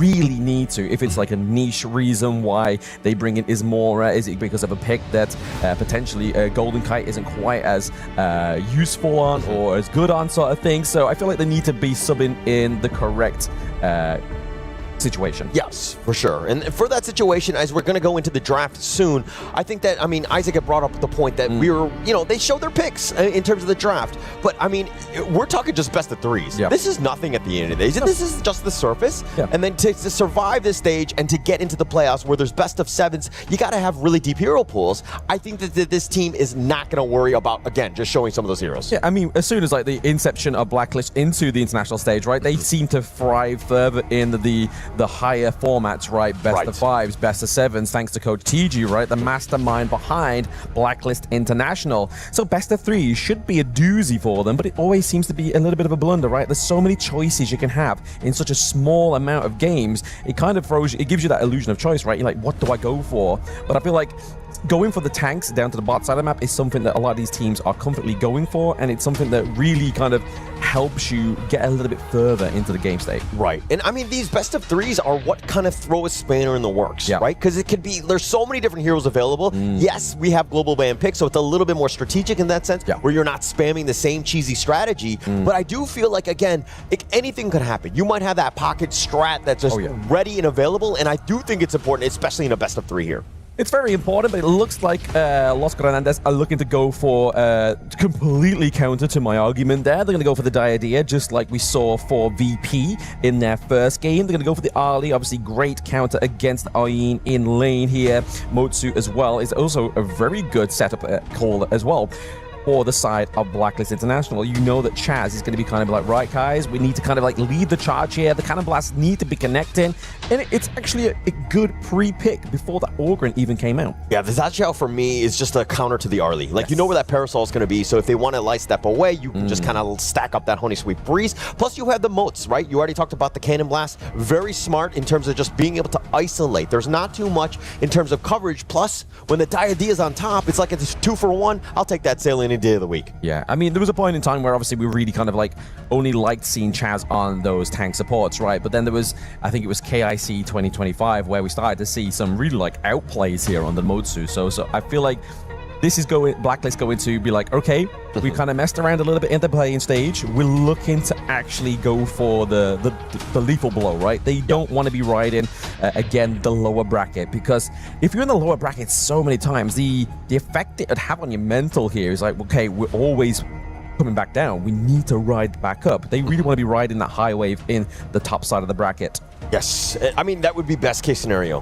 Takes away a lot of the pressure. Yep. I mean, it's one of those things where you actually play less games if you were able to win this one. You avoid that potential 3-4 game, and you're able to kind of skip at least one team, right? Which is like best case scenario. Playing less, you show less, and also less stress. I mean, there's a lot of good things out of just winning here. Exactly. Sometimes less is more within that case, right? But if you're looking at, obviously, Los Granades draft here so far, they have a lot of late game scaling, right? Obviously, they've got the Orgren here as well as the Charlotte. So really, for Blacklist International, we're looking at, we need either a little bit more late game, or we need something that's going to dictate the tempo in their favor in the early to mid. But the fact that the Pei and the Agudo and the Yu-Gi-Oh has been taken away, in terms of jungle, it feels like the only route that could potentially go here is, again, late game. Yeah, Monkey.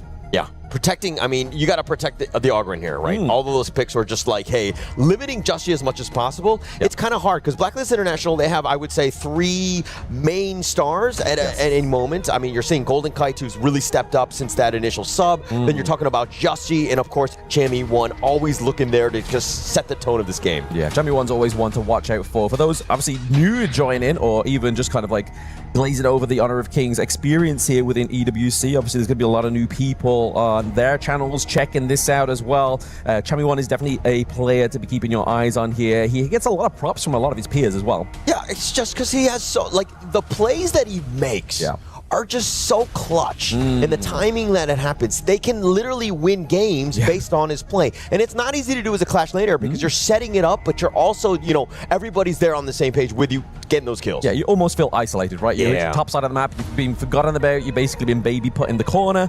Just making sure the plug sockets are covered though, so you're not actually doing any harm to yourself. You're just trying to make that 1v1 matchup go into your favor, and then you can influence the rest of the Gorge, right? Like you said, try and find those flanks.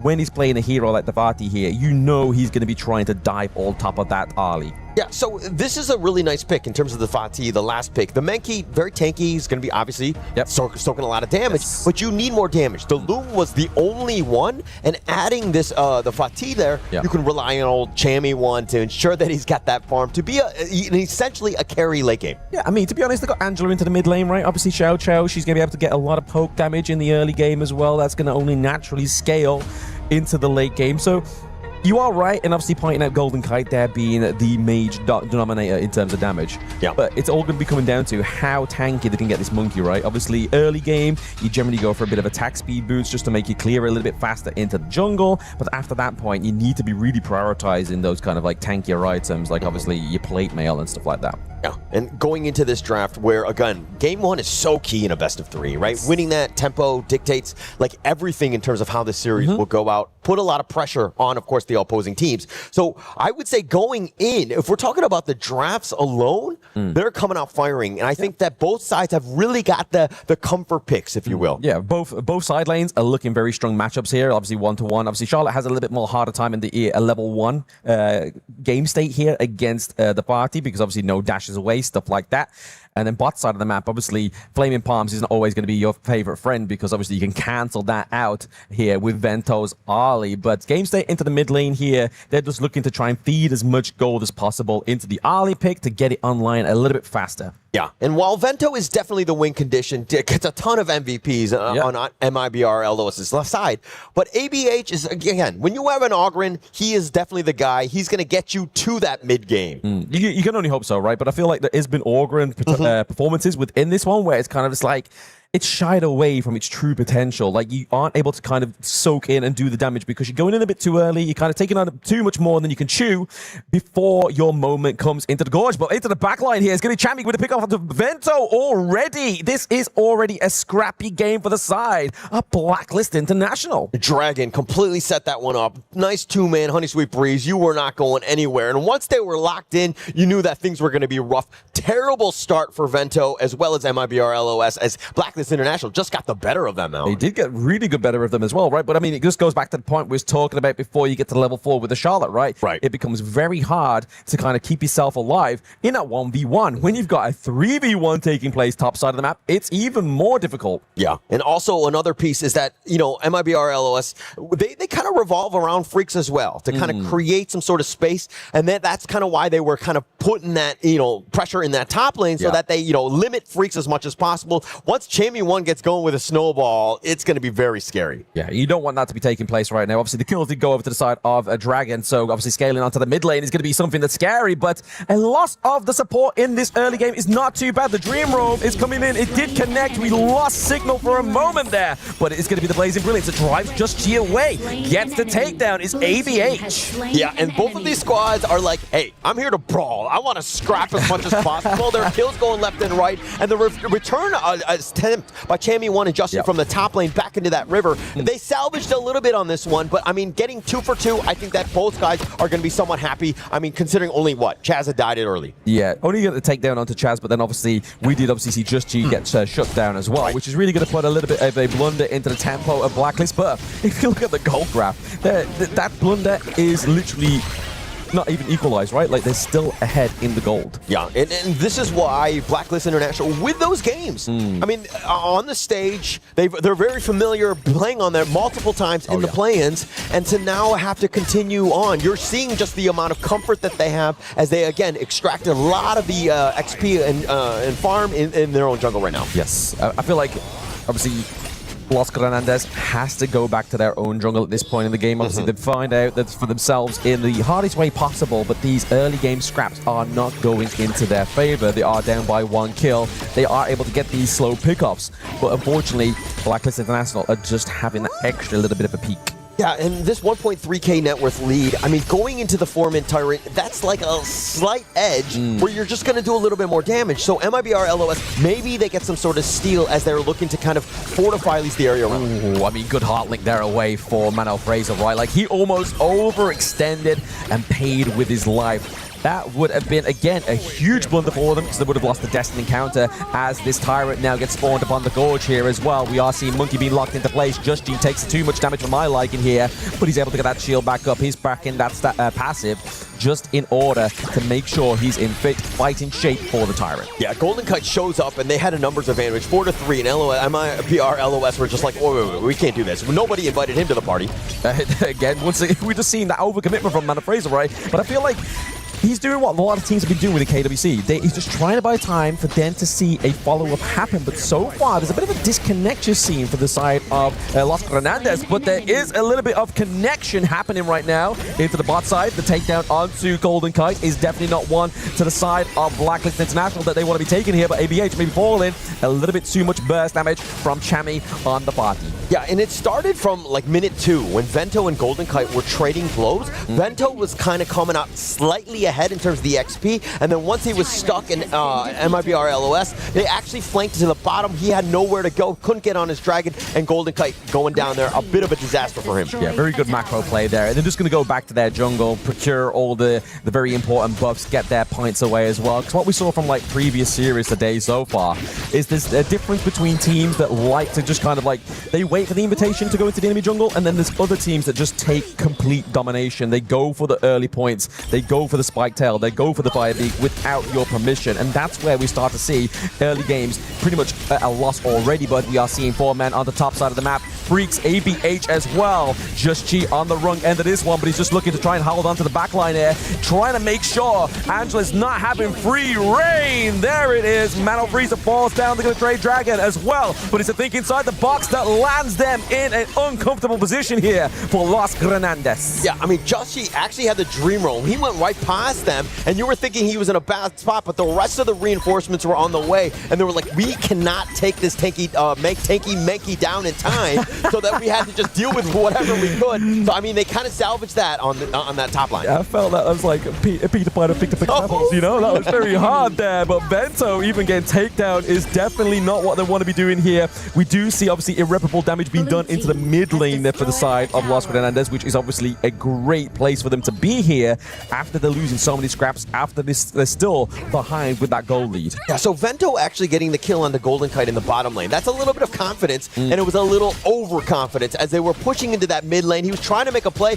but the tower just shoots you, man. You got to be careful about that aggro. Yeah, they do hurt. They do hurt indeed. Just Chi here, just playing around the Azure Golem as well, taking too much damage. It gets the execution there. It's going to be ABH with the pick-off. Can they get a little bit more? I feel like without their commander-in-chief here, Just Chi, they're just going to go back to the game state into those lanes. Yeah, you need to play a little bit more that was safer in that sense. But let's talk a little bit about one here. On this Angela pick, the Blazing Brilliance, absolutely amazing in terms of taking down that Mankey. Yeah, he's tanky, but I'm just going to burn you to a crisp, and that's what they did. Justy had no outs on that one. Yeah, I mean, I've been loving this Angela pick all day, right? Obviously, we had Highlight. Now we have one piloting this mid lane that generally doesn't get actually a time of day within the draft, but because, like I was saying, when Kim was on broadcast, there's so much tank meta in place. We need anti-tank potential. I feel like she is definitely one of the best heroes to be doing that.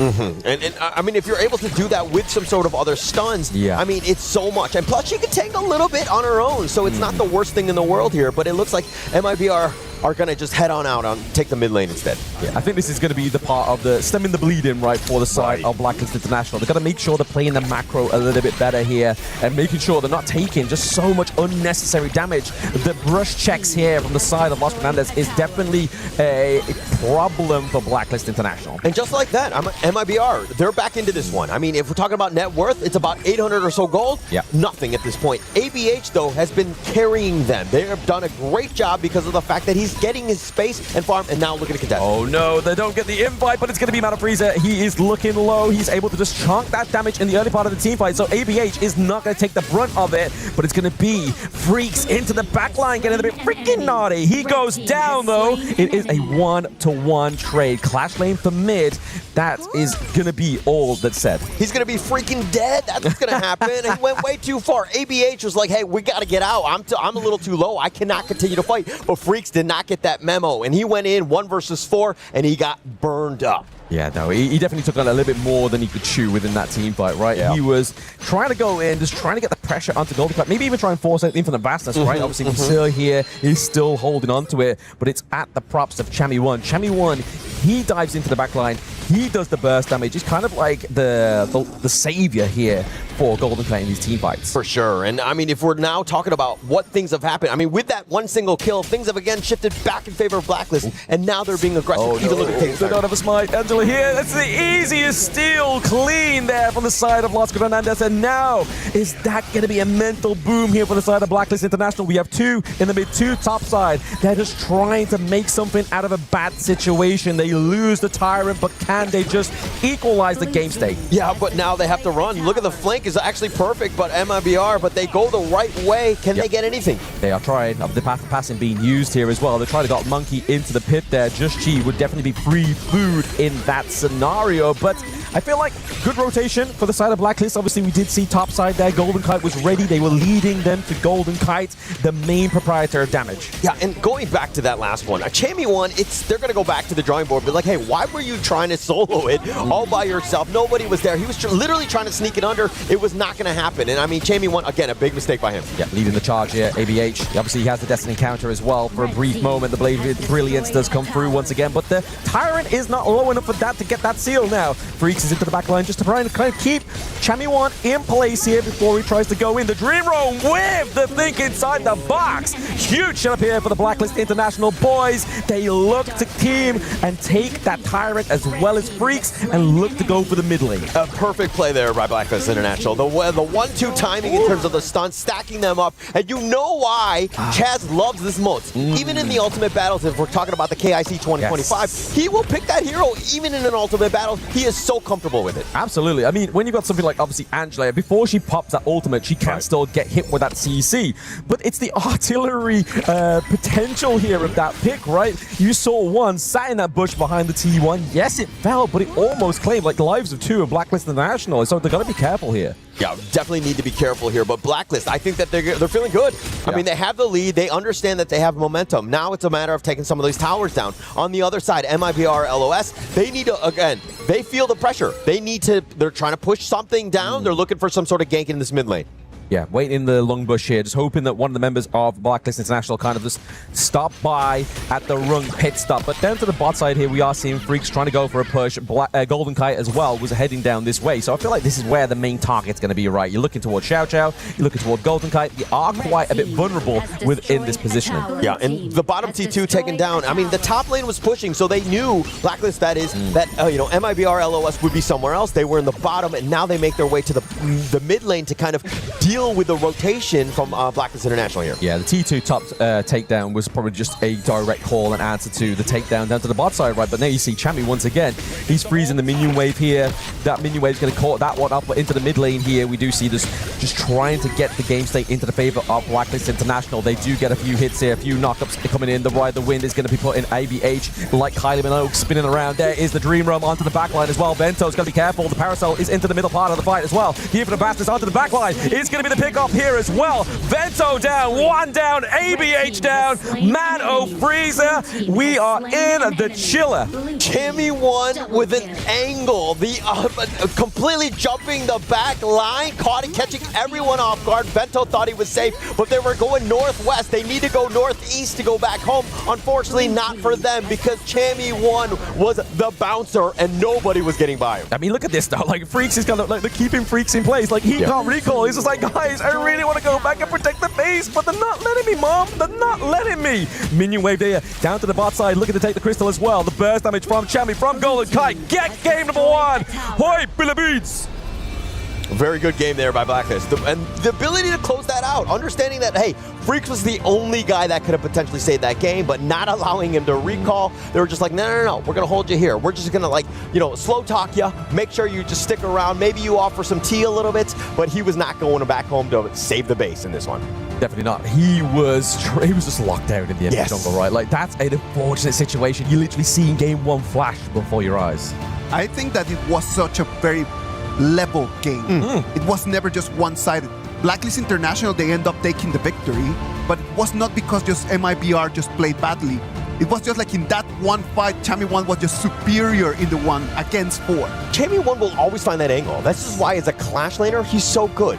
When you're playing against him, you always have to be, you know, keep your head on a swivel, if you will, and make sure that you don't get flanked, because that's what can happen. You could just lose a team fight and the game that instantly. Yeah, I feel like all players just need to be an owl at the point when they're playing against everyone, right? Just like 360 peripheral view, man. Like, it's hard to actually achieve. But we're going to look at, obviously, the post-game analytics. Because like Isaac was saying, right, it wasn't like a night and day difference, right? Like, this was very close. It was all about the correct pickups into the team fight.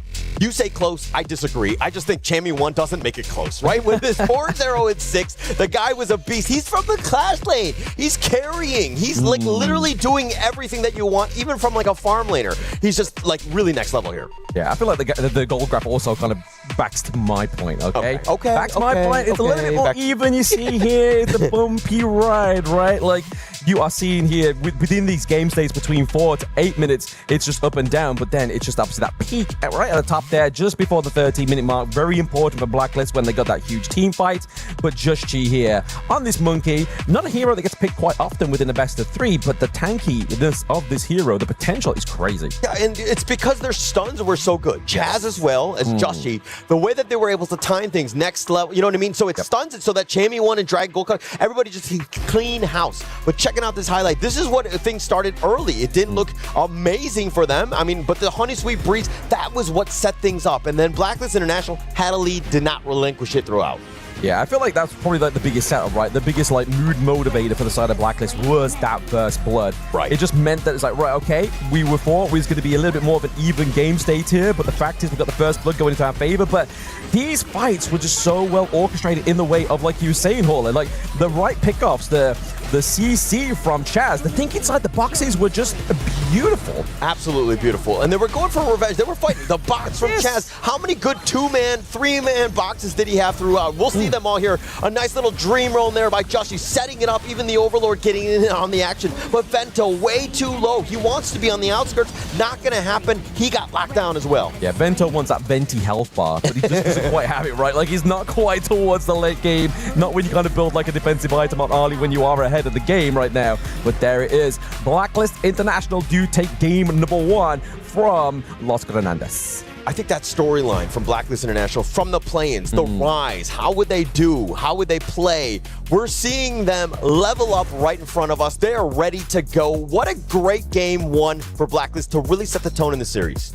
Blacklist International, with that amazing performance, takes an advantage, and they might go all the way until the upper bracket finals if they get game number 2. Let's go to a break, and when we come back, we're going to bring you the action of our game number 2.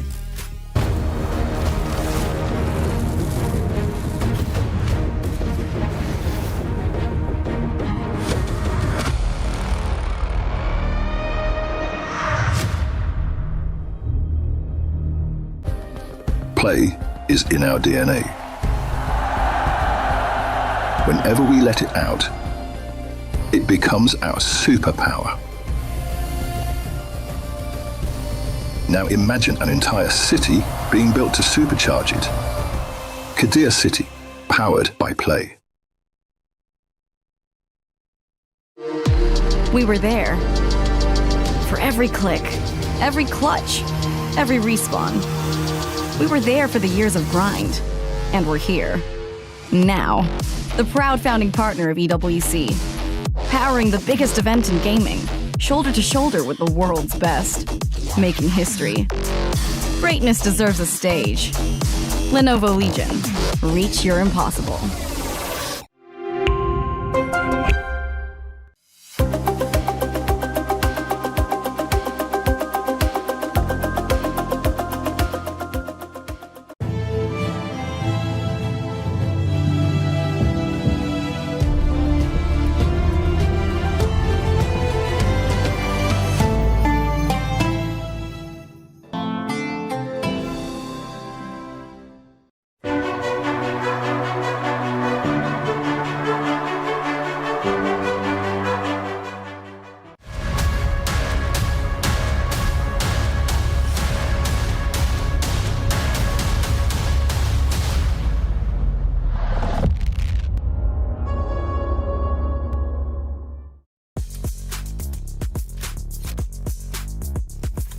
Welcome back. This is the KWC 2026. We're going to move into Game 2 between Blacklist Internationals and MIBR.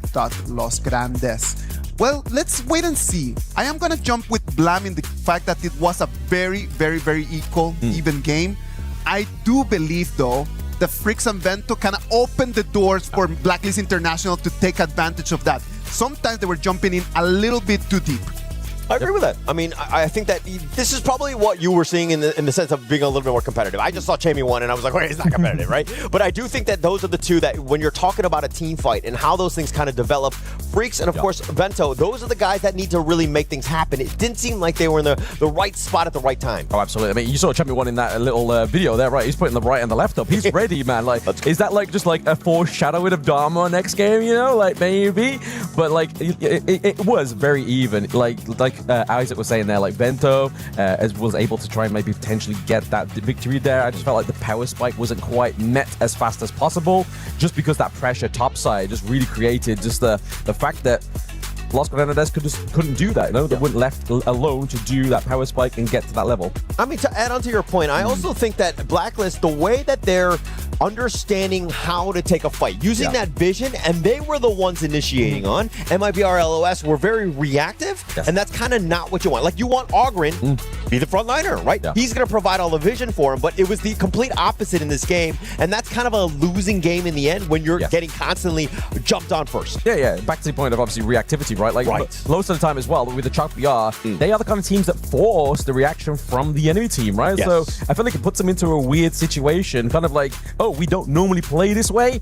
How do we overcome this? And it was just kind of just all down to the team fights and hoping that the scraps and the pickups were just going to come at the right time. Yeah. And I mean, hopefully for this one, MIBR LOS, we make a game of this one in the sense that they're able to kind of bounce back, find ways to, again, I mean, I'm not thinking that it was too much of a draft issue. It was more about execution. Like, that movement place really didn't work for me. No, absolutely. I agree on that one there. But at the same time, obviously, we're looking at these two teams, right? Obviously, Mana Fraser, they didn't really use a support tank either within that one, right? Like, they were just literally using the utility. Same for Blacklist. Like, they still have potential. If this game goes all the distance, they still have the Lian Po, the Lapu Lapu, the Zhang Fei. Like, they still have every tank on the board here. And from what we've been seeing as a bit of an arc into that support 1v1 is who can land the best ultimate, Lapu Lapu or the Zhang Fei. So I feel like this time around, the boys are going to go for a little bit more of a backbone down to the bot side of the map rather than looking the backbone towards just Chi and Chami1. Yeah, I think that you'll kind of always revolve around that. Even the draft, execution, all those things. Just Chi and Chami have definitely been the guys in terms of when that fight truly happens. But if we're, okay, MIBR LOS, like, again, let's just pretend like you're Coach Blam, right? What do you need to tell them? Like, how did they get back into this series? For me, right, okay, so obviously something like the Organ, right? We didn't really see much invasions at level 1, which is obviously something that is one of the key factors that can help Organ just grow exponentially, especially if he's uncontested. But it just felt like that once the Organ came out, obviously Blacklist already called their bluff. They went for the Motsu, right? Like, they didn't have to go for another counter for the Organ. They already had it with that one. And the fact is, you weren't able to scale up, and you've got so much burst damage. It was just, I feel like at that moment in point, with that draft, it became much more difficult for them to actually navigate and compose a victory for themselves. But Blacklist actually gets side blue once again here, and they're going to go for the higher first pick. Yeah, I mean, this is a great hero to start off. I mean, we've seen it time and time again, and we're in day 4 now. This Haya has just been completely dominant, right? I mean, the Lorien has also been one, but that's been banned. But Haya has been, like, next best. I think, I mean, I don't mean to predict here, but I do think that come Ultimate Battles, Haya will be one of the top picks for the mid lane. Yeah, absolutely. Into the mid lane with the Mai Shiranui as well. Obviously, we don't normally have the usual suspect within the game at the moment. Obviously, Yixing, he's not available for these teams for the Ultimate Battle. So you are right there. I feel like that is going to be the cause here. We're not going to get the Dharma Chami1 here. He does deny it for ourselves. But if you look over the side of Los Hernandez, they have gone for the Lapu Lapu like we were talking about before the draft here. The Chicha as well. Great second pick because it can be flexed into the farm or the clash lane. Yeah, and it looks like you were doing some predicting earlier with the Zhang Fei and the Lapu Lapu. Both of these teams picking both of them. Obviously, it's about execution and who gets the better of the two in terms of the ults. But the Aaron, this is a pick to kind of harass the Chicha as much as possible. They kind of like it going into the matchup, and they think that this Chicha will be in, of course, the farm lane. Yeah, I just love when we see Aaron and Chicha go up against each other. It's like one pops the ultimate, the other pops the ultimate. They're just going around, just like bursting each other, just AoE damage. It's just like a fun little display of dancing to watch. But I feel like going over to Blacklist here, a bit more support for the boys.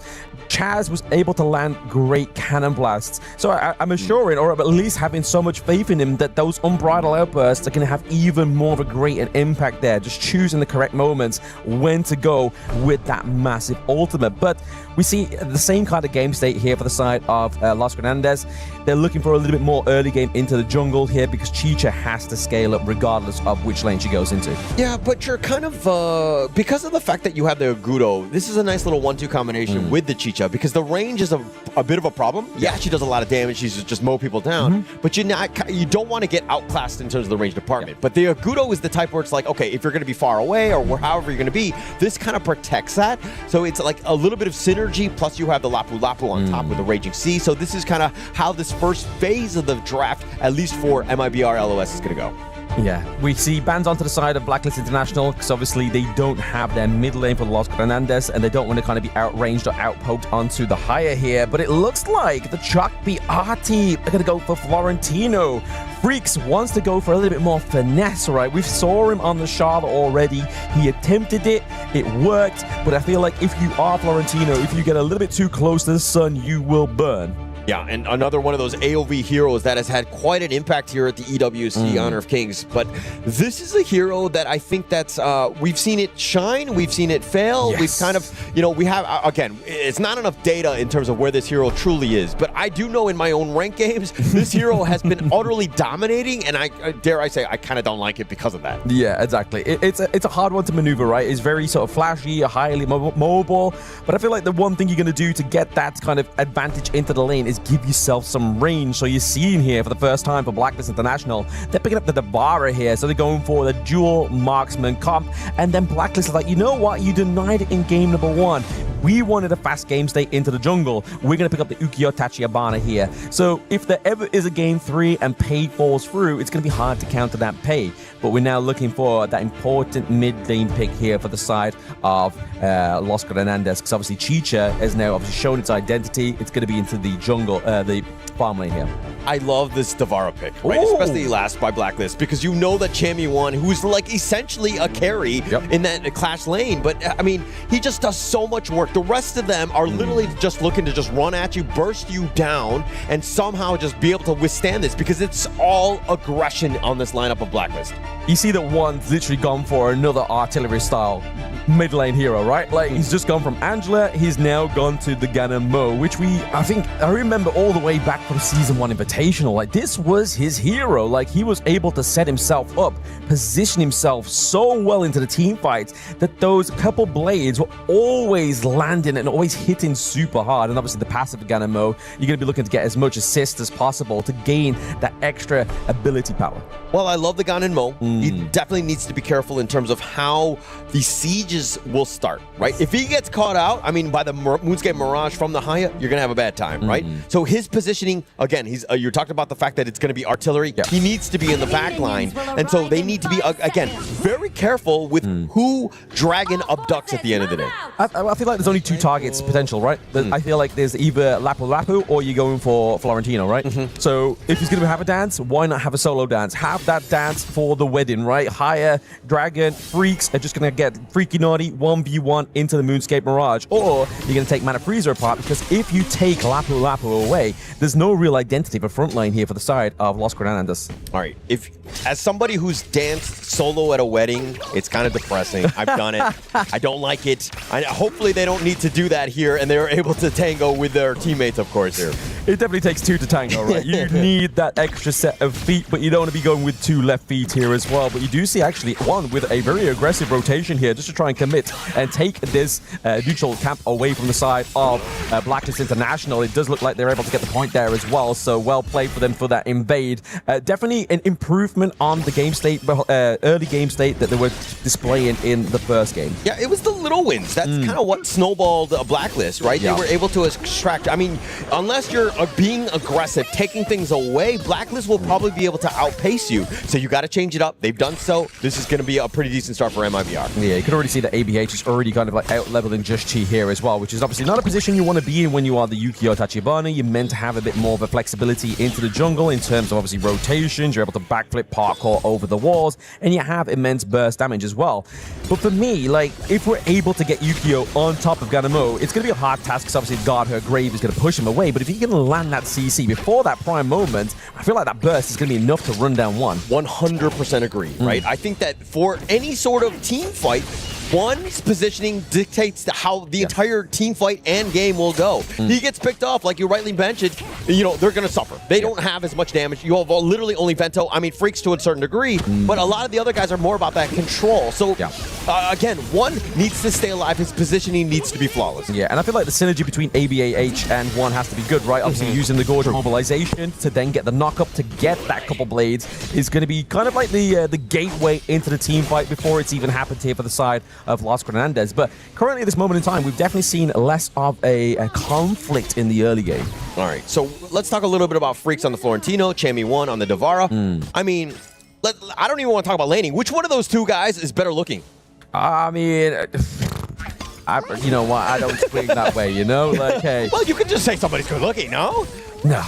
Okay, all right. I'm the best looking man in my life. All you need is a mirror, my friend. I think it's great for them. But MIBR, I mean, for me, if we're looking at this one in terms of that top lane, Chammy1 is definitely going to carry in that late game, right? Oh, yeah. It's going to be a bit of a struggle. So MIBR LOS, in my idea, like of how they need to play this, they need to play a little bit faster so they don't get to that late game. Yes, exactly. They need to kind of bring this one off already a bit, maybe like 10, 13 minute mark, so it's not going to get too exhausting for them to kind of draw those long team fights. Because like I was saying earlier, right, like in terms of like sustainability here for the side of either of these two teams, if the team fight draws out too much, there's no healing that's going to come through here. It's going to be a lot harder. Yeah, definitely will be harder. I mean, there's a lot of sustain, right? But again, if they're able to get some sort of pick off, best case scenario, maybe one starts to kind of get those items so that he can just burst somebody down. Then with this Agudo, with that Wild Growth push, it could be way too much for Blacklist. Yeah, I mean, you're trying to use it early on here as well, obviously, whilst the turret plating still have that defense. They're just trying to get the game state top side of the map so they can make an easy price break, but it's going to be Bento, maybe potentially getting picked up here once again. His health bars are so low, so yes, they claim priority and the neutral objective top side with the Space Sprite, but down the bot side is a different story. Yeah, I mean, best case scenario, obviously getting that kill onto Vento, but you pushed him away. Now he has to recall, make the walk of shame back into the lane, and this opens things up. The Tyrant is up here for the taking of Blacklist. Yes, and it means obviously they've already started at the wrong direction, right? Obviously, red side, they're stopping at the Crimson Golem, means there's going to be no actual contestation for that Tyrant here as well. But you have to give props over to Los Grandes. They actually managed to kind of like splinter the gold lead here as well. It's only a few 400s here as well, but it's going to be Chaz getting knocked up by Mana Freezer, so the ultimate's been popped early. But Chaz is not the person you want to be running down in health bar. As soon as Unbridled Outburst comes back, he gets basically a second wind. Yeah, Chaz there, it's kind of, I mean, he's going to lap that one off, right? I think all the stuns are being thrown at him, and he's all by himself. He's just like, I'm doing my job. I'm taking these punches. That's what Roam Lives do, right? I mean, roamers do, right? But I think that Chaz, again, very patient, understanding that now is not the time to fight. I've got my Unbridled Outburst. This is a huge opening for Blacklist International now. That's it. Just knowing your own limits here onto something like the John Fay is probably going to be the focal point within these team fights. We do see a bit of a dive onto Dragon here, but he gets a Moonscape Mirage. He takes away, I believe it's going to be Bento here into the Moonscape Mirage. Can they come out on top here? Everybody's waiting for their return. It's like they've just come back for the honeymoon, and there is not the meeting that they want. The X comes through the door with the Unbridled Outburst, and now they are charging for the Stampede as well. Bento down, Mana Freezer down.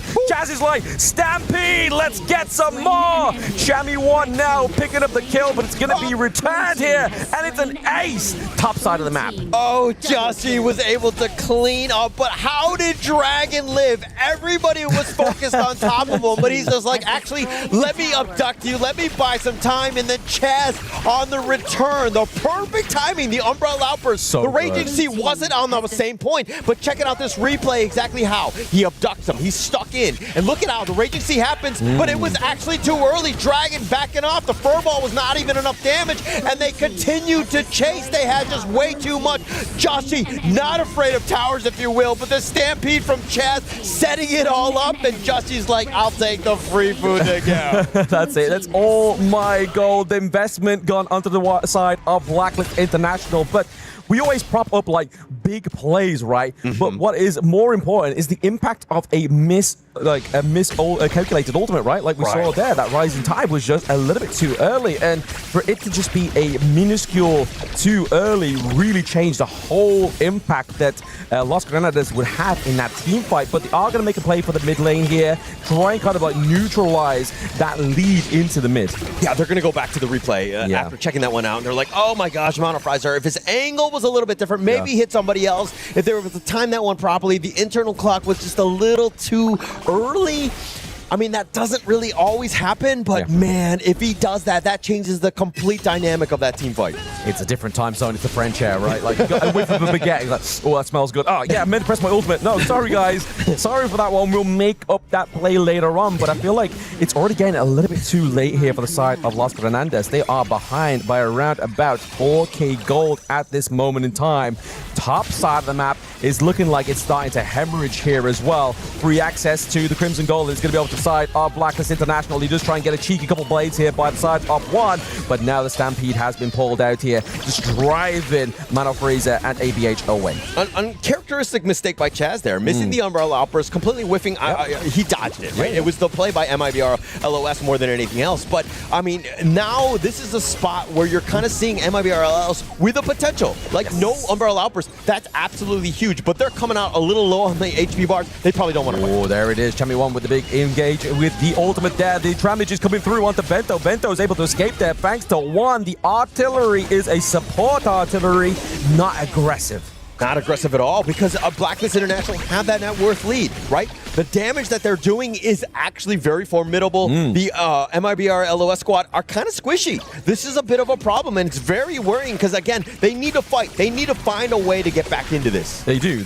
I mean, I feel like they've kind of lost any kind of like sense of game sense in this one, right? Agreed. Obviously, that big blunder top side of the map maybe would have been enough to just kind of be like, right, guys, we just need to reset. Like, unfortunate, we have to just accept our fate here. We can make and try and go for a turnaround, but where could that turnaround really come from? I mean, it's going to be even tougher. I mean, this Tyrant here being picked up, Dragon abducting people left and right. I mean, Mono Frizer, he just wants his teammates. He wants to just go back home. How dare he? How dare he, like a UFO, take somebody in the middle of the night, right? Obviously, I was having a good dream there. I was having a good dream. Mono Frizer is now having a nightmare. It is nightmare fuel for the side of Los Granadas. They don't have their tank. They don't have their main engage. They're really hoping that ABH is able to get that Gorge mobilization for a setup.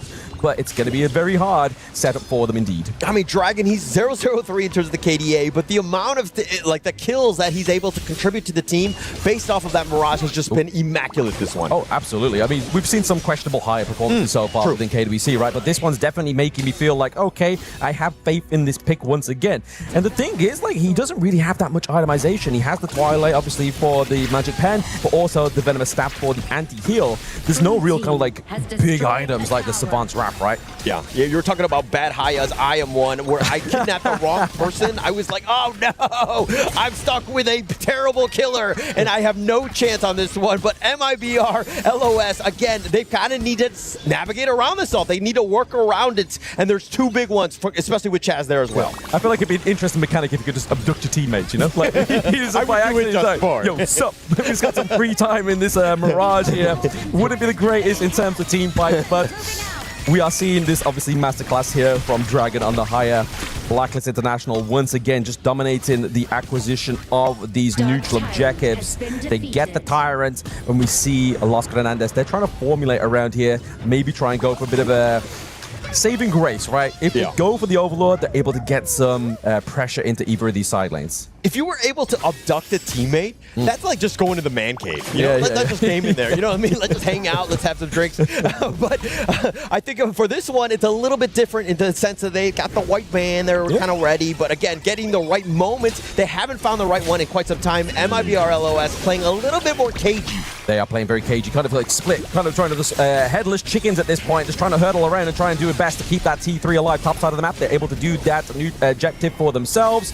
Personal goal has been achieved, but the damage here is coming through for the side of Blacklist International. They do get the takedown. They don't need the minion wave. The siege is real from Blacklist. The way that, I mean, you have a Ganemon on the other end, and you're thinking those blades are going to hurt, but Blacklist have just been able to just work around that. And again, taking these T3s from afar and, you know, just damaging them down whenever they want. Yes, the poke there. Just trying to push them away on the side of Blacklist International from the Chicha, from one, just being artilleries within their own respect. I feel like that's the only thing that's really creating them space at this point is the fact they have a little bit of a long-range poke that's going to do damage onto the squishier sides of Blacklist International. But when you look, there's an XP advantage in most lanes. There's a gold lead that's kind of like going on towards around about 7K. It's very hard at 11 minutes to get that back. The lead is absolutely real. They're pushing in all three lanes. And the MIBR LOS not going in. No, they're not going in there. Chaz is just trying to take enough damage before he procs that ultimate there, but ABH is looking a bit too low to be in the front line as well. We do see the charge come through from Mono Frizer. Again, they're just making sure they're creating space for themselves. Yeah, and they were sieging all three lanes. Yes. They were like, hey, look at my left hand, but the right hand was the actual one doing damage. They took out both of the outside T3s. The mid lane is still there with that T3, but again, MIBR, you don't want to just be hunkering down on it. I'm telling you, that's why Chammy put the left and the right up. There was like, okay, you may see my left hand, but boom, it comes in with the right there. That's going to be the lethal blow, but lethal blows have been dumped to T3s rather than the team themselves. I feel like maybe another ace is on board here for the side of Blacklist International just so they can get that. Oh my goodness. Why are we using the ultimate this early within the team fight? I get that it's a zone potential here for them. Maybe try and force them to come around in a different angle, but now they don't have that counter engage. Yeah, it seems like the nerves are really there. That was, I mean, he saw Chaz just walking around and he barely missed it. He was by himself. Why would you commit the Raging Sea here? I feel like Mono Frizer here a little not playing playing to his usual level. It's very trigger happy, right? It's Yes. like maybe someone's had one too many cups of coffee, you know? Like, I got jizz. It's not the coffee, it's the baguettes. Let me be very honest. As somebody who's been having them daily, they definitely have been slowing me down. Yeah, you can look at it as slow potential or maybe just a little bit too rushed to press that ultimate there. Either one works, right? But what doesn't work is the effect in the game. Right now, Blacklist International all have 3 lanes kind of charging towards the base here as well. Vanguards as well as a Shadow Vanguard just behind them. We do have Chaz still with the ultimate. He's now back up to full health bars as well. He could really do some damage here. Top side of the map, Freaks is trying to keep them away. Bot side here as well.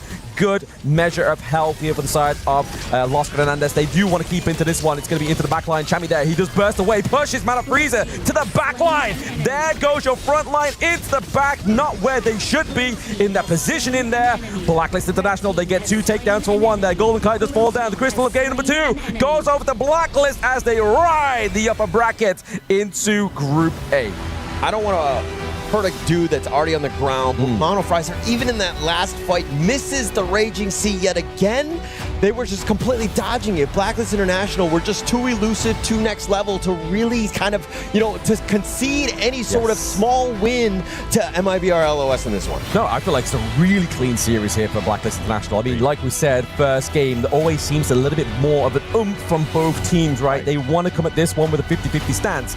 But then when you lose a game and it's so close, it's hard to reset even for the best of players. Yeah, definitely. And just really well played by Blacklist International. They're just kind of finding that groove. I think the play-ins had done more for them because they've created this momentum. They had a couple mistakes early in the play-ins, but if you're thinking about it, it's non-consequential at this point because they're finding that groove.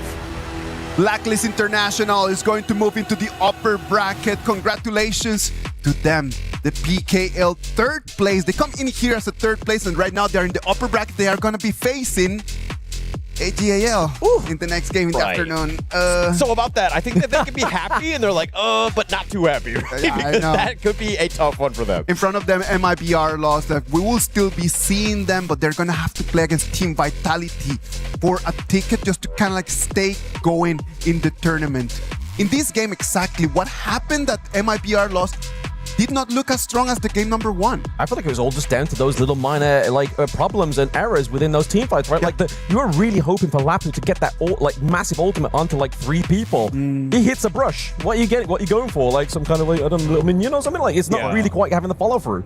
I mean, Mono Fries has definitely made some mistakes. Yes. But let's at the end of the day, this is still a team game. We're reporting everyone and not just Mono Frizer at the end of the day. But I think that it was kind of like that initiation of when you're going in, Mono Frizer was like a little impatient at times, kind of using that Raging Sea a little willy-nilly. I feel like you need to let your Agudo, God and Moat kind of tenderize people, set things up so that everybody groups up, and then you go in. So what we're hearing here from Hall is like he likes his meat tenderized, right? Of course. Absolutely. The only way. That's the best way. A little bit of a slow roast. I mean, the game was definitely a bit of a slow roast for them, right? The game ended in around about the same kind of time frame, so it's not kind of like they weren't able to get to the late game. It's just that Blacklist had such a strong game from the word go, right? They just had Chaz on point. I don't know what it is with Chaz today, but he's been like the rising star. Obviously, Chami 1 has massive impacts into these team fights in terms of takedowns, but Chaz has been the ultimate setup here. Yeah, not only just setup, but he's been like the perfect bait. Yes. Right? Everybody's been going after him. All the guys are just like, oh, I see him, I want to go. But then they're like, okay, actually, he's just able to dodge it. He's able to survive. And again, it's just a classic game by Chaz here. Yeah. Not only Chaz, right? Like it has been the show of Chami 1 as well. Because he did not only in game 1, but in game 2, in both of them, just those performances have been top of the top. Now, let's go on stage and talk to Chami 1 through Mara. Mara, take it from here. Chami, congratulations. You know, you were incredible gameplay, very superior. You're doing everything that your team needs exactly in that matchup. And it's so evident that Blacklist International has leveled up. Your first match in this tournament, it was a loss, followed by a 2-1 match, and then back-to-back sweep. What has changed in the Blacklist International in terms of closing out the games that's allowing you guys to be more dominant in every series? Malaking halaga din talaga yung sa amin yung momentum. Ever since na nanalo kami against OG, parang ayun na rin yung nag-boost sa confidence namin kasi yung team talaga namin more on like umaasa sa confidence tapos yung mga momentum ganyan. So ngayong mga nakalaban namin yung mga NS and then MIBR, feel ko mas tumaas pa yung confidence namin na kalabanan yung AG, and this time feel ko kaya na namin ilaruin yung laro namin, which is good kasi we're against na sa pinakamalakas mag-HOK sa mundo, and sana mabigay namin yung best namin. And momentum is really important for them. It was really important that they had that first win and that built up their confidence going into the next matchup against Nongshim and with this matchup against Loss. So their team is all about gaining confidence from momentum. And with that, they feel more ready to face against AG.AL next. Speaking of, that's gonna be a tough matchup. But you know what? When I interviewed Inuo earlier, he says the chances of the teams beating them in the game is more than 50%. He says from previous games, previous years, now the teams have improved. Do you feel the same way, that there's 50% or more chance? And how confident are you in defeating them in the entire matchup? For me, siguro ano lang yun, less than siguro 50% kasi nire-respect din namin talaga sila as a whole, and feel ko sobrang humble lang din ni kasi ayun nga, binibigyan nila ng chance yung mga global teams na matalo sila ganyan. And feel ko pag nalaro naman namin yung best namin, feel ko mapapatunayan na namin na 50% nga kaya na talunan yung AG. He feels, to be honest, that it's going to be less than 50%. He gives respect to Inuo that now he's giving more credit to the other teams and he's being very humble. Thank you, Inuo. But he feels that now with what they've been showing, they are ready to face them and it might be close to 50%. Now give a shout out to everybody that's watching because for sure they want to hear from you. Invite them for that support because definitely you will need it for the next matchup against AG.AL. Yun guys, patuloy nyo po sana kaming supportan, and even though malakas yung kalaban namin next, sana mapakita namin yung laro ng Pinoy. And he's inviting everybody to continue to support them, that even though their next opponent is going to be really strong, he hopes that he can show you and he can make you guys proud. Thank you so much, Chammy. And now we'll head back to Masters Lead the Gorge. Cammy One should feel proud about his performances today in Game 1 and Game 2. In both of those games, he had amazing pickups. Like, he was able just to control that Clash in there. And I'm glad to be able to see that Blacklist International is going to be moving forward. Yeah, I'm actually happy for them too. I think that Blacklist International have deserved this one. I mean, they were able to outclass today. I think that they were very happy with that performance, but they're not out of the woods yet, let's be very honest. Absolutely not out of the woods, but back to the point, obviously, that Isaac was making earlier. They're the third seed going in. There seems to be a little bit of a traction here with the third seeds, right? Obviously, Rocky Esports was able to topple the first seed of MKL, and now we're starting to see the third seed of PKL actually rise to the occasion here at KWC 2026 to further that positioning that they were unfortunate exit of KC 2025. Yeah, and I mean, checking out these highlights, you can kind of see, like Chaz, look at how much devastation he has. All that control, pushing down one in ABH, nobody can get into the fight, letting the rest of them, like Chammy One, clean up on the backside. This is the way that Blacklist like to play. They're just, everybody's on the same page here. Cammy One's always the first one to go in, right? Into the backline, do the absolute monstrable damage, and then after that point, the rest just get to go for the scraps, right? Yeah, actually, my handle is Chammy5 because I'm the fifth guy to go in. That's how it works. No, I don't know. I mean, you just wait. Like, okay, is everybody gone? Okay, no. yeah. I'll clean up. All right, I'm here, guys. Aisle 3. All right, I'm ready to go. That's lovely. That is lovely indeed. All right, we're gonna move to our next match. Is going to be our first upper bracket final of the day. Let's go for a break, and we'll bring you the action of that match.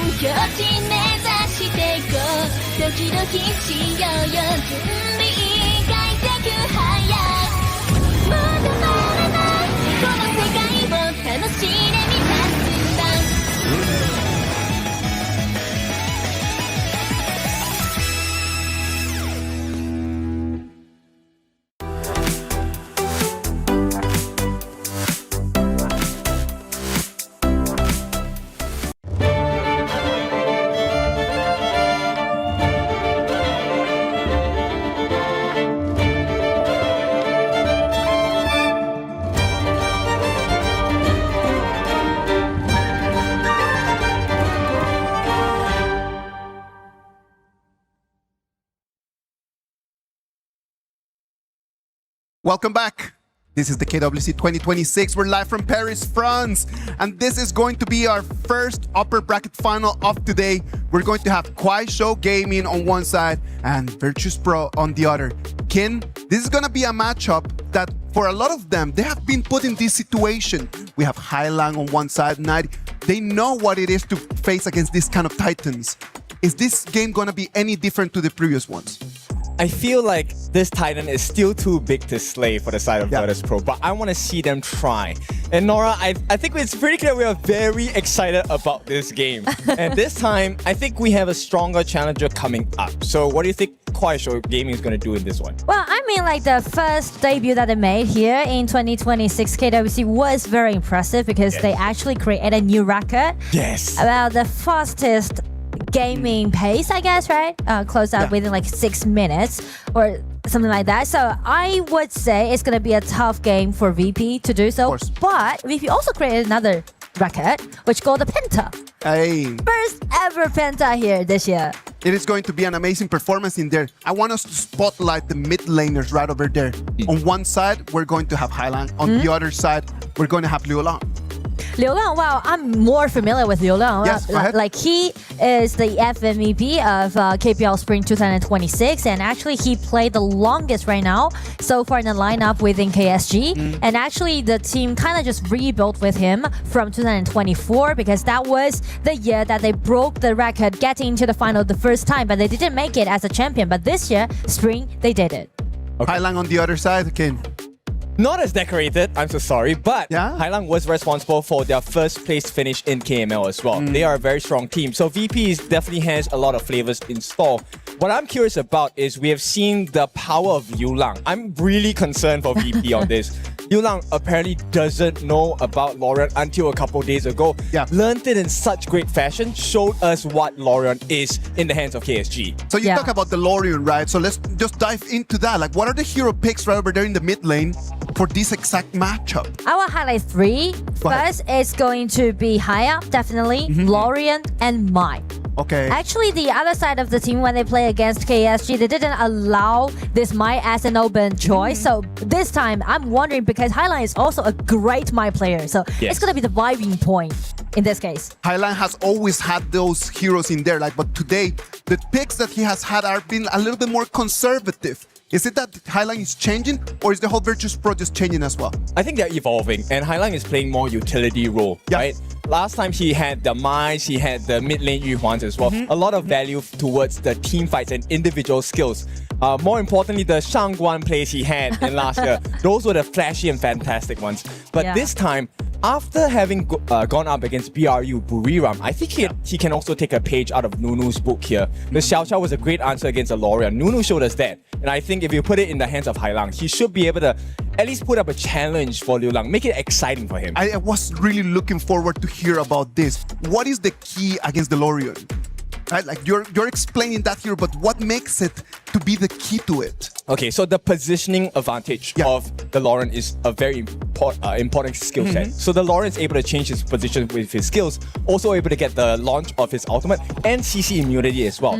This is where the timing of Xiao Xiao's second skill is so important, and Highlang knows this technique. So he needs to do it before the CC immunity comes to play for the side of the Lorian. And if he gets a knockup, hopefully the rest of VP is there to finish the job as well. So Nora, in terms of that, like in terms of a roamer, a Moatsu coming in just to try to make that combo, would that be a good option? Yeah, nice one. I mean, definitely it's going to be a nice one. Long poking damage. And also, like we've seen AG played with a Garuda in the mid. That also makes sense. So it depends. But instead of like a Moatsu pick, we can also go to some assassins for the jungle, because in this patch, we can't just isolate the mid lane, right? We should pair this mid laner with the jungler together. Not even mention to Juho also did a great job, and also AG.AL create the first ever pentakill this year. So it's gonna be very fierce about the draft on those milliners and the junglers. Yes, and one of the answers as a assassin jungler to the mid lane, Lorian specifically, is the Jing. And that's exactly the hero that AG.AL used to get the pentakill as well.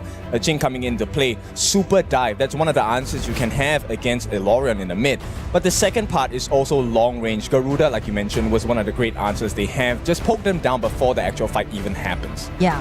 But I feel like Haya gonna be the most vying point in that case. And also for the top laners, we are looking at Silence, the top laner on the side of KSG. He is a great laning player, and as I mentioned, both side lanes on the side of KSG, actually the player just made their debut in 2026, but the first season that they made their debut, they got the championship. So you can see like the mechanics and also the potential that both side laner has on the side of KSG. They set a very high standard, and for Virtus Pro as well, I think I'm going to toot the horn of 90 for a little bit. 90 did impress us for many months with KML as well. His signature heals include the Dharma, which he has showcased just now. Great synergy with AG.AL, which is kind of nice to see, but the Fati is also a great answer. But my concern here is Silence has played a god like the Vara. I'm so scared of that guy. But it seems that we've talked so much about the draft, so definitely we're gonna put this draft on the spotlight. And for game 1, VP's on the blue side. For KSG on the red, they just banned away this Florentino. And VP, Liang with this Haya. Not gonna be an open choice for Liu Lang. I'm curious to see if they're going to ban out the pay as well. This has been the signature ban coming in for the first phases of our ban phase, but it's going to be the Diadea, which means we open up potential pay for the side of Virtus Pro, or they could go for the all-in. Exactly. I mean, go for all-in, that's going to be a safe play. And if they go for that play, which means they need to play in a quite fierce way, which is really interesting because AG.AL and Zhuhao, they know each other, like a little bit familiar because they are actually at kind of like a same season because AG.AL also attended in the Challenger Cup last year. Yes, and with that, they will just go completely in a different direction. Guan Yu is going to be the first pick coming in for the side of Virtus Pro. This is another one of 90 special. In fact, I would think that a lot of the class laners, this hero needs to be in your arsenal because from the play-ins up until this point, most of the wins have come from a catch on Guan Yu's ultimate. True. So true. I mean, like, we know that 90 is a great Guan Yu player, but the thing is that if you show it at the first pick, which will let your opponents to pick some nice counterattack to this Guan Yu, and I'm looking for an in for the jungler. Okay, that's a huge expectation. Will the Yin come through for the side of KSG? Now, Virtus Pro have already countered the pick in the farm lane by picking a channel with a Zhang Fei as well. There's a healthy bit of shielding, healthy bit of HP to deal with. So immediately the counter comes out, the Lapu. What do you think about this pick so far? I mean, like, very classic, right? Lapu against Zhang Fei again. But to me, the priority is kind of different because, as we said, KSG, they try to secure their side laners, right? Both side laners can do a great job in the late game, but as we said, they are relying a lot on their late game. But as for VP, they are trying to play more aggressively, right? It's very well-rounded, a lot of initiation that you can see on the side of VP. Yes, nobody wants to make the first mistake, right? They're leaving the mid laners open. And this is where, look, the Lauren is still open for the picking. No higher, so that is one counter gone. The Garuda is still available as well if they want to play that game. Noir is also available. And that's going to be some of the considerations that both teams will be taking a look at. But this Hano ban is really important because I think they don't want to have the game drag. They want to end this as fast as possible on the side of VP. And this Hano ban just gives me the sense of feeling that they are looking for another Agudo play as a jungler for AG.AL. Because for this channel, or maybe possibly with another Agudo, Hano can just easily land in all his skills to take down those HP before the team fight. Those poking damage, they can't stand with it. So I'm looking for a potential Agudo play on the side of VP. It also helps him heal, but more importantly, the Hano repairs towers, right? With the fake rewind, as Agudo, he can do a good job of taking it, but all of that effort will go to waste if the Hano is ready with his ultimate. So that's one of the big considerations here. But with the Nerza coming out of the bans for the side of VP, the response from KSG is you might be looking at a assassin jungler, and they will take out a Jing. No more pentakill with a Jing for the side of AG.AL here. But still, In is an open choice, just like we said, right? Once you picked out this Guan Yu, In can always do decent job when he's taking away this Guan Yu throughout the battlefield. So it's gonna be in Zhuhao's comfort zone. They just go for it. I love the idea of the Ying, right? Ying offers you a couple of things. One thing is the access into the backline. With the ultimate, you can actually dash, cancel the second usage of that ultimate, stay in that position, and get your last hits onto T-Go. So T-Go this game is going to be under a lot of pressure. At the same time, Ying is a hero. She has everything. She's tanky, she has damage, she's mobile. So they need to shut down the early game for the side of Virtus Pro.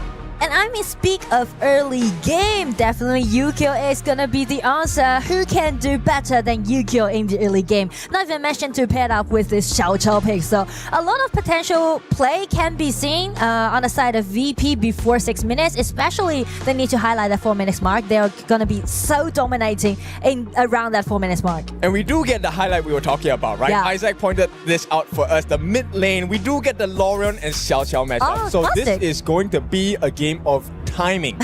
Now, the big thing here is I feel like this Lorion pick on the side of KSG is so smart because if you have the Lorion as the target for the Xiao Xiao, you know who that saves? It saves you on the Aoyan pick. He's no longer a threat, right? The knockup will be reserved for the Lorion. Yeah, definitely. And Aoyan can do great job in the late game, so does the Shallow. So I feel like KSG this time, they're trying to slow down a bit. We mentioned about the record that they made, right? Yes. Within like around 7 minutes, they just close out the game, right? Yeah, 649. 649, so precise. So in that case, this time, because we know we are at the upper bracket, 1 match to go, then you can seal the deal, you can got a chance into the playoff, and you can even have 1 more day saved for preparing the best of 7 in the playoff. So this time, both teams actually trying to slow down a little bit, but as for VP, they're trying to attack. They're trying to overwhelm by their power in the early game, but still risks there, right? The time's ticking. Yep, I think it's a good strategy for the side of KSG. You want to keep pace. This is your last series of the day, right? Yeah. You want to end it on a high note. You want it to be on a stable note. Now, talking about stable though, that bar doesn't look too stable. KSG fans are in the house. They have voted. So let's see where the VP fans are at. If you're in the game, watching through the game app itself, remember to vote and try to get your team some moral support there. Support is very important for all of those players. They can feel you and they will give you feedback by their optimistic play. Yep, so we'll start off with the initial wave clear on the side. It looks like KSG will prio the ball camp for the side of Ji-Hao and allow that rotation for the side of Liu Lang to share the EXP and see what the next move will be. I feel like KSG is just gonna farming up and just play in a peaceful and safe way during the laning. But as for VP, we should put Yu-Gi-Oh, put Jia-Bao on their spotlight because he needs to accelerate his pace and also because of Xiao Chao's rotation, allowing them to make a lot of things happen at the side lanes. Yeah, but Hailang has other ideas, right? He's kind of trying to speed up the farm for T-Go. I think they're putting a lot of promise on T-Go. T-Go did play well in the previous series against VRU, but is it really the best choice to give T-Gold a better lead rather than Jia-Bao? I mean, since they're picking out this channel can do a great counter attack towards Aoyan in the early phase, so I feel like they're trying to secure that priority at the bottom. Yeah, because it's completely 2 different styles of play, right? Yeah. On the side of VP, Hailang wants to get T-Gold ahead, but for the rest of KSG, this is all about Ji-Hao. Let's get this Ying up to date. And that's the reason why they're sending Ji-Hao to the mid several times and trying to share the gold, gaining from the waves, which can let Ji-Hao possibly have a gold lead around 4 minutes or to 6 minutes. Okay, it's a very small thing, but take a look at what the VP players are doing. For our new players of HOK, the members don't last hit the creeps down here. They actually save it so that Jia-Bao is actually able to use the Primal Portal, TP down, and get that EXP. But here's the kicker, it's a little bit difficult because they're slower on the side of VP. Yes. But as long as they just guarantee their winning lanes on both side lanes, I think they will do good. And also they're presetting for the 4 minutes mark, so everything just went as both teams wish so far. Yeah, we'll take a look at how this is going to work out, right? Right now, I think the very clear game plan from the side of Virtus Pro is, look, this Ying on Aoyan is a little bit too comfortable. We need him to burn his infinite vastness before the 4 minute mark. We want him to use his flash as well. That's true. They just need to play safe and save their skills for the 4 minutes mark. We need to get prepared because when the first fight actually happens, it's going to be an explosive one because they want everyone to throw everything. We're already at the 3 minute mark down here. I feel like with the ulti already, they are trying to make something happen on the top side of the match. You can see like people are moving in groups and trying to gaining for those little monsters and for the teleportation actually. Base sprite is going to be very important as well. Is extra gold is not the biggest gold, but it's something important for EXP and gold. Oh, Flash from Hailang. They're gonna give it a try. It's gonna be Guan Yu stepping in, but another control ability possibly dealt by Liu Lang, just backslash it. Yeah, Silence was kind of lucky there. I mean, this is a Charlotte able to use the anti-CC immunity from his skills as well to get out of danger. But Yu against T-Gold, this 1v1, I don't think there's going to be an ending for this unless T-Gold really wants to overcommit. He doesn't have his ultimate anyway at this point. They're just doing their lanings at the bottom, but since Yu kills here, they're cutting the wave because 10 seconds to go with the 4 minutes mark. It's good, right? You want him to be under pressure, but here comes the cat from LF. Lopo is just doing some testing. They're doing those tradings. They're trying to bait out Jumpy's ulti actually on the side of KSG, and they're testing the round. It's going to be a 4 versus 4 at the bottom. The Aoying's ulti already be cancelled, and it's going to be KSG first getting their hand onto this Tyrant, but VP won't allow that happen, but Zhihao just secure the Tyrant for themselves without any cost. The restraint on both teams is so good, right? They don't overcommit, but maybe they do with this one. What a knockup! It's going to be a knockup, and it's going to be a force out T-Gold flash.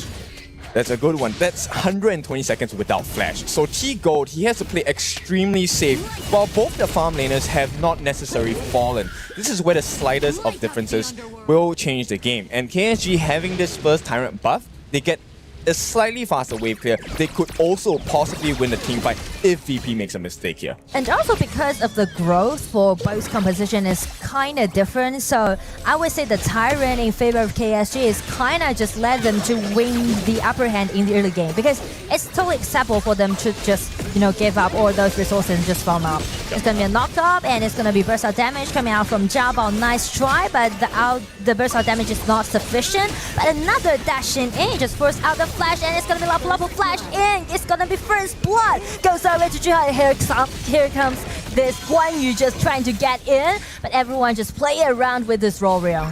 This one hurts. It's just one kill, but it's onto Jiabao. He is the jungler. He's supposed to set the pace for the team. And so far, that is not a success story. Zhihao actually gets that kill. And this is a double whammy. You lose your jungler, but Zhihao gets even stronger. Right now, take a look at the pressure they're putting down. At the bottom side, 90 is going to try. Pressure on. It's going to be ulti from this Aoyin. Aoyin just retreat a little bit because they already got enough at the bottom. Yeah, but you can start to feel the pressure is growing, right? It's getting a little uncomfortable for the side of Virtus Pro.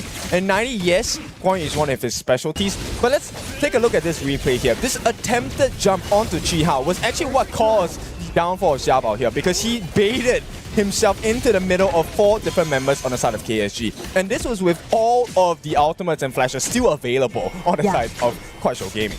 I mean, like that double flash was quite beautiful on the side of KSG, and right now VP is still trying to, you know, get more vision of the river control, because they know that it's still capable enough to initiate.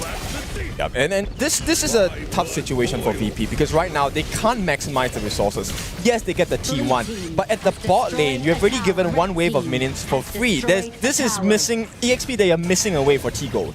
Not even mentioned to they're actually concentrating, pushing on the top side of the map, but they just neglect that Yu is doing his own good time. It's going to be Jumpy's ulti being forced out. It's going to be some skill trade. KSG is doing it quite peaceful way, but it's going to be an ambush on the side of VP, but it's going to be a counter attack coming out from KSG. Not even going to take one step back. They're trying to make the tower dive available. It's going to be Liu Lang flash in. Nice gank on the top side of the map. They didn't get Jiabao, but the damage has been done. Take a look at the T1 at the top. This is free for taking. KSG have the game almost fully in their control. And step by step, this T1 will be the last one standing in the middle. So VP, they need to find a solution. But at this point, I don't see any. I mean, like, maybe the only thing that they can do is trying to let Guan Yu to do the splat push, because as we can see, when they confront KSG, the damage dealt is not that sufficient, and they're just pushing with those minions and easily take the tier 1 tower down. Alright guys, I want you to pay attention to how KSG is using the skills, right? A lot of us, when we play the game, we're new. We are looking for the kills. Okay, that ultimate means we need to win a fight. But KSG is using it as a deterrent, pushing them back. And this allows them the backdoor defense to be removed, get the T1, and suddenly the map gets so much darker for VP. And also, like, small details I want to break into is that you can see VP try several times at the bottom side, right? Try to get you killed. But with this All-In's ulti, you just play defensively but safely. Yeah, but and that's the thing. They can't even force out the flash. They just make him take to the skies. He flies away. Meanwhile, KSG is already doing something else on the map. They have to commit 5 different members on the side of VP to go up here. VP tried to make some trade happen, but the only person in front of them is this Lapu Lapu, strong enough, just standing there. They're waiting for In, they're waiting for this Zhihao coming at the back. It's gonna be Guan Yu suffered a lot, but with this ulti just trying to push back Zhihao, but Zhihao with the immunity that he had, he can easily just daft him around. Yeah, but he can't even do anything at this point. Zhihao is so tanky. He's level 13. He is about a level ahead of 90. And that's a problem at this point. They are so far behind. And I'm not just talking about the EXP. The gold is about 2,000. Doesn't seem like the biggest. But look at the results. They can't fight against Zhihao. I mean, like, definitely the goal difference is not that significant, but the thing is that the layers that they put, how they're gonna use all their skills, right, in a quite, how am I gonna put this? Like, in a decent way. You need to make sure that every skills would be put in a proper way and accurately, precisely landing on the target that you want. Yes, and that's going to be a difficult choice, right? Because right now, KSG is playing a tag team role. Okay, LFF, you're going to go in the front, you're going to take the skill hits from first person, second person from VP. Once you're done tag out, okay, next one, Zhihao comes in, tanks more damage. And by the time the fight actually starts, KSG still has everything and you're nothing left to play with. And it is going to be even more important when we're mentioning about this 10 minutes mark. The dragon right now is over there and VP is trying to contest with KSG. 4 versus 4.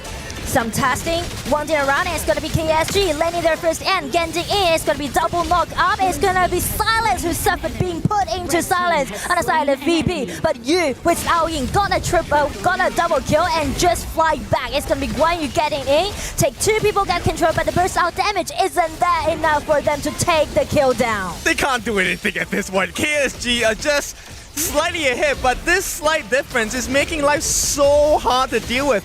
VP, we talked about Tigo being put under pressure. He can't play the game. And KSG, after this Shadow Tyrant take, they will be fully in control of the Gorge. It's all about the rhythm, about how you're gonna do your team fight, right? You can't just put all your money in one shot, one kick. You need to make sure that you save enough. It's all about the coordination with your teammates, right? You need to communicate when you're doing so. Yeah, this was a nice attempt from Tigo, but his positioning just a little bit too close. They had the counter prepared with the Zhang Fei Unbridled Outburst, but when Yu is pushing you around, and he was also providing vision onto 90 for the team, KSG knew exactly what to do and what options to explore. And you know what? For all the help that he gave the team, he was rewarded with a couple of kills. Beautiful work. He's pretty much playing as an assassin, actually. Okay, the Riverside is going to be Ying. 4 members both got controlled. It's going to be crucial crowd control and they're just diving in. Dashing is going to be only Zhang Fei surviving, but will he make it? KSG members still on their way. Guan Yu also being taken extremely low by Silence on the top. So it's going to be a 0-3 trade. Yeah, we talked about 120 seconds and some people find that to be a very short time. And it truly is, because at this point, KSG is at the first potential win of this game. Now he's going to try his best to buy some time, but Clue, he doesn't have his ultimate. He can't do anything here. And no one can actually clear the waves on the top. So game 1 again goes over to KSG. Showing you what it's like to play with true class and knowing how far you can push your advantage. Beautiful work from the side of Quasho Gaming. And especially you mentioned about the aggression that KSG has. This is a team typically trying to play in an aggressive way. They also do the same thing back in KPL. So definitely this time they are showing that if you want to play aggressively, if you're looking for the head-to-head team fight, how we're gonna do. It's like kind of like a textbook play. And that's so beautiful, right? Because then we can start analyzing that KSG has always been known as a team that they like to fight. They're very aggressive. It has been always part of their DNA. And right now, they just showed us exactly how it is like done right now. Yeah, so this is how they did in game 1. I feel like they're not in a rush. You can see the composure there, right? And also, once they just prioritize this Aoi and Shallow at the side lane, you just want to play it safe. I just love the way that Kuaishou Gaming has shown us in this game, because if you take a look at the way they play this game, they show you the different formats you can use it, right? Skills don't necessarily mean you have to finish the team fight. It can be used as a deterrence just to push your opponents away, because this game is a game of territory. You need to get the turrets, you need to get the crystal. So why do we need to fight? We just need to push you back. Exactly, and I mean like they are doing great in the laning, and also do you remember that one, like they take the tier 1 tower so easily after they got 1 kill around maybe like 6 or 7 minutes, I guess. Right at the bottom there. It's just that, right? It's just like the little cues. There's just like one little piece in the whole dominoes that falls apart, and then everything else just crushes following. It's beautiful because it's kind of like making bakery happen, right? With the cherry on the top. Yes, you get that first kill onto AG.AL. After that, immediately you make the immediate rotation down. You have your farm lane with you, and you push them all away, get the T1, and suddenly the map gets so much darker. And the teamfight participation on the side of Virtus Pro, almost everyone was 100%. They were not allowed to farm. They had to find a way to get back in the game, but it just caused them more misery. And that's the team fight we are just talking about, right? After this, KSG got a really nice kill upon AG.AL and just take that tier 1 tower down, and it's about a backslash on the top side of the map. They're even trying to make the tower dive available, but AG.AL just escape away. Yep. And at that point, it's a very curious thing, because AG.AL actually had the level lead against G-Hao, but this is what it means to play in a team, right? The rest of KSG, look at the follow-up, opening up, making sure that the important members who are able to deal the damage have the space to do so. Meanwhile, the tanks are soaking all the different options of skills available from the side of VP. Once you run out of options, run out of gas, you can't run. It's all for KSG's taking here. And I mean, like the last team fight, Liu Lang used his skill 3, dash in, got 3 members, got control. I feel like even though it's kind of new hero to him, but the potential and also the effort that he had allowing him already use Lorian as one of his signature heroes. It doesn't feel like it is new to him, right? Yeah. Like the way that he's playing is just showing like he's been playing this hero already for a very long time. Right now, it is KSG a 1-0 advantage on top of Virtus Pro. Let's go to a break and we come back with the decider.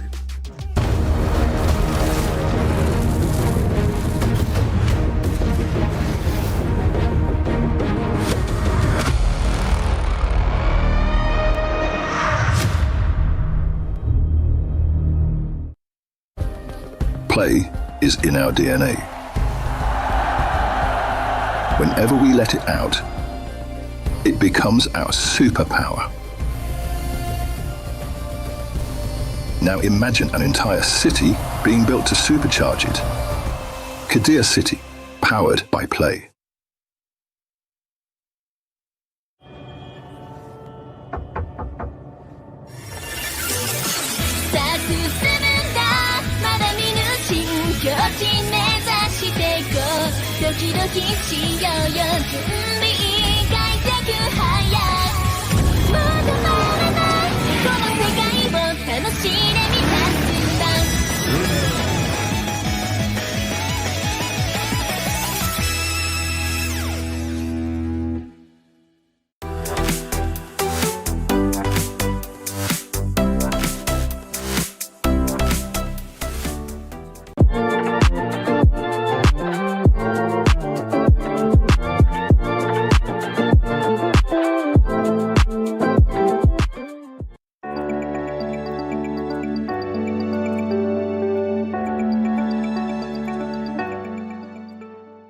He can come in here and play my game.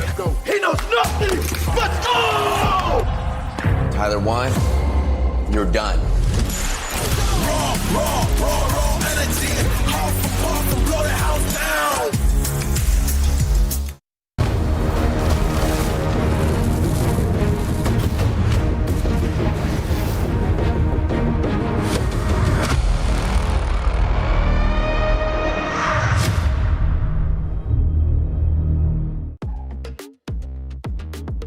Welcome back. KSG right now 1-0 advantage on top of Virtus Pro. The players are back on stage. They're ready for the game number 2. Kin, can Virtus Pro really take one game from KSG and force this to a third game? I think there is a potential. Like you said before, there is never a 0% chance of winning, or not winning, right? So in this case, I'm just curious, do they want to give it a try of what RNTX did against Kuaishou? Oh. They didn't have the best result, but they did a level 1 invade in the Crimson camp, right? I feel like VP can pull that off because, you know, I mean, Ji-Hao is a very strong jungler, but let's give Jabao a little bit of confidence. Maybe give that try. Oh, come on, like Jabao has seen the top level of competition, right? Like he's been around for a long time, right, Nora? Yeah. I mean, like he's very experienced, but I think like he started his journey maybe like 1 year ago, and he improved a lot. Especially he also got the penta that we mentioned right in the previous game. But the thing that worried me a little bit more is that it's okay if you want to play it head-to-head against a KPL team. You try to be more aggressive in the early game. The thing is that if you commit one mistake, the earlier, like the quicker that you might collapse. It's kind of like a double-edged sword, you know, to me. My feeling is that they're in the upper bracket, right? So they can try things. It's not like you're going to lose and then you're going to head home. Clearly, we would all love to just make it directly into the playoffs. But if you can't, well, why not? Just give it a try. You still have one more life. I fully agree. If you want to do so, then it's gonna be a pay pick, I guess, right? You mentioned about like early invasions, then definitely it's gonna be a pay. If it's not banned, of course. I mean, so far, what we've seen is all the different teams, they know about the potential of an early game skirmish, early game invasion. Pei is definitely one of those heroes that we're considering, and they have definitely banned that out. And I think KSG is paying a lot of respects to Jabao as well. They've taken out the Jing previous game. I believe in this second game, where it's Series Point, they will do it again. Well, if Jin is not available and Pei, I don't know if they want to ban away it or not, then only little hero allowing him to do so, like early invasion in this patch. So what if they just trying to gain that Haya in the mid or Mai in the mid and try to gain some priority in the mid lane? I think that's a good idea. Haya definitely is one of the heroes that every team will prio, right? Because Haya's wave play is so fast. At the same time, I'm wondering if they will actually entertain the thought of a utility role. So instead of big tanks, let's go for the Diadeas. Let's go for the okay, maybe not Yaria, but Dolia, right? Dolia Yangjin combination, stuff like that. But that is one thing that's up for discussion. And right off the bat, Lorion as well as the Ogren are going to be taken out from the side of KSG. And also the idea you just mentioned, right? So KSG on the blue side, they took away this Ogren. That is a really interesting pick. I feel like maybe they're looking for some slowborn tank or like Zhang Fei in that way, or they just took this play. Okay, the Pei is going to be the prio pick here. KSG. Did Virtus Pro make a mistake by not banning the Pei? I mean, you're giving it to Ji-Hao, and Ji-Hao is a guy with a lot of accolades, so this is going to be scary. Now, why is Ogren banned? Because one of the weaknesses of a Pei pick is if he can't out-damage you, have too much health and sustain, Pei loses his value over time. So you want to have him shine within the first 6-7 minutes, even towards the mid game, and hopefully end the game by that. That's the picture perfect scenario of picking a Pei. And as an answer to the power pike that KSG has in the early game is gonna be Jing with Lapu Lapu with Mai. That is so powerful. Okay, they're pulling out all the stops here. These are the signature picks, at least number 1 for our jungler on the side of Virtus Pro Jabao. And then we also have Hailang coming in with his signature Mai. These performances from the professional leagues up into international stages, they have been verified. They are proof. So, but is it strong enough to go up against KSG? Yeah, definitely. So I'm looking for a lot of skirmishes in the early game, and also maybe a level 1 invasion on the side of VP. Who knows? But the only thing that I can assure you guys is that they will definitely play in a more proactive way. I mean, there's so many things that could go either way, right? Right off the bat, Liu Lang on this Xiao Xiao. Much better wave clear than the Mai. Yeah. But in the early parts of the game, Mai is like a fighting machine. She can help you fight in the skirmishes, right? So I want to see what kind of decision. Does KSG agree to VP's invitation where they say, look, I want to invade level 1 probably. Do you want to allow me the buff or are we going to fight over it, right? Yeah, I feel like it's gonna be hard to do so, especially if they just trying to take another Byron on the top, because Byron is still available for both teams, which is really, I mean, like OP hero, I guess, in this patch. So as VP is on the red side, if KSG didn't just ban away this Byron, they might just go for that Byron pick. Yeah, I think Byron fits in both of these compositions here, right? On the side of KSG, you already have one tank you can't not pay attention to, which is the Zhang Fei. And with the Byron adding on, there's going to be two big targets you need to take care of and probably get past the wall of these two members before you even can access the backline of Yu, or maybe even try to get Liu Lang and Jihao. But on the other side, you have a Lapu Lapu whose passive already gives you extra magical and physical defense. So Byron definitely makes a lot of sense here. T-Gold, this is his specialty. When he was playing in the professional league, I don't think he has shown the best quality yet with his early. I want to see if he can make it work here. I mean, best confidence, that's what you need, right? Yeah. Best confidence for this fresh pentakill Jin for Jiabao and Mai for Hailang, and also Arlie that you mentioned for T-Gold. So they are seeking for like self-performance in this game too. Yes, and you know what? I'm super curious. We consider a Davara here for Silent. Davara is possible, I guess, because they might trying to highlight their laning phase, or maybe like a safe Byron pick. I mean, both are available. It just depends on them. It does happen. So the Byron will go into the hands of KSG. Now, this is a very meaty lineup. And also, pretty good early game as well to Xiao Xiao the Pei, as well as the Consort Yu. Consort Yu is one of those farm laners where if you go up against her, it's not going to be very fun. When she uses her second skill, she has physical immunity, and that's a lot of time bought and a lot of free damage she can get onto you. And Juicy, here is a small technique that KSG is doing right now, because not either this Aoyin pick or this Consort Yu pick just allowing you to farm peacefully by himself at the bottom, right? So you can see a lot of members can just concentrating, building up those winning links on the top and just let you to play defensively. He can take care of himself with this second ability that you just mentioned, and also a nice counter attack with this early. So I would say if they're looking for some skirmishes, it's gonna be the top lane.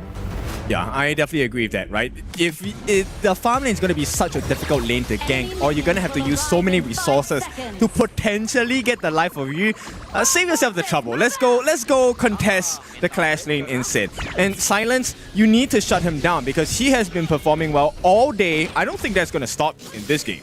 Exactly, and I still remember his performance back in KPL with this Byron, especially this hero with Pure Sky, and also upgrade to level 12. It's kind of like a mid hero, but also doing well during the laning. Yep, and right off the bat, KSG, game number 1, they wanted to take it nice and slow, stable gameplay. This time, they want to rush the timer a little bit, right? So straight off the bat, Jihao is already in his own jungle, clearing off his camps, and the pressure is still in the farm lane for the moment. But once we get to the Clash lane, I'm curious how this will play out. And just check the HP bar on the Clash lane, right? Before it was like a 1-1 HP trade, and Silence already won the upper hand. 90 being takes extremely low, and with the help of Hailang, they're trying to guard more monsters on the top side of the map. Yep, and still, it's not looking too good for the side of Virtus Pro. They do get that mid lane wave in priority for Jiabao. Make sure that he gets a little bit of an EXP boost. But he goes against Yu. This matchup, oh, nice sidestep.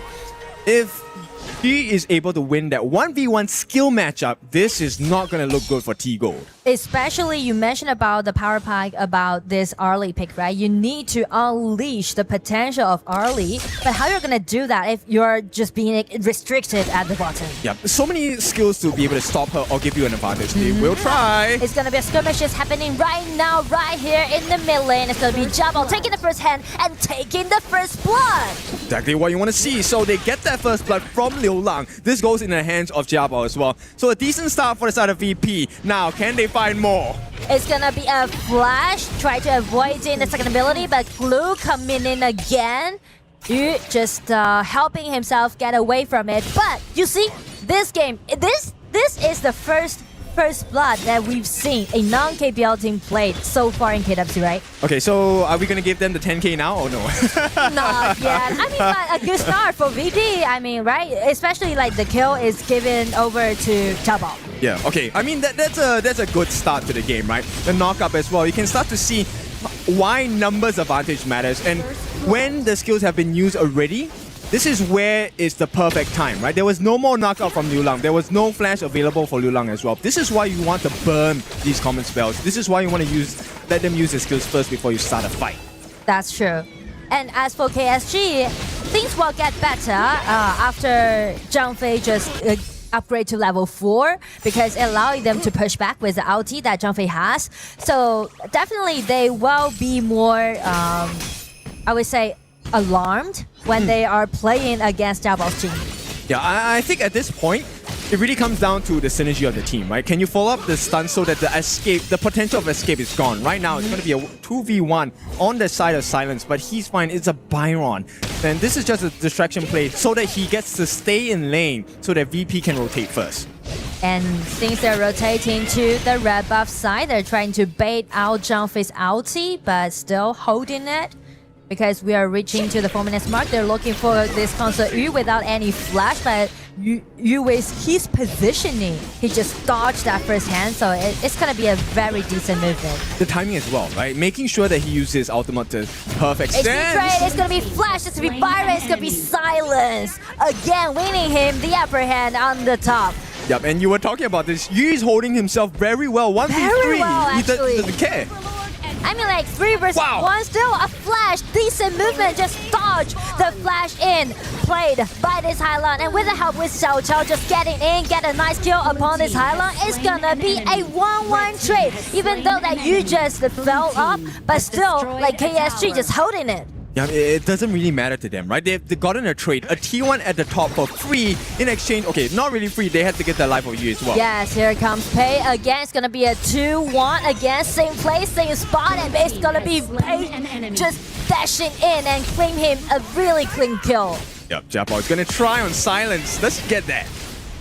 It's gonna be the skill 2, but Halo so confident about his skill 1. Okay, there is some fight back from the side of VP at this point, and they're keeping the gold differential close. This movement here, Hailang felt confident to be able to take the 1v1, but the help came in just on time. Liu Lang, together with his roam as well, LFF, manages to save some time and protect the T1. So, that was great. Now, T-Gold, he sees an opportunity, gets that T1 at the top as well for free. TP from Hailang coming down. They need to trade this T1 at the bottom. I feel like countless skirmishes are actually happening right now in the battlefield. Everyone is looking for initiative, but just check the goal difference. It's actually quite even for this time. And even a equalized kills. 3 versus 3. Yep, here we go. Oh, dash, let's try. 2 people get control, but it's gonna be pushed back. Ulti from Zhang Fei, letting them to take that early down. Very overzealous effort on the side of Tigo. He was hoping that the ultimate from Clue on the Lapu Lapu was able to stop the rest of the support from KSG. Unfortunately, due to the first skill push from LFF, it went completely out of line. And this is where KSG got the punish onto Tigo.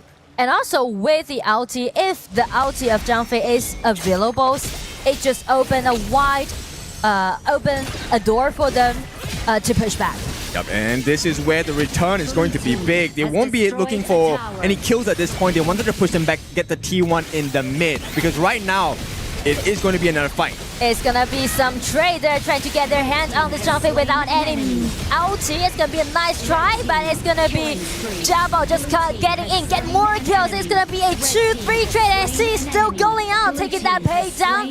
Yu just trying to make some consolation effort happen, but Silence with this double kill helped them to buy more time and stand with VP. Everything just went so chaotic, and we haven't even reaching the 7 minutes. Yep, it is so difficult. They now have a slight advantage. It's so hard to play this game. T-Gold has fallen the once in this game. Yu as well, but Yu has 2 kills to make up for that slight misplay at the start of the game. This was a nice attempt here. Understanding that LFF does not have the Unbridled Outburst, this is a perfect time to go in. But here's one mistake they made. They did not know that Yu was on the sidelines waiting with the Oak Bolts, with the vaulting shots as well, and the physical immunity with the right, the protecting winds. Everything was still available for KSG to turn that fight around. And because of their attempt to take that Zhang Fei down, which led them to be in quite a narrow spot, that is not in favor of them if they trying to do the team fight.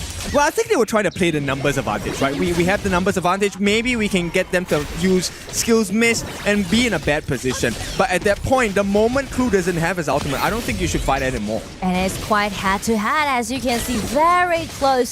Such a close game. And just check the goal difference. It's going to be AG.AL this time with goal lead. Yep, the total goal lead is in favor of KSG, but in the jungle department, AG.AL still has a 1k goal lead against Jihao, and this is so impressive, right? Even though the gold speaks as a KSG advantage, they're still holding their own with the gold deficit from AG.AL in the jungle department. I mean, they're doing things simultaneously on the side of VP, pushing the lane at the bottom, and some ambush can be seen from Highland. You can see like VP, they're playing really proactive. I like this gameplay, right? Right now it's about how... Oh, hang on. It's going to be Jin dashing in, but the tier 1 tower is still holding there, so it's not going to be a big deal for KSG to hold him back. How do they do this? Did you see the knockout from Liu Lang? In the middle of AG.AL's dash in the mirror domain, he actually caught the Jing and knocked him up. This makes life so difficult. By right, if we're just talking about numbers, AG.AL is 4-1 and 2. He should be dominating in this point, but KSG are holding him at bay. Yeah, they're trying to bait out Jing's ulti, and as you can see, AG.AL is playing really aggressively, so once he saw any opponents which he encountered, he just instantly break out his ulti. But I feel like that could be something that will punish Virtus Pro though. If he goes a little too aggressive and the team is not there to back him up, they might find themselves in a 4v5 situation, and with 60 seconds left on the clock before the Shadow variance, I don't think this is the kind of mistake you want to make if you're on VP. I totally agree with you, especially all goal difference right now is putting on AG.AL's team. Okay. Pei just being caught by 2 people, but his backup is out there, but Lapulopa's ulti has been wasted. It's gonna be Florentino a little bit lost, and you just got a nice one to be Byron flashed in and knocked up 2 people, and everything just went suddenly in favor of KSG. This is so impressive because KSG actually kept their composure. I would have freaked out when I saw the split push coming from Tigo at the top side, the Clash lane. Instead, KSG kept their composure, waited for the perfect moment, got rid of 90, got a nice knockup from the side of Silence as well with the flash, and suddenly the map is in favor of KSG again. Oh, it's gonna be Xiao Chao's skill too. Knock out 2 people. It's gonna be Zhang coming up against him. But VP take 1 step back. It's gonna be 10 minutes mark. Zhang without his ulti. Is it going to be a choice for VP? Try to contest his G, but he was guarded by the Silence. Knock up, nice one. And it's gonna be good got in, but it just instantly killed by KSG. Yep, they forgot. Yes, AG.AL has the advantage, but it's just you, AG.AL, not the rest of the team. It's gonna be 1-1 solo, but with the Splendid and also the flash, Lola just escaped from that scary ambush. What a play. I mean, take a look at this. How many calculations are KSG players making at the same time? They seem to have an answer for everything. I mean, like, they're ready for every possibility that they might encounter in the mid-game, but here comes AG.AL. He's kind of like a surprise, but keeping the composure. KSG is not in panic. Just play around with this Yu. He's already got a killing spree. So many lessons in this one. Normally, when that happens, when the Jing comes in, okay, let's talk about this moment first. Silence, very well done. All he did was buy time for the team. They got Clue. Clue was a perk, right, at this point. But T-Gold, he was so confident they had an opening that he jumped in. And it's bait by Liu Lang. Splendor at the last sliver of life. You know they will try to go for the kill there. And I mean, speak of last-ditch effort, I feel like KSG is trying to close out the game. They're pushing very, very hard. They're pressuring on the top side of the map. VP facing a great danger on the side of KSG. If they take a fight within the next 20 to 30 seconds, VP will lose every single one. Clue does not have a flash for another 15 seconds. Hailang does not have a flash for 20 seconds. They can't aggress, they can't defend properly. This is scary for Virtus Pro. And I mean, like, Byron with the flash getting in just got a really nice kill upon this early. Without early, the damage down isn't there, and it's gonna be Jumpy break out his ulti. It's gonna be Pei getting in, get knocked up, but no one can ever stop this Yu. This concert is just dominating the game. Yep, and all of this for the pressure that he tanked for the team. In the laning phase, he was in 1v3 situations. Right now, it's the same, but Yu says, bring 3 at a time, I can take them all. I mean, like, he's so, like, he's not like a hater, you know, because like you're putting such a suffering laning phase. It's gonna be a solo on the side of KSG, and everything just went so optimistic to KSG right now. Yep, and look, Hailang out for 30 seconds. This means 30 seconds, 4v5 situation. Jia has lost his lead already. I mean, sure, he has 1,000 in terms of gold, but team play-wise, he has nothing to offer anymore. He can't even 1v1 Yu. And I mean, like, since both teams are playing in such an explosive way, so actually, the more patience that you have, the more advantage that you may got. And that's the reason why Concert Yu is just playing with composure with a 5-1-6 KDA so far. That was crazy. Yu's Oak Bolts, the first skill, is hurting more than health bars. It's hurting the feelings on the side of Virtus.pro as well. They can't do anything here. It seems like VP, they're gonna be a little bit painful how you're gonna guard with this Byron, just use his skill too. Fearlessly, it's gonna be Lapu ulti breaking out, but Blessing with the skill too. You just survived again and just flash out, playing around with you. It's gonna be a victory, goes over to KSG. Double kill and guarding the Vanguards. They aced VP and then take the victory. Beautiful work coming in from Kuaishou Gaming. VP, they tried they did, but it's not enough as Kuaishou Gaming moves on towards the top 8 position. Well deserved. But I do enjoy the matchup just happened, right? Yes. Because it showed the power, the understanding of the pure mechanics of KSG, but at the same time, you can see how fearlessly that VP was play against KSG. I like it because you can see the gap, but you can also understand why there is a specific gap, right? The way and the time that they use the skills. This is what they're missing on the global teams for now. Kuaishou Gaming is going to move into the top 8. They came in today, 2 victories, straight up just ticket into the best 8 teams in our game. And also, it will give them more time to prepare for the best of 7 in playoffs, so that's gonna be a huge advantage on KSG. And we didn't actually get to see a lot of the heroes that they could actually show, right? Yeah. So they just played 2 games. They played 4 games today, 2 matches, and then everyone is just like, well, did we get to see anything from KSG that we could take notes on? I mean, not much changes in the drafts of the 2 series, but we got to see more and more micro plays, which I really love. They're showing you how to take one hero and use all the different functions of that particular composition. And the balance on the map, as you can see, once you're trying to do something on the top side, you need to make sure that your marksman can take care of himself, and you definitely did a great job this time in game 2. Yep, I've never figured out how to be in a 1v3 situation as a farm laner. Yeah. But Yu is showing you, Console Yu is definitely one of the heroes you can try on this particular composition itself. Now this game, it was all, to me, about Liu Lang at the start, right? He was able to keep Jia Bao at bay. He had the goal lead for the entire game against Ji Hao, but still, they couldn't break the defenses. I mean, like, just check the gold lead, right? From the maybe like 3 minutes, and because of the rotation that it made, it just accelerated their pace. And I do like the way how they fight. I mean, like, I just like keep doing PvP for this match. I like everyone just fight till the end. I feel like if we find just the things that are similar, like the similarities between game 1 and game 2. Virtus.pro is able to stall a little bit KSG in the first minutes, right? In the first game, it wasn't until about like the 5th, 6th minute. And here's all the way until the 9th. If they were to push all the way until the 10th minute, could they have contested a Tyrant?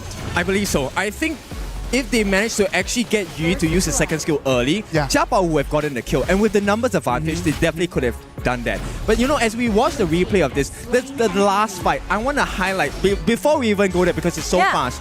One thing Clue really did try was to land his ultimate for the team. But in that angle that he used his ultimate, it actually allowed LFF to push the rest of VP all the way to the other side. It was a freebie, a buffet laid out for you. Pick your target. I mean, like, that was a really beautiful crowd control, right, for the last team fight, and we may just see it. And in the mid-game, it's gonna be Jing, as you just said, right? If he just dash in all the time, it might be a little bit reckless. This was the fight that just broke everything, right? Like, because then after that, it is gonna be KSG, the ones that they have everything open. It comes VP, they want to check on the Tyrant, and then they lose 2 or 3 members in this fight. I love this play, Liu Lang, with the last gasp effort on that Splendor into the flash. He was waiting, and I mean, if you're Hailang, what choice do you have, right? You're so low on health, you might as well go for the kill. And even then, he was still denied. But I mean, just check the faces, right? Check the emotions. Actually, both teams are enjoying the game. Because on the side of VP, I would say they should be proud of themselves, right? They did really good, and they even got the first blood in game 2, right? Showing their capacity. And as for KSG, congratulations to them again. Got the ticket to the playoff. I'm telling you, if you think KSG, you think Ju-Hao. And then Ju-Hao in that exact performance. Let's see exactly what he wants to share to Mara. Mara? We're here with Mr. Full Stop. Ju-Hao, congratulations. Thank you, thank you. Your aggressive place and control of the map is very evident. It has become the identity of KSG, making it hard for everybody who has challenged you. Now, after observing the teams in this tournament so far, with the remaining teams left, who do you think has the best chance of truly challenging KSG? VP，因为虽然刚才我们2比0赢下，但他们给我们造成了很大的压力吧。然后我觉得 VP 是一支非常强的队伍。I'll say the strongest challenger is definitely VP, even though we have just beaten them, but they have applied the highest amount of pressure to us, and we think that they are a very, very strong team. Definitely after they hear this comment, it's gonna pump them up for their next matchup. Now, all eyes are on you. You've swept all your opponents so far. For all the teams watching KSG right now, what would you like them to know about you before they face you for the future? 换我句狠话吗？赢我们1分就算胜利。If you guys can take even one match from us, that will be a victory for you. Now, what would you like to say to Aviv supporter and everybody watching you right now? Let's invite them for the next matchup. 有什么话想跟所有的观众、所有的粉丝们说的吗？谢谢大家来支持我们吧，争取拿个好成绩。Well, again, thank you everyone for supporting us, for watching us, and we'll try to get the best result possible. Once again, congratulations, Mr. Full Stop. We'll head back to our casters. Lead the gorge. Thank you very much, Ju-Hao. As he just mentioned, if we are able to take one game from them, that's already going to be a victory. And I completely agree with him. That is going to be the first step that all of the teams in this tournament are going to have to try to take that first game from KSG. What about if we go to a break, and when we come back, it's going to be our last match of today.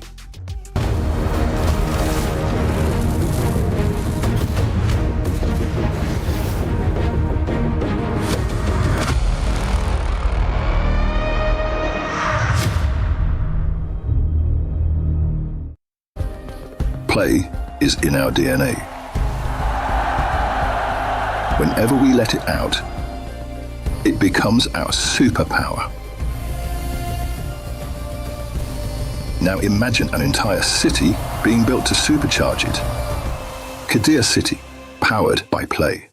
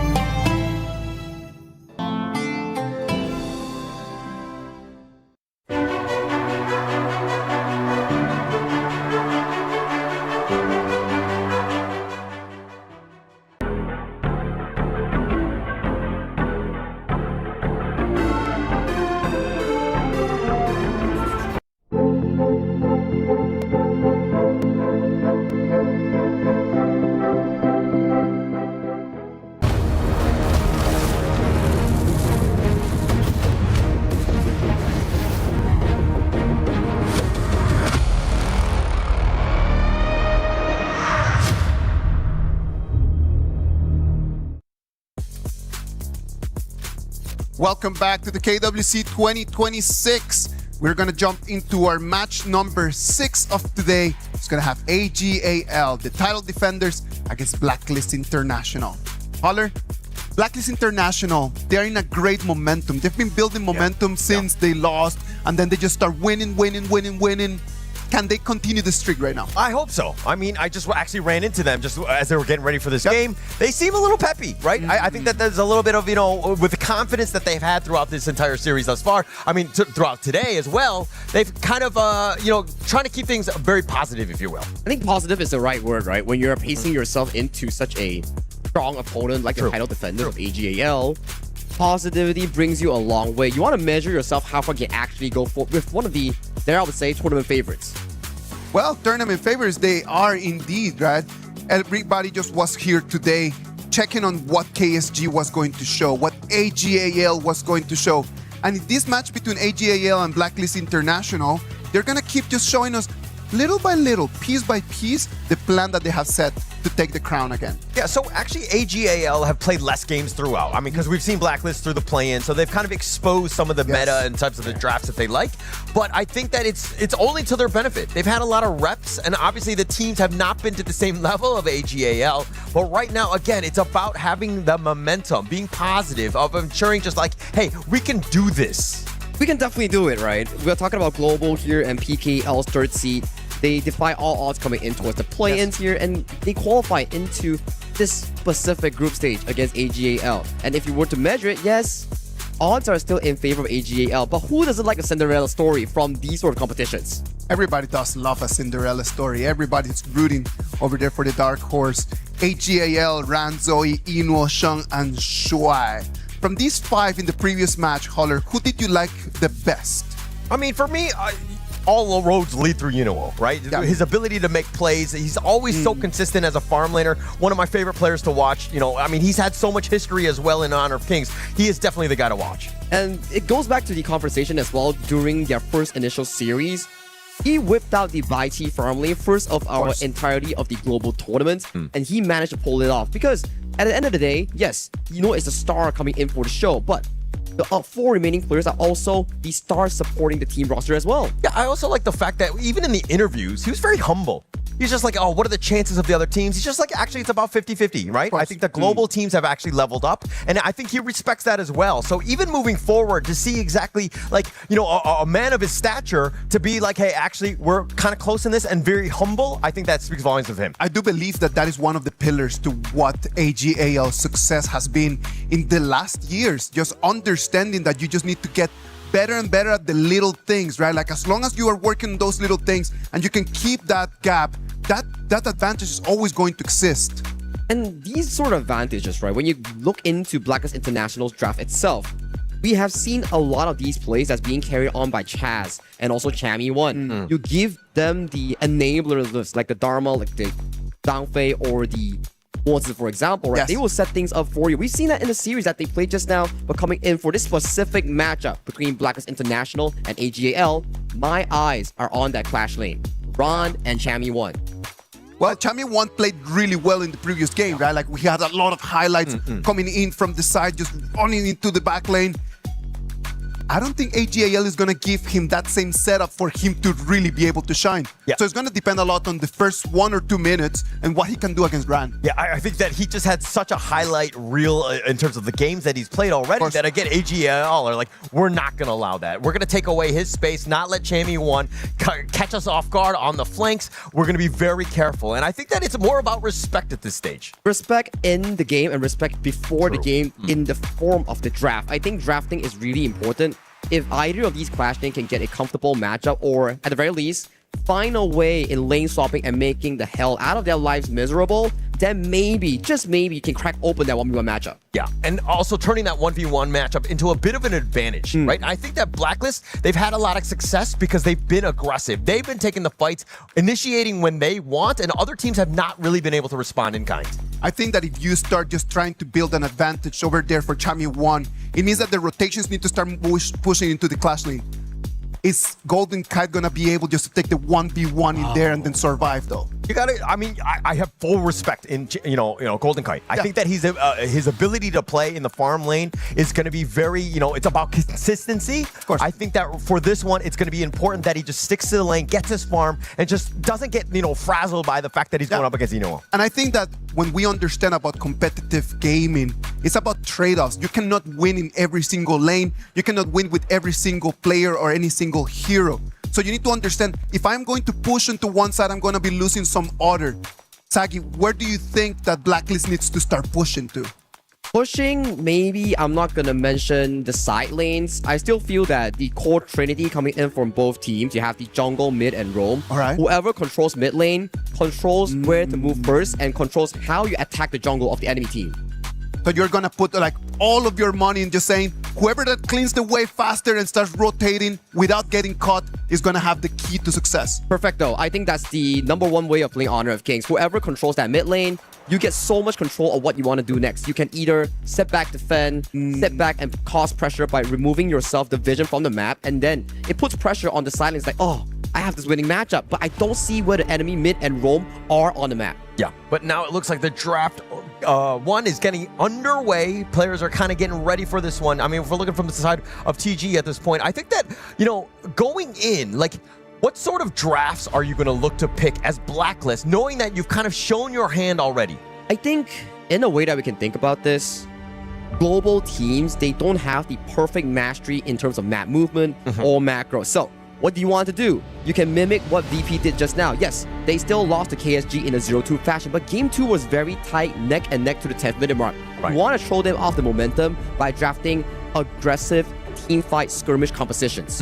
Yeah, agree with that. And I think that even going back to that last series, I mean, most of the global teams have been kind of doing pretty well in the first 5 minutes. Normally, like, in previous EWCs, sometimes it hasn't been as fortunate for them and they've been kind of blown out, but I think that we've been way more competitive and being able to kind of take the fight. Once that macro play, as you were talking about, those kick in, then it kind of changes the dynamic of the game. Because in the end of the day, right, if you can outfight your opponent and cause disruption in their map movement, their macro, then it really puts off the usual setting that they are used to. It's like, okay, I want to do A, and then when A comes, it's B. But if the team fight erupts during the process from A to B, it sort of disrupts the momentum. You're like, oh, wait, this is not my usual. I'm kind of uncomfortable with this. Yeah, and I think that Blacklist has done a good job of making sure that they're playing their game, right? The A to B that you're talking about has been disrupted for the opposing squad, but can they disrupt AG.AL here? That's the exciting part that I'm looking forward to right now. But before we jump in towards that here, let's start off with the pick and bans coming in for our upper bracket finals of Group A. Straight off the bat, we see quick bans from Florentino and Liang removed from the pool, with Coach TG still looking for the second ban after that long removal. Yeah, a little bit of attacking with the Inoue, if you will, making sure that he doesn't get some of his favorite heroes, if you will. But I think going in, I mean, if you're picking second, you're on the red side as Blacklist International, like what sort of 1-2 combination, because you're not going to get first pick, are you looking to pick here? Potentially something like the Lorian Zhangfei +1 farm lane. These are really, really good in towards this patch. Like, okay, you get the pay. Yeah. Potentially we see like Ukyo Tachibana that Just has such a perfect performance on. These are counter picks that we can look forward to. It depends on whether Coach TG wants to reveal it third, or do they have like a specific composition that they want to pick in the first two? Yeah, actually, they don't need to rush it because they've already picked the jungler. The Yukio will definitely be available, and Haya is definitely a higher priority, as well as the Zhangfei, the #1 pick at the KWC thus far. So a great 1-2 punch here. I like it, right? We talk about how you can disrupt the flow of the KPL teams like AG.AL. Yep. So what better way of doing it than to force them into fighting you? Haya, perfect, right? Ultimate, flash, forcing other 8 members to wait outside the ultimate coming in for this domain. Yeah, and so it come back to like, yeah, the Haya, you prioritize that, Dragon's gonna be fine, but on the other side, you're like, actually, this is another really good laner. Lorian has been the talk of the town, if you will. Yeah, Lorian, this specific hero, right? His ability to push is kind of mediocre. Yeah. But his ability to poke you and find big trade-offs or pickoffs has been amazing. That's why I think Lorian has had one of the highest pick rates thus far in our tournament. It's definitely picked up quite a bit. I think we need to check the stats at where it was. It wasn't like the top 10 going in, I mean, from the play-ins on, but I think that it's definitely had the rise. It's been in almost every series today because of the amount of power that it brings. Yeah, and then we have to jump in towards the second phase, right? You have the mid, roam, jungle. The 3v3 that we mentioned, locked in for both teams here. And thus far, I think the fighting power in the early game is pretty 50-50, especially you have the Ukyo countering the Pei, but in terms of trade-offs in that 2v2, it's really skill dependent coming in for both mid roams. Yeah, for sure. I mean, but what isn't skill dependent in this matchup, right? Both of these guys, both of these squads, like, I mean, the level of play that we're going to see, I'm expecting very high. Look, Blacklist has not gone up against AG.AL. This is looking to be an underdog story, if anything. But I think with momentum and the possibility of continuing on with the play that they've had, this might be good for them. And you remember one of the interviews that have asked Just what level of jungle has he achieved throughout the years? Yeah. One of the comments said that, okay, maybe he's ready for a higher level now. He's one of the best PKL Philippines jungle. So coming towards this tournament, you are against AG Zoe. This KWC 2025 FMVP, and he's also FMVP for the skin Ogren here. So it's a very big milestone if Just is able to not only match Zoe in the jungle department, but also maybe out jungle him. Yeah, and I do hope that Justy's not paying it. I mean, he already knows all of the awards and accolades that Zoe has, but I think that for him, he needs to just be like, it's me versus him. Doesn't matter who they are, I need to rise up and have that confidence. Confidence is such a key marker here coming in for this Blacklist International squad. Let's jump a bit back into the pick and bans here. We do see the Charlotte that's being locked in, and for the evolution of Blacklist International's draft, they've been putting more and more focus towards Chammy1 and especially in picking him counter picks in those final phases. I think that's very smart. He's shown time and time again he has the ability to carry. You give him a hero like the Fatih here, that's going to be their last pick. It really kind of alleviates a lot of the pressure so that the farm laner like Golden Kite doesn't have to carry and do everything. I mean, that's true, right? Like, if you have like more choices on the board, and if Golden Kai suddenly gets caught off, you still have like a supplementary carry coming in for your specific lineup in making sure that, hey, it's still okay. We still have Chammy1. But if you look towards the side of AG.AL, who are you really giving the edge to in terms of these two specific drafts? I mean, you can never really count out, Zoe's Pei, right? I mean, it was the first pick. They were looking to go high tempo, really set the tone, just kind of control and dominate the game. I mean, I don't know if Blacklist's lineup, I mean, when you have the Yuko, you have the proper counter picks, if they're able to kind of out-macro them in the jungle. That's a very good point, right? We saw from the previous game where ZanQ picked up the Ukyo Tachibana into the same matchup of the Pei. Yes, it's a counter, but what AG.AL did was, they immediately was like, okay, we're not fighting you. We're just going to out-rotate you, out-macro you, and look for the jungle invasion, then convert that jungle invasion into side lane pressure here.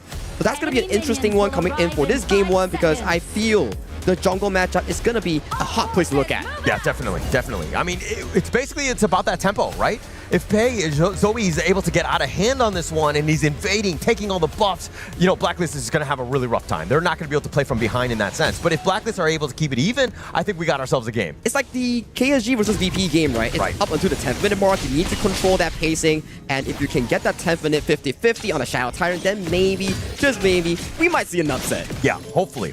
And look for that Titan Slayer. I mean, a single game is worth 10K USD, assuming Blacklist is able to do it. The match series point, if they're able to take it, it's 100,000 USD. That's actually pretty crazy. Money is always something that motivates me here, and I believe it's the same coming in for the team. But already, throughout the early game, they're already invading the buff, taken away from the side of Just here. So that's going to be an Azure Golem removed from the contention. Yeah, what did I just say? They cannot let Zoe just run into your jungle, stealing away buffs. That is a terrible start to this game. Oh, they're doing their own same thing here, coming in for the invade. Both junglers have no smite. This might be a big fight that's going to happen right here. Yeah, but it's right in the brush. They don't really have the line of sight to do so. Sheng just throws out the orb. I mean, he was just like a Hail Mary play at that point, but it's going to be one buff for one buff. Very decisive stuff coming in from Blacklist International to actually secure that early trade-off. Your Ron towards the top side might be a bit of a danger. Oh, but here comes the reinforcement. Zoe's going to be there. Ron is a little bit low, but as is Chammy, he's trying to dash away, but Dragon is getting low himself. Sheng doesn't want to fully commit on this one. Zoe looking for the play, goes on the backboard, gets on top of Dragon, but he's going to walk away. Blacklist International still with 4-on-4 at this top lane. They're going to deal with these minions. Those orbs are a bit of a problem, and it looks like Blacklist International will just give up the space right. Small win thus far coming in from AG.AL, but props to the side of Blacklist International. They're doing really well in making sure that AG.AL don't get resources freely. Some of these spells are actually burned coming in from both sides, but in terms of the common spells, most of them have been burned by Blacklist International. No flash on Chammy, no flash on Dragon, and no Q on Chaz. Yeah, it wasn't even 2 minutes in, and Dragon didn't hit level 4. If he had that Moonscape Mirage, that would have definitely forced at least some sort of kill on either of the ends. Oh, 4-man towards the bot side. Oh, Golden Kite. It looks like the orb with that little control. They have the charge in as well. He tries to flash. He's just going to barely get out, but the shields are unreal, keeping him alive. AG with a good attempt, but no kill. Lady Luck! Oh! Wildwind gets the snipe in, and Golden Kite down for the count. From downtown, Yino hits that snipe on towards Golden Kite. I was just about to say, Golden Kite got the blessing of Lady Luck, and he managed to limp away from the first wild rounds. Then Yino was like, nah, man, let me hit that shot. Yeah, he's gonna Kobe this one. I mean, it was like a 360 no-scope from the bottom lane. Golden Kite thought he was fine. He was just like, yeah, I'm gonna be all the way back in my tower. No chance, but the wild win is just, the distance is so far. That's just the experience gap here. Like, hero mastery on a show here from the side of Yino, just amazing. But still manageable for South Blacklist International. We need to see how they handle that 4th minute mark, because yet to see the first Moonscape Mirage coming in from Dragon on the higher. Yeah, and also, I mean, if we're checking out this replay, just see how they go on. Like, good CC layering, right? And that flash was beautiful coming from Golden Kite, and Yino hiding the spell too, just blazing through Chaz that's about to block the shot. Chaz actually got juked by Golden Kite. Golden Kite went left, and then Chaz was like, oh, we're going left. And no, and they're not, on the same page with that footwork. So again, it takes 2 to tango. Chaz, you got to be that human shield. Like, Golden Kite was like, man, why did you block for me? Chaz like, why are you moving? You had one job. You had one job. Stay still, stay still. Take the bullets for me, but they get the charge in. Chaz, though, it looks like he's going to dash over the wall. The Raging Sea will be committed as well, but not enough damage to take him down. Chaz, so low before the actual objective here, but crucial spell. No ultimate coming in from the Lapu Lapu for this specific play. Maybe Blacklist International can find something in this Tyrant pit. Yeah, and actually they're backing off on this point. Ron is all the way in the top lane as well, opening things up for Blacklist. It doesn't look like AG.AL are going to contest. Very smart, right? For the fact that they know, like, okay, spells are down. We probably can't take the full blown out 5v5, so let's put Zoe back into the jungle. We'll make sure he picks up the camps, then we restructure what we want to do later on. Yeah, and fighting for that one, taking that Tyrant is going to be pretty big for them, but now Chaz, he's actually going to leap aware. The Umbrella Outburst only onto one, finding Zoe, but there's no follow-up. The Raging Sea has been missing all day today, and it looks like that's another whiff. A bit of a, I would say, early trigger pressure coming in from Chaz, not the greatest one, and with that information received coming in from AG.AL, they might just invade your Crimson Golem. Yeah, look at the movement of Blacklist International. It almost seems like they're frazzled, and how, Shuai is invading in the enemy jungle, just got vision on what camps are available. Blacklist International playing a very defensive, reactive game now. And Shuai has been one of those few players in the one getting gone on by 2, and it looks like it's way too much. Ron literally running them down. Very good rotation coming in from the side of Zoe here, catching Chammy 1 off guard. He was a bit overzealous in that 1v1 that he forgot that Zoe is pacing himself towards that top side here. That's the benefit of the pay. Yeah. You move so fast across the gorge. Yeah, you can't run away from a Tiger. That's not going to be possible here. I mean, Zoe just with that rotation, just ensuring that they get the kill. Chaz is going to be spotted and out. But again, AG.AL, look at this full cold press. They're all the way in your jungle. Oh, Sheng finds a knockout onto his Just G, but there won't be much follow-up. But that was really dangerous was out of Blacklist jungling Chrome. Yeah, he took quite a bit. I mean, this orb from Sheng's Lorien is going to be a bit of a problem here, but the Overlord they're thinking about it, but I think Blacklist International have eyes on this as well. Slowly. They need to play it safe if you're on the side of Blacklist here. 1.8k goal lead, still not the worst for Blacklist here. We have yet to see a full blown out 5v5, and the first ultimate from Haya has not found his proper marker yet. We need something aggressive coming in from Blacklist Dragon. Yeah, but I mean, this lead is starting to grow. It's, about 2k at this point. But AG.AL, the way that they've been able to create this lead, it's not like one big team fight. It's like little by little. They're chipping away at it, and Blacklist International, it seems like at some point they might fall over. This is the strength of the KPL teams, right? Yeah. The way that they catch on towards small mistakes and just amplify it for the maximum value just puts on so much pressure here. And with this specific rotation, you see a fight that might be happening on this Crimson Golem. I mean, they're going to contest on this Crimson here, and it's going to be stolen away. It looks like Chammy 1 did get that in the end, so I think that they're going to be happy with that. But with that little jungle invade, was chipping away in the mid T1. On the backside, it looks like a mini stun. It looks like Zoe's going to be killed. Justy makes him pay. Ron running for the hills. Umbrella Uppers is not going to clip on, but he does get that little bit of a stun on this one, and Ron gets stampeded on. It's a double kill going the way of Justy. Lorien is going to get stuck into the Mirage. He's going to be kidnapped, if you will, coming out of this one. Blacklist International are going to be angry, and they have 4 members waiting for this one, and it looks like it's just going to be Shuai. Maybe he goes for Dragon. Not going to find it. Uncharacteristic mistake coming in from AG.AL and Justy, finding a really good counter engage on towards both Zoe and Ran, punishing for their over-aggression, and that is quick 3 kills going into the pockets of Blacklist jungle, and this is what we talked about. Yeah. Justy being the player that they need to step up. Yeah, and actually, this is the perfect hero for him, Yukio. It counters exactly what this Pei wants to do. As Pei, Zoe goes on the golden cut. He's not able to get away from Bruce Lee, and here's the teleport, but Zoe is already out of the building. Very good timing coming in from Zoe. You'll be thinking that, hey, this guy is probably farming Crimson Golem, but why is he here all of a sudden here? And Golden Kai did not have flash due to that previous fight. So it's a really good catch nonetheless. And let's take a look at a replay here. Unbridled Outburst misses, but after that play on towards Golden Kai that he has baited out, Ron has already expended the flash. Try coming into disengage, but it's already too little too late. As of this point, it's Blacklist International punishing AG for being overzealous in these team fights. Way too aggressive at that point. I mean, they were trying to, again, just invade as much as possible. We're talking about the map control, but again, it's still too early where Blacklist can still fight. They're only down about 1K. They're in this game. This is what I want. 50-50 going into a 10th-minute fight and see whether Blacklist International can challenge AG.AL and those team fight structures in those flanks.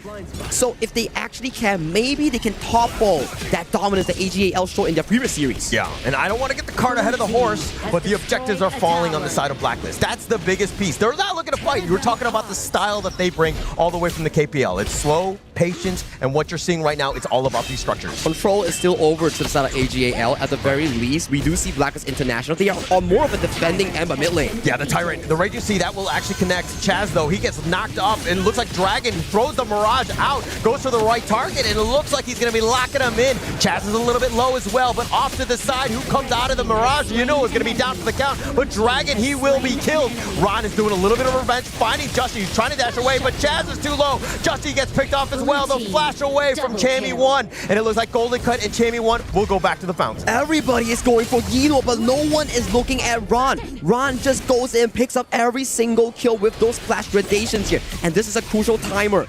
Without these strong ultimates here, Zhang Feng, no rage bar, you can potentially contest for the 10th-minute mark. Yeah, you can at this point. I mean, just too many members down at this point, but the way that they're, you know, AG.AL were to kind of just take the Tyrant and to go into this fight. So the way to start out this fight is CC galore coming from both teams. Dragon found a good opening in abducting Yino into the Moon Evernight Aspirations ultimate. But take a look at Ron. He stacks on Chammy1, gets the passive stacks, then slowly paces in towards the backline, gets a kill on towards Dragon, then uses Justy as a launch pad into the backline for that passive stack and just cleans house. Beautifully played by the AG.AL Flash Wave. That is such a choke point. That's such a difficult place to fight there. And the way that, you know, AG.AL were like, okay, yeah, you got abducted. Let's get on out. They mitigated all of the damage, waited for it to come out. Yino did not survive, but they made Dragon pay. And with everybody grouped up, it looks like Blacklist was so bloodthirsty for Yino. And yes, they did get him, but they did pay with many alive. I'm worried for Blacklist International. Usually after the shadow objectives is where these KPL teams such as AG.AL and KSG start revving the gas and then just start choking out their opponents here. Because when you have the Shadow Tyrant, you're not only just getting additional movement speed, you have additional stats that makes your team fight so deadly here. So if Blacklist International takes a fight, they might just be poked down like this. I mean, that was just with one orb, bouncing around, pinballing around. 3 members have to go back to the fountain. They've been completely zoned away, and why this Lorien is such a great pick. So much poke damage here. Yino using the Wild Winds, Lorien using the orbs just to like put on poke damage here. And if you're Blacklist International, that fountain is your buddy right now. You gotta keep paying visits back, but every time you pay a visit, you might be putting some holes in your defense like this. Yeah, it's still perfectly timed with those minion waves though, but Blacklist International trying to make some action happen on Zoe, not gonna happen. The mid T3 has already been taken down. AG.AL across all of the different lanes, like putting pressure wherever you want. They've got the knock up on a Chammy1 who will limp back to the fountain, but the top T3 already down. And job is done coming in from AG.AL. There's no more point in finding Blacklist International in their base. Their next job, collect the buffs, retrieve the farm, get this Overlord, and set your sights for that game-winning push. Yeah, perfectly timed, right, by AG.AL. This is classic, right, where you've taken the top T3, you've taken the mid one as well, and now you just back off, loot and pillage, everything on the way on out, and then the scraps will be there for Blacklist International, but man, they are starting to fall really behind. How does Blacklist International come back from this right now? You got to get some sort of jump. Defending here, Chammy1, if he's able to make some sort of play, he gets knocked up though. And with that orb, just way too much, he gets picked off. Ron says, where you going? As he takes him out, Golden Kite with the flash. Ron continuing and just to be this menace with this Charlotte. 2 down for the side of Blacklist International here. Their sights are set for the Crystal. There's only 2 players available in the base right now. Just G is rushing for that recall. Can he make it in time? Yeah, but I think that they're going to go slow and steady, even push out all the lanes, cutting the creeps if you will. There's really no chance. Chance was just trying to deal with the minion wave. He will fall on this one. The orb with the nice little knockup. They find Golden Kite. They send Justy back to the fountain, but more importantly, they're going to take game 1 and send a message. What a dominating game once again coming in from the KPL representatives here. I'm still wondering, how does global teams react towards this? Because first 10 minutes is looking fine, but post 10 minutes, that's the dangerous part and the unknown part that the global teams had yet to figure out. I actually, you know what? I saw Blacklist International playing really well in that opening of the game. They have a very good Haya just pulsing Inuo in, and then they take the kill, but then everybody wants to protect the Haya after that. Correct. Yeah. And I think that in some moments you just need to understand it's gonna have to be a one-to-one trade. And like, it's all right. Don't save me. 100%. Just everyone push back. It's totally fine. They try to save the Haya, they cannot save her. Then Ran takes a double kill, and then everything starts going around. Yeah, and I think that was kind of like to their detriment, right? Yeah. They were like grouped up. They were expecting it to be like right here we need to go. But I think that they were like, save everybody. We're family. Nobody dies. Nobody gets sacrificed. And that was actually the downfall of Blacklist. Sometimes you just need to understand that you just need to let them go. Yeah. I'm so sorry. Like sometimes in there, like you just need to put your mask, your oxygen mask first. I think this is also a specialty coming in from top tier teams, right? From across the globe or whichever region. There's always a sign where, okay, if this guy's getting targeted down, it means that the others are free to do their own carry duties. And from the performance from KSG, AG.AL, if you target down a specific player like Yinuo, like you from KSG, the other lanes will stand up and they will carry their part. Everybody just stepped up on this one. I mean, like, how many kills did they have? They like 4 throughout, scattered throughout. Shang didn't die a single time. But this gold graph, I mean, it seemed it's kind of smallish, and it definitely did grow in the end, but it was just full map control. Blacklist International really didn't have too many opportunities to get back in. Exactly the case. I think there were signs of moments where Blacklist International, they found specific plays in punishing AG.AL's over-aggression, but the composure coming in for the 9th minute in catching off some of the key members like Dragon, Chammy1, and converting into a Shadow Tyrant uncontested. That's still something that the global teams, Blacklist, MKL, PKL, IKL, needs to find an equal footing. We want to fight at 10 minutes without any casualties prior. That would be best case scenario, assuming that they're able to do that. I mean, AG.AL, we're not giving them any sort of space. It started off with his Yinuo First Blood, and from then on, you could tell that the dynamic of this game was really shifted. And these are the few moments, yes, early game wasn't the best suit for Blacklist International, but there are still signs of mistakes coming from AG.AL that Blacklist caught onto. It's just that after that, what comes next is this specific moment that Isaac was talking about. Yes, Dragon finds Yinuo, removes Yinuo from the fight, but at 9 minutes mark, it's still not Yinuo's power spike right now. Ron stacks up, half the damage, he's coming in, just jumps. Yeah. He gets everyone. I think they also had trust issues in the sense that, like, does Dragon have enough to kill Yinuo, right? In the Mirage, and they were like, okay, we got to make sure that we actually do it. But they were all grouped up. We do not need to be holding hands and singing Kumbaya together. And after that play itself, you're like, okay, the dream of fighting at the Tyrant 5v5 shattered because you already lost 4 members, and it forced you into a position where every single time that AG.AL pushes into your jungle, do you want to fight or do you want to give up more farm for them to snowball? And in the end, this happened. AG.AL takes a clean game 1. And Sagi, you just mentioned it, right? The key is to be able to get to 10 minutes. Correct. With a very equal goal. Get there with equal gold and let's see what we can do, man. Like maybe in that Tyrant fight, if we just toss everything that we have, maybe we can win it. Yeah. But you need to get to the 10 minutes. It's never easy, right? They were like, they know the same timer, and they're like, okay, we're not going to let them get to 10 minutes in that sense. We will be aggressive and just, again, with that control. All right. AG.AL takes a 1-0 advantage. Right now, we're going for a break, and then we'll see if Blacklist International can learn from their mistakes and take 1 game from the title defenders.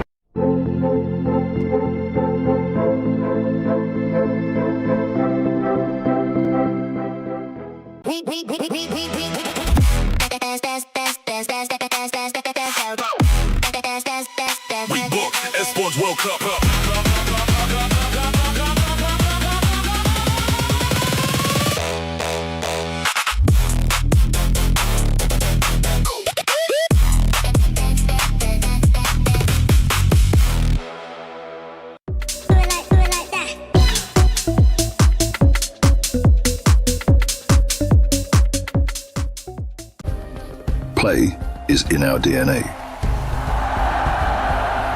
Whenever we let it out, it becomes our superpower. Now imagine an entire city being built to supercharge it. Kadir City, powered by play.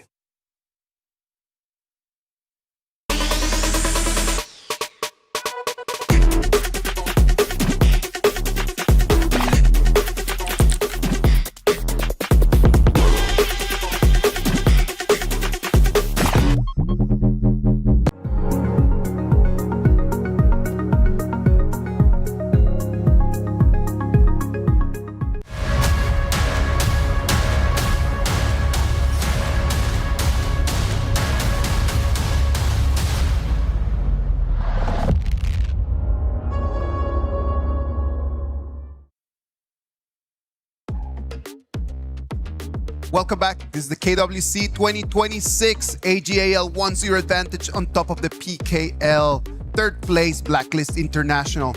In the previous match, Sagi, when they were playing against Team Vitality, we talked about like how AG.AL were the creators of this gold sharing strategy, right? Is that going to be the key for them to be able to beat everyone in front of them? I think throughout the years, yes, 2024 to 2025, AG.AL has used that specific strategy, and a lot of teams has been learning for them and trying to decode that specific strategy here. Hence, we've seen a very long legacy of like, what, 7 grand final wins in a row from AG.AL. But recent years, more teams have started to adapt towards that strategy, and I think you will need something more if you want to conquer the entire championship, especially when you have strong opponents going in as the main contender at AG.AL and also Kuaishou Gaming. Yeah. I think that in the beginning, like you always think about like the 4 minutes Tyrant just being like such a critical piece that you need to go and take.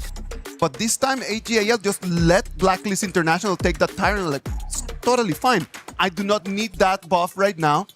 They're okay with going with equal goal till the 8th, 9th minute. Yeah, I mean, they were looking for more for jungle rotations, you know, more for Zoe in this one. I think that they were willing to sacrifice that. They didn't want to risk it to potentially get somebody killed and to lose that Tyrant in the end. So I think that it was more of like a judgment call of just like where they were across the map. And to add on towards that, right, I think in recent years, especially evolution of how you want to play the first 4 minutes, last time it's like, okay, 4 minutes, guys, it's time to fight 5v5 right now. But nowadays, it's like, guys, are we at our power spike? Do we have our items? Oh, you don't have an ultimate? Okay, let's pull back to farming. We go for the less risky route, but secured gold route. Yeah.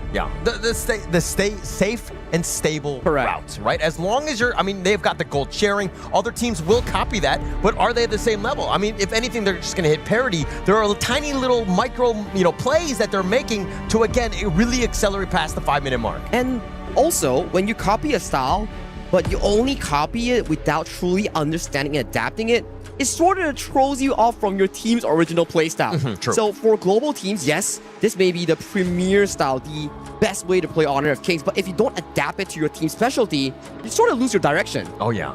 And I think that going into this one, that's the most important thing. Sticking to your guns, what works for you, that sort of strategy, so that everybody's on the same page and not everybody's like questioning what do we need to do, how should we be doing this. All of that should have been done prior to, of course, this game. Fully agreed right now. As we jump into the second game, this game around, Blacklist International will be taking on towards the blue side here. Still a lot of priority going in towards that top 4 farm lane that we always mention, like Flowborn, Lung, Picha, and also the likes of the Channel.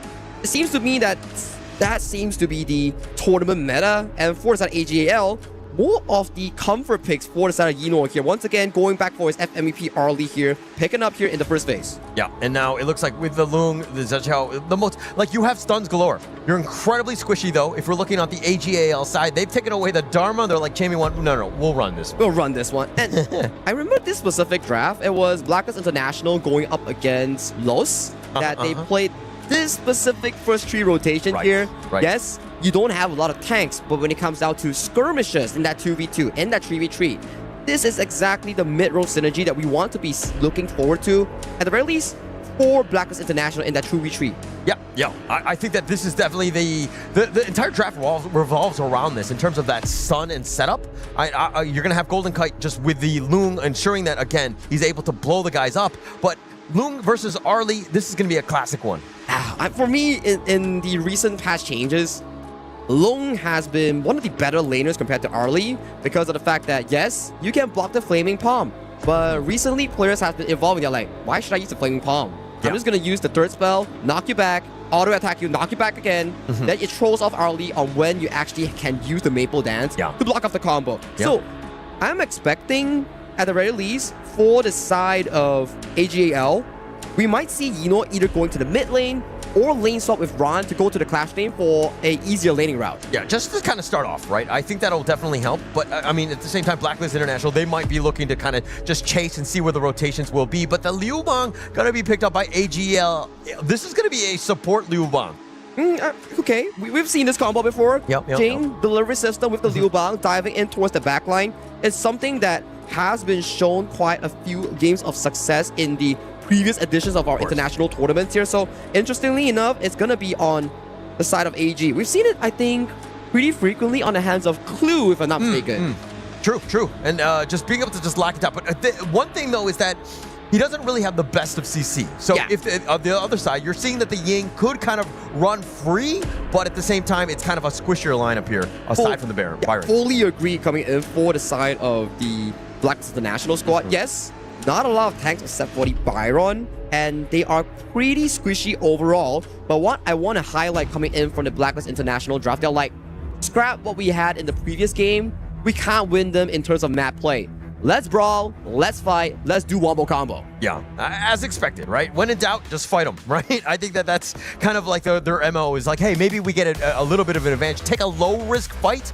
Normally, normal teams might not do as much. Maybe we get a little lucky and turn this game. Like, if you were to look back into the Blacklist International draft just now, yes, you have the big ultimates, fancy ones, but those come into a play where those are long cooldown. Yeah. So if you have the thing like the Honey Sweet Breeze from the Xiao or the Mozi Cannon Blast, those are, yes, if you can miss it, it's probably going to come back like, what, 8 seconds? So you can repeatedly try to put pressure on towards the AG.AL members. Assuming you're able to hit. I mean, the Cannon Blast, not the easiest. The Honey Sweet Breeze also takes a lot of skill to time properly. There are a lot of fast guys, plus now you have the Sheng on the Yuan with a little bit of sustain. Right? Not the easiest of targets. Yeah, we have to see how they actually pull it off later on. And we talk about the lane swap here. Yino and Shuai already going to the top side, avoiding the Golden Kite Chaz laning place, making sure that at the very least, Yino gets to farm safely and dodge the hot matchup. Like, how do you wake up in the morning and knowing that you're always the smartest guy, Sagi? Hey man, you just gotta do your maybe homework. It makes sense. I mean, you're obviously know the lane match, but Chammy1 getting run down here, taking quite a bit. I mean, he's gonna be met up, it looks like, with Chaz to support this top lane. And that's a Xenial skin coming in for the side of Fly here, coming in for the side of AOV. That's gonna be a pretty cool pickup here for them.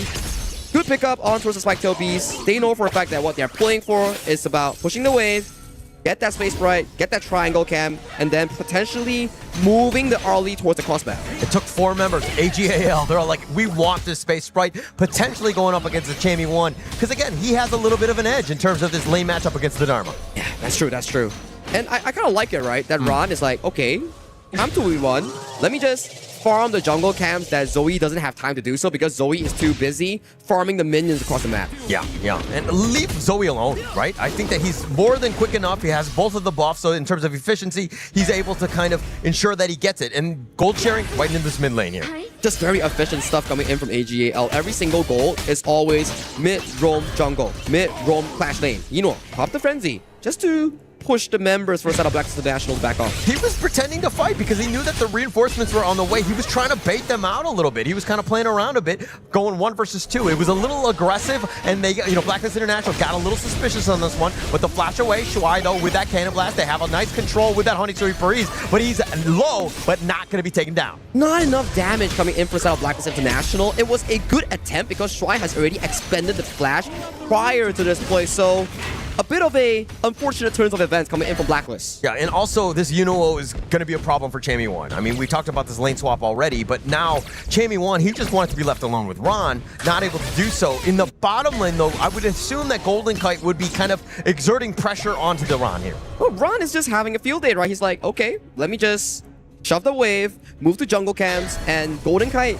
he can't potentially solo kill me because Long works on skill rotation basis. And with the Dharma, you get to farm pretty safely with your spell to healing. Yeah, and Golden Kite was left alone, so he's already level 4 at this point. So in case they do jump him and they're not able to stack the stuns, he will be able to get on his dragon. But it looks like the Pheasant right now was stolen away. So again, the rotations, yeah, they're not getting kills, but they're getting value. Okay, my question to you. Blacklist, yes. Poke, prod, find opportunities, then maybe we can win the team fight. What about AG.AL? I think you just play your game. You just put forward pressure on, make them rotate to you, take everything. Like, it looks like Chammy1 can't even get into the lane. They've quickly taken that out with the gold sharing, and now they're going to move around. Very efficient gameplay, right? Very efficient. Yeah, very just fast, making sure everything. that we get gold. It's like, no. I don't want anything with Chammy1. I just want to farm here, find Honey Sweet Breeze. Yeah, Honey Sweet Breeze only onto 1. They don't want to dive into that because especially Shuai as well as Zoe were just waiting for like, hey, you want to go on him? Let's go. I'm interested to see what's the planning coming in from both teams prior to the 4th minute mark. Yet to have any explosive trades coming in from both teams. It's just farm and go, farm and go. Look for farm, look for gold sharing, and then we look to find the next place that has gold. Yeah, I mean, that's what they're trying to counter-rotate on this one. If you're looking at the other side, AG sticking together, right? And this is very efficient, opening it up, of course, for this 4-minute Tyrant here as they quickly look to burn it around. Justy does spot it out. Does he go for the steal? No, he's not able to get there in time. Sheng gets that one. It's too quick coming in from AG.AL. By the time it's 3:58, they're already full squad stacked up, and you can't really contest a objective secure against a double smite Jing that is still available in this patch. Yeah, and actually that's the thing also where you're like, hey, if you're a second late, you are way too late. And now with that pushback, Chammy1 has to flash, and now a little bit of action in the other side, but Chammy1 still did fall in the end. Oh, it was 1-for-1 trade, right? And towards the top side for Chammy1. In bottom side, nice ultimate coming in from Shuai, but Yuno getting dive on. Oh, Golden Kite wants to go for the Flaming Palm, and it looks like Yuno dodging around. He gets on his dragon, but Yuno will fall. Shuai is still there under the tower. Golden Kite is low himself, but it doesn't look like Shuai has enough to do anything. Good trade thus far.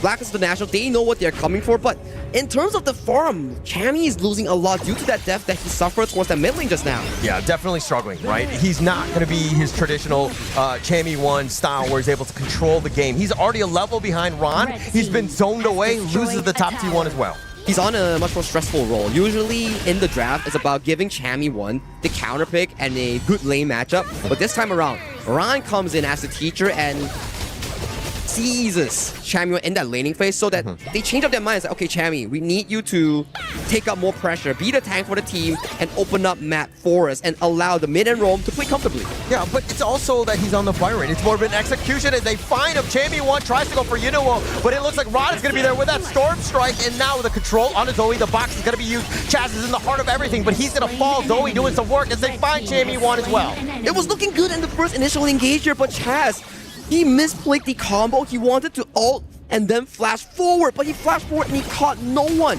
He didn't register the ultimate in that combo changer, and that went so wrong for the side of Blacklist International, leading to a quick and easy 2 kills for the side of AG. Yeah, as a Moats player myself, I've done that myself, where you flash and you box yourself in, and you're like, oh my gosh, I wish this was my own prison cell, and I could just hide away and sulk, because that was very depressing. Painful loss, losing back-to-back 2 buffs, and potentially even the mid tower right now. Good defense coming from the side of Blacklist International, but at the very least, AG, they came what they're coming for. 6 minutes, 3,000 gold lead. Yeah, 3,000 gold. It's not the worst thing in the world, but I mean, it's only 6 minutes and 30 seconds. If anything, they have a decent amount of wave clear. They need to find some sort of pickoff. They've been unlucky thus far.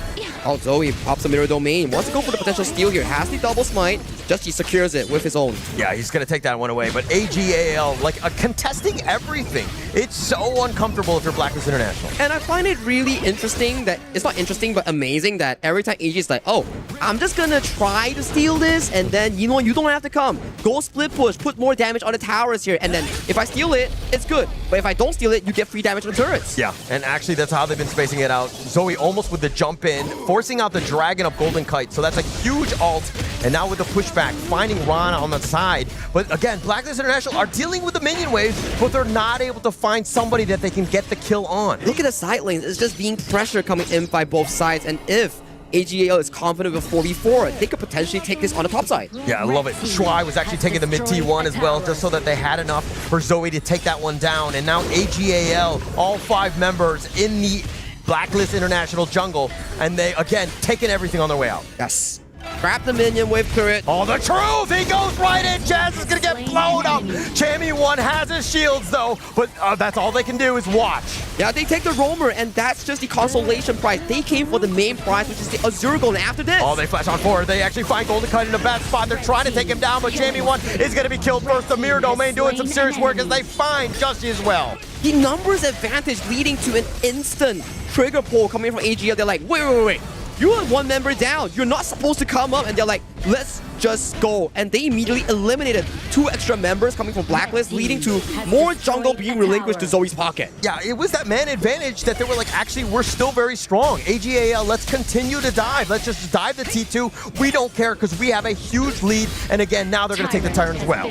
Control is just slipping over to the side of AG.AL. Take a look at this replay here. Yes, it's only a roam, but this kill converts into an Azure Golem play. And after this one, they're like, you guys are still defending a tier 2. Yeah. Let me just tell you that you aren't supposed to do so. And they just dive in, pick up and swoop out 2 quick kills, and then the Crimson Golem. And this is all before the 10th minute mark. And if the 10th minute mark arrives, there's no fighting chance for Blacklist International again. Yeah, I'm scared, boss. I'm scared too. Right? I mean, Blacklist International with just 1 member down, they were like, okay, let's just stick around that mid T2. But no place is safe against AG.AL. They have way too much mobility, and now they're going to see high ground. 3 waves all simultaneously crushing in. There's still sufficient wave clear coming in for the side of Blacklist here. Zoe pops a Mirror Domain, gets some damage on the turret here, successfully gets it taken down. Now they might back off here, but Zoe going on the fancy feet. Oh, fancy feet. I mean, just dancing around. You can't even catch him. Blacklist International, yeah, they have stuns, but it's so hard to find somebody that, like, and not, to get the stun on somebody as elusive as Zoe here. Domino effect, snowball effect, whatever you want to call it, towers into buffs, buffs into towers, rinse and repeat. How does Blacklist International break this cycle if they want to make a comeback? Maybe they get some sort of jump in, right? Maybe they find, I mean, he's light stepping back. There's no real way. Zoe, he's going to take the top T3 for free. The chase is on Jamie1 Storm Strike, but Zoe is on the other side of the wall, and it looks like they're going to take the mid one as well. They're not giving them any sort of chance to actually pull off any miracle play. They're just like, okay, tower's done.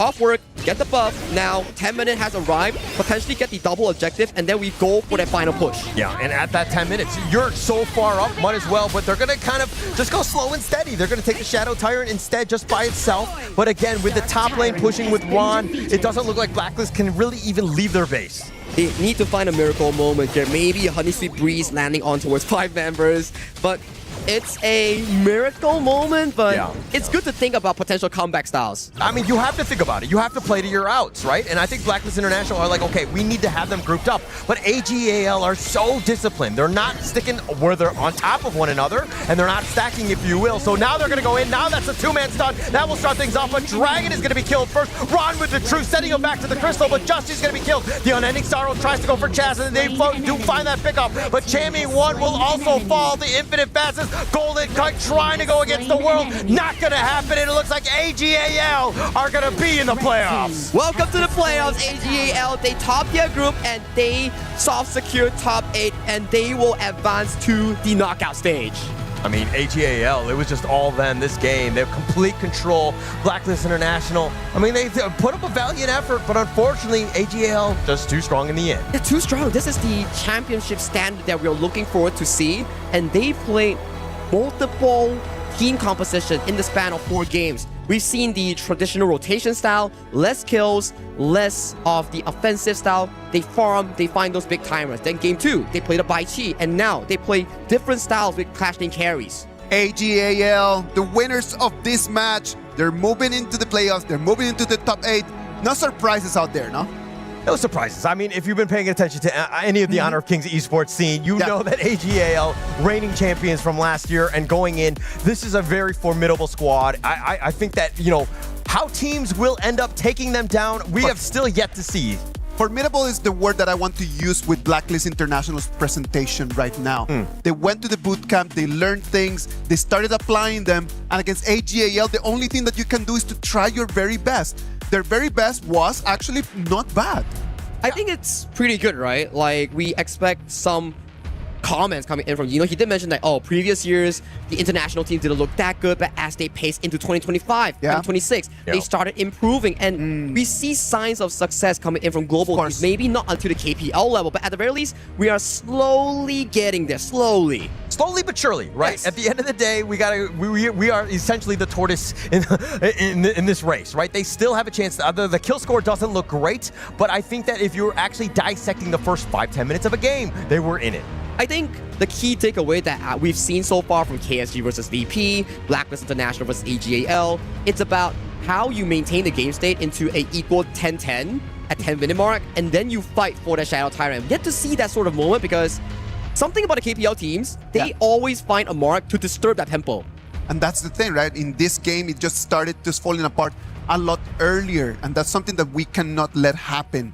Blacklist International came in with the aggression. They understood that they needed to just go for the tempo, try to move fast.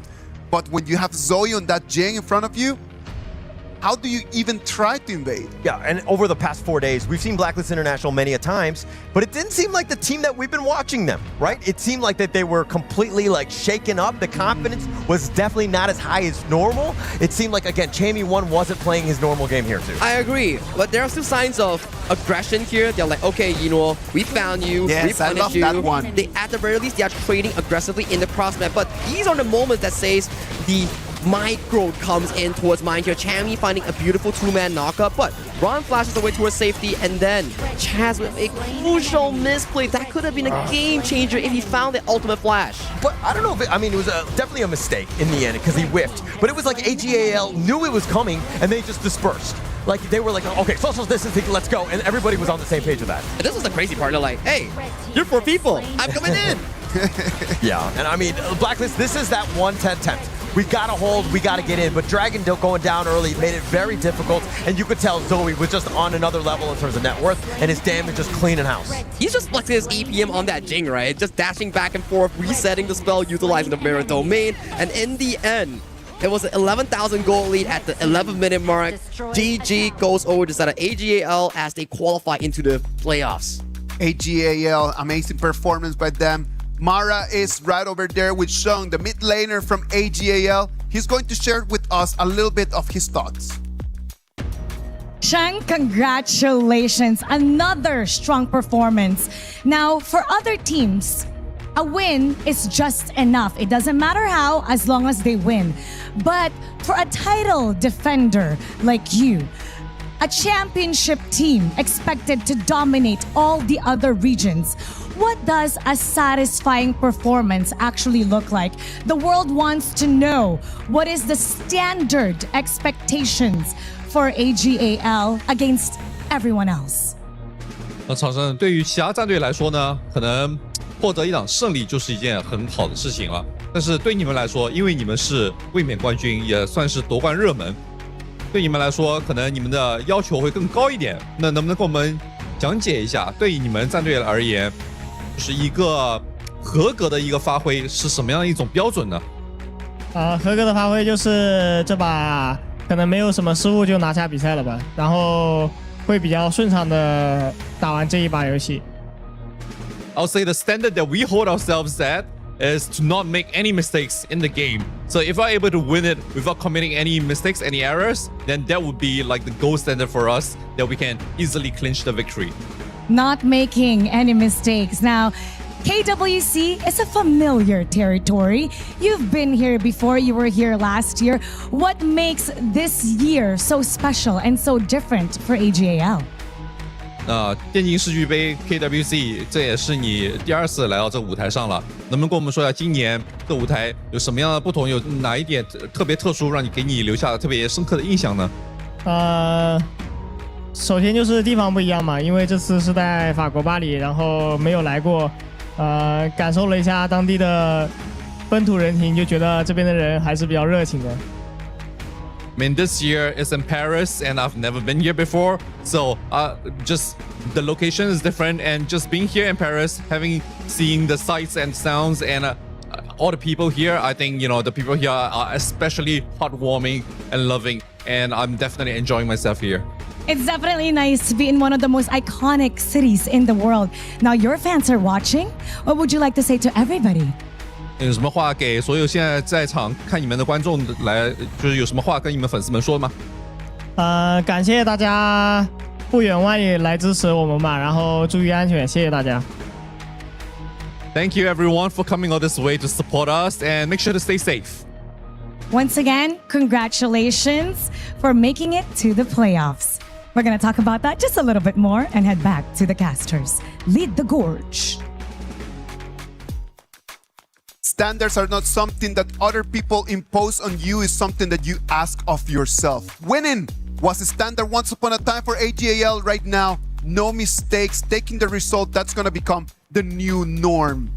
Can the other teams learn from this and ask of themselves exactly the same? I think that they can, be emboldened a bit. I think that, they had their moments, Blacklist International that is, and they can actually fight them, right? It's getting past that first hurdle, the 5 to 10 minutes, how we can transition better. I think teams, though, will look at this and be like, okay, there are definitely opportunities. I mean, if we were to come back to 2025, I know I repeated myself, but 2025 and 2026 just feels different.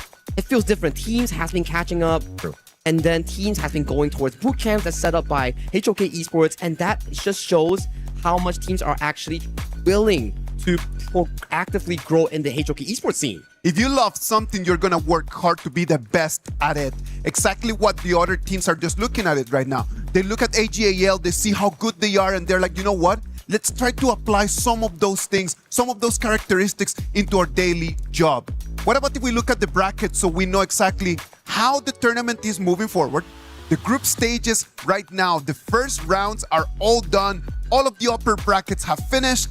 And then there, the Group A, AG.AL is going to be the first team advancing to the playoffs. Yeah, what a great day. I mean, for Group A, we just saw AG.AL steamroll. There were definitely some moments. It was a little bit close, as we talked about here, but congratulations to AG.AL as they move on. But now we go into the elimination matches. It's going to be Team Vitality, MIBR, and Loss. And this is always an interesting one to look out for because MIBR Loss and Team Vitality or the IKL Chalk BR teams, they don't have much of beef against each other, but it's just so that every KWC, you see one IKL team and one Chalk BR team fighting for their lives. Yeah, always, right? It's always about that drama. I mean, normally these two teams don't have that, but I feel like we need to engineer it as we go into Group B here.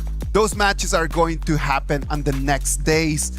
Group B, on the other hand, well, Rock Esports yesterday already took their ticket to the playoffs. It's going to be one of the teams that they're going to make it into the top 8. Yeah, and this is the interesting part, right? We all thought that Aurora Gaming was going to win it clean 2-1 and then advance as the first seed. But now you have ROC Esports as the first seed. Aurora Gaming, if they do win in that decider match in that bottom bracket, they are in Pool 2, and Pool 2, the Pool 1 teams have to select them. Exactly. So one of the teams from Pool 1, one of the top 4 teams is going to have to play against Aurora if Aurora makes it in the second place. Group C, Kuaishou Gaming 2-0 against Revenant X Spark. Then they took a 2-0 against Virtus Pro. And right now, they're already on their way to go and start doing some prep for the top 8. Yeah, and actually, Virtus Pro losing to Kuaishou Gaming, I think that this was, a closer series than what's shown here by being 0-2. They had their moments, and I think that Kuaishou Gaming, I don't know if it's the nerves, it just seemed like it took them a little bit to really get warmed up here.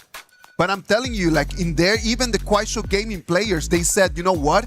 If there is a team that we need to be prepared for, it is Virtus Pro. They were the ones who said like, okay, who's the one that is the closest? It's gonna have to be them. And it shows from the gameplay, right? Game 2, AG.AL on that Jing had some amazing moments here. But coming in towards Group D, we also saw this from yesterday. One of the tournament's longest games, 28 minutes between GK Esports and Team Nemesis, just for GK Esports to clinch that spot into the playoffs. So right now, we have 4 teams in the playoffs here. GK Esports, Kuaishou Gaming, Rock Esports, and finally AG.AL. And for tomorrow, that's going to be even more interesting. Yeah, to find out who's going to survive, who's going to be seed number 2 throughout. But I do think that, we're talking about Team Nemesis playing in that 28-minute game against GK Esports. Exciting, competitive, and I think that this team is still very strong and has a good chance to make some waves here. All of the Sages Sanctuary have already been gone. So starting tomorrow, you lose, you're going home. Just that simple. It is just going to be that next step of the tournament. Last thoughts before we move forward? No, I'm super excited to see exactly who's going to be moving on. I think a lot of these teams deserve it. And again, it's all back to whoever can play these games. All right. The group stages are moving forward in here. We have to go and start preparing for tomorrow. That is going to have 4 amazing matches. I am Isaac Peña. Thank you very much for being in here. We're going to leave you with the Qiddiya top plays of the day.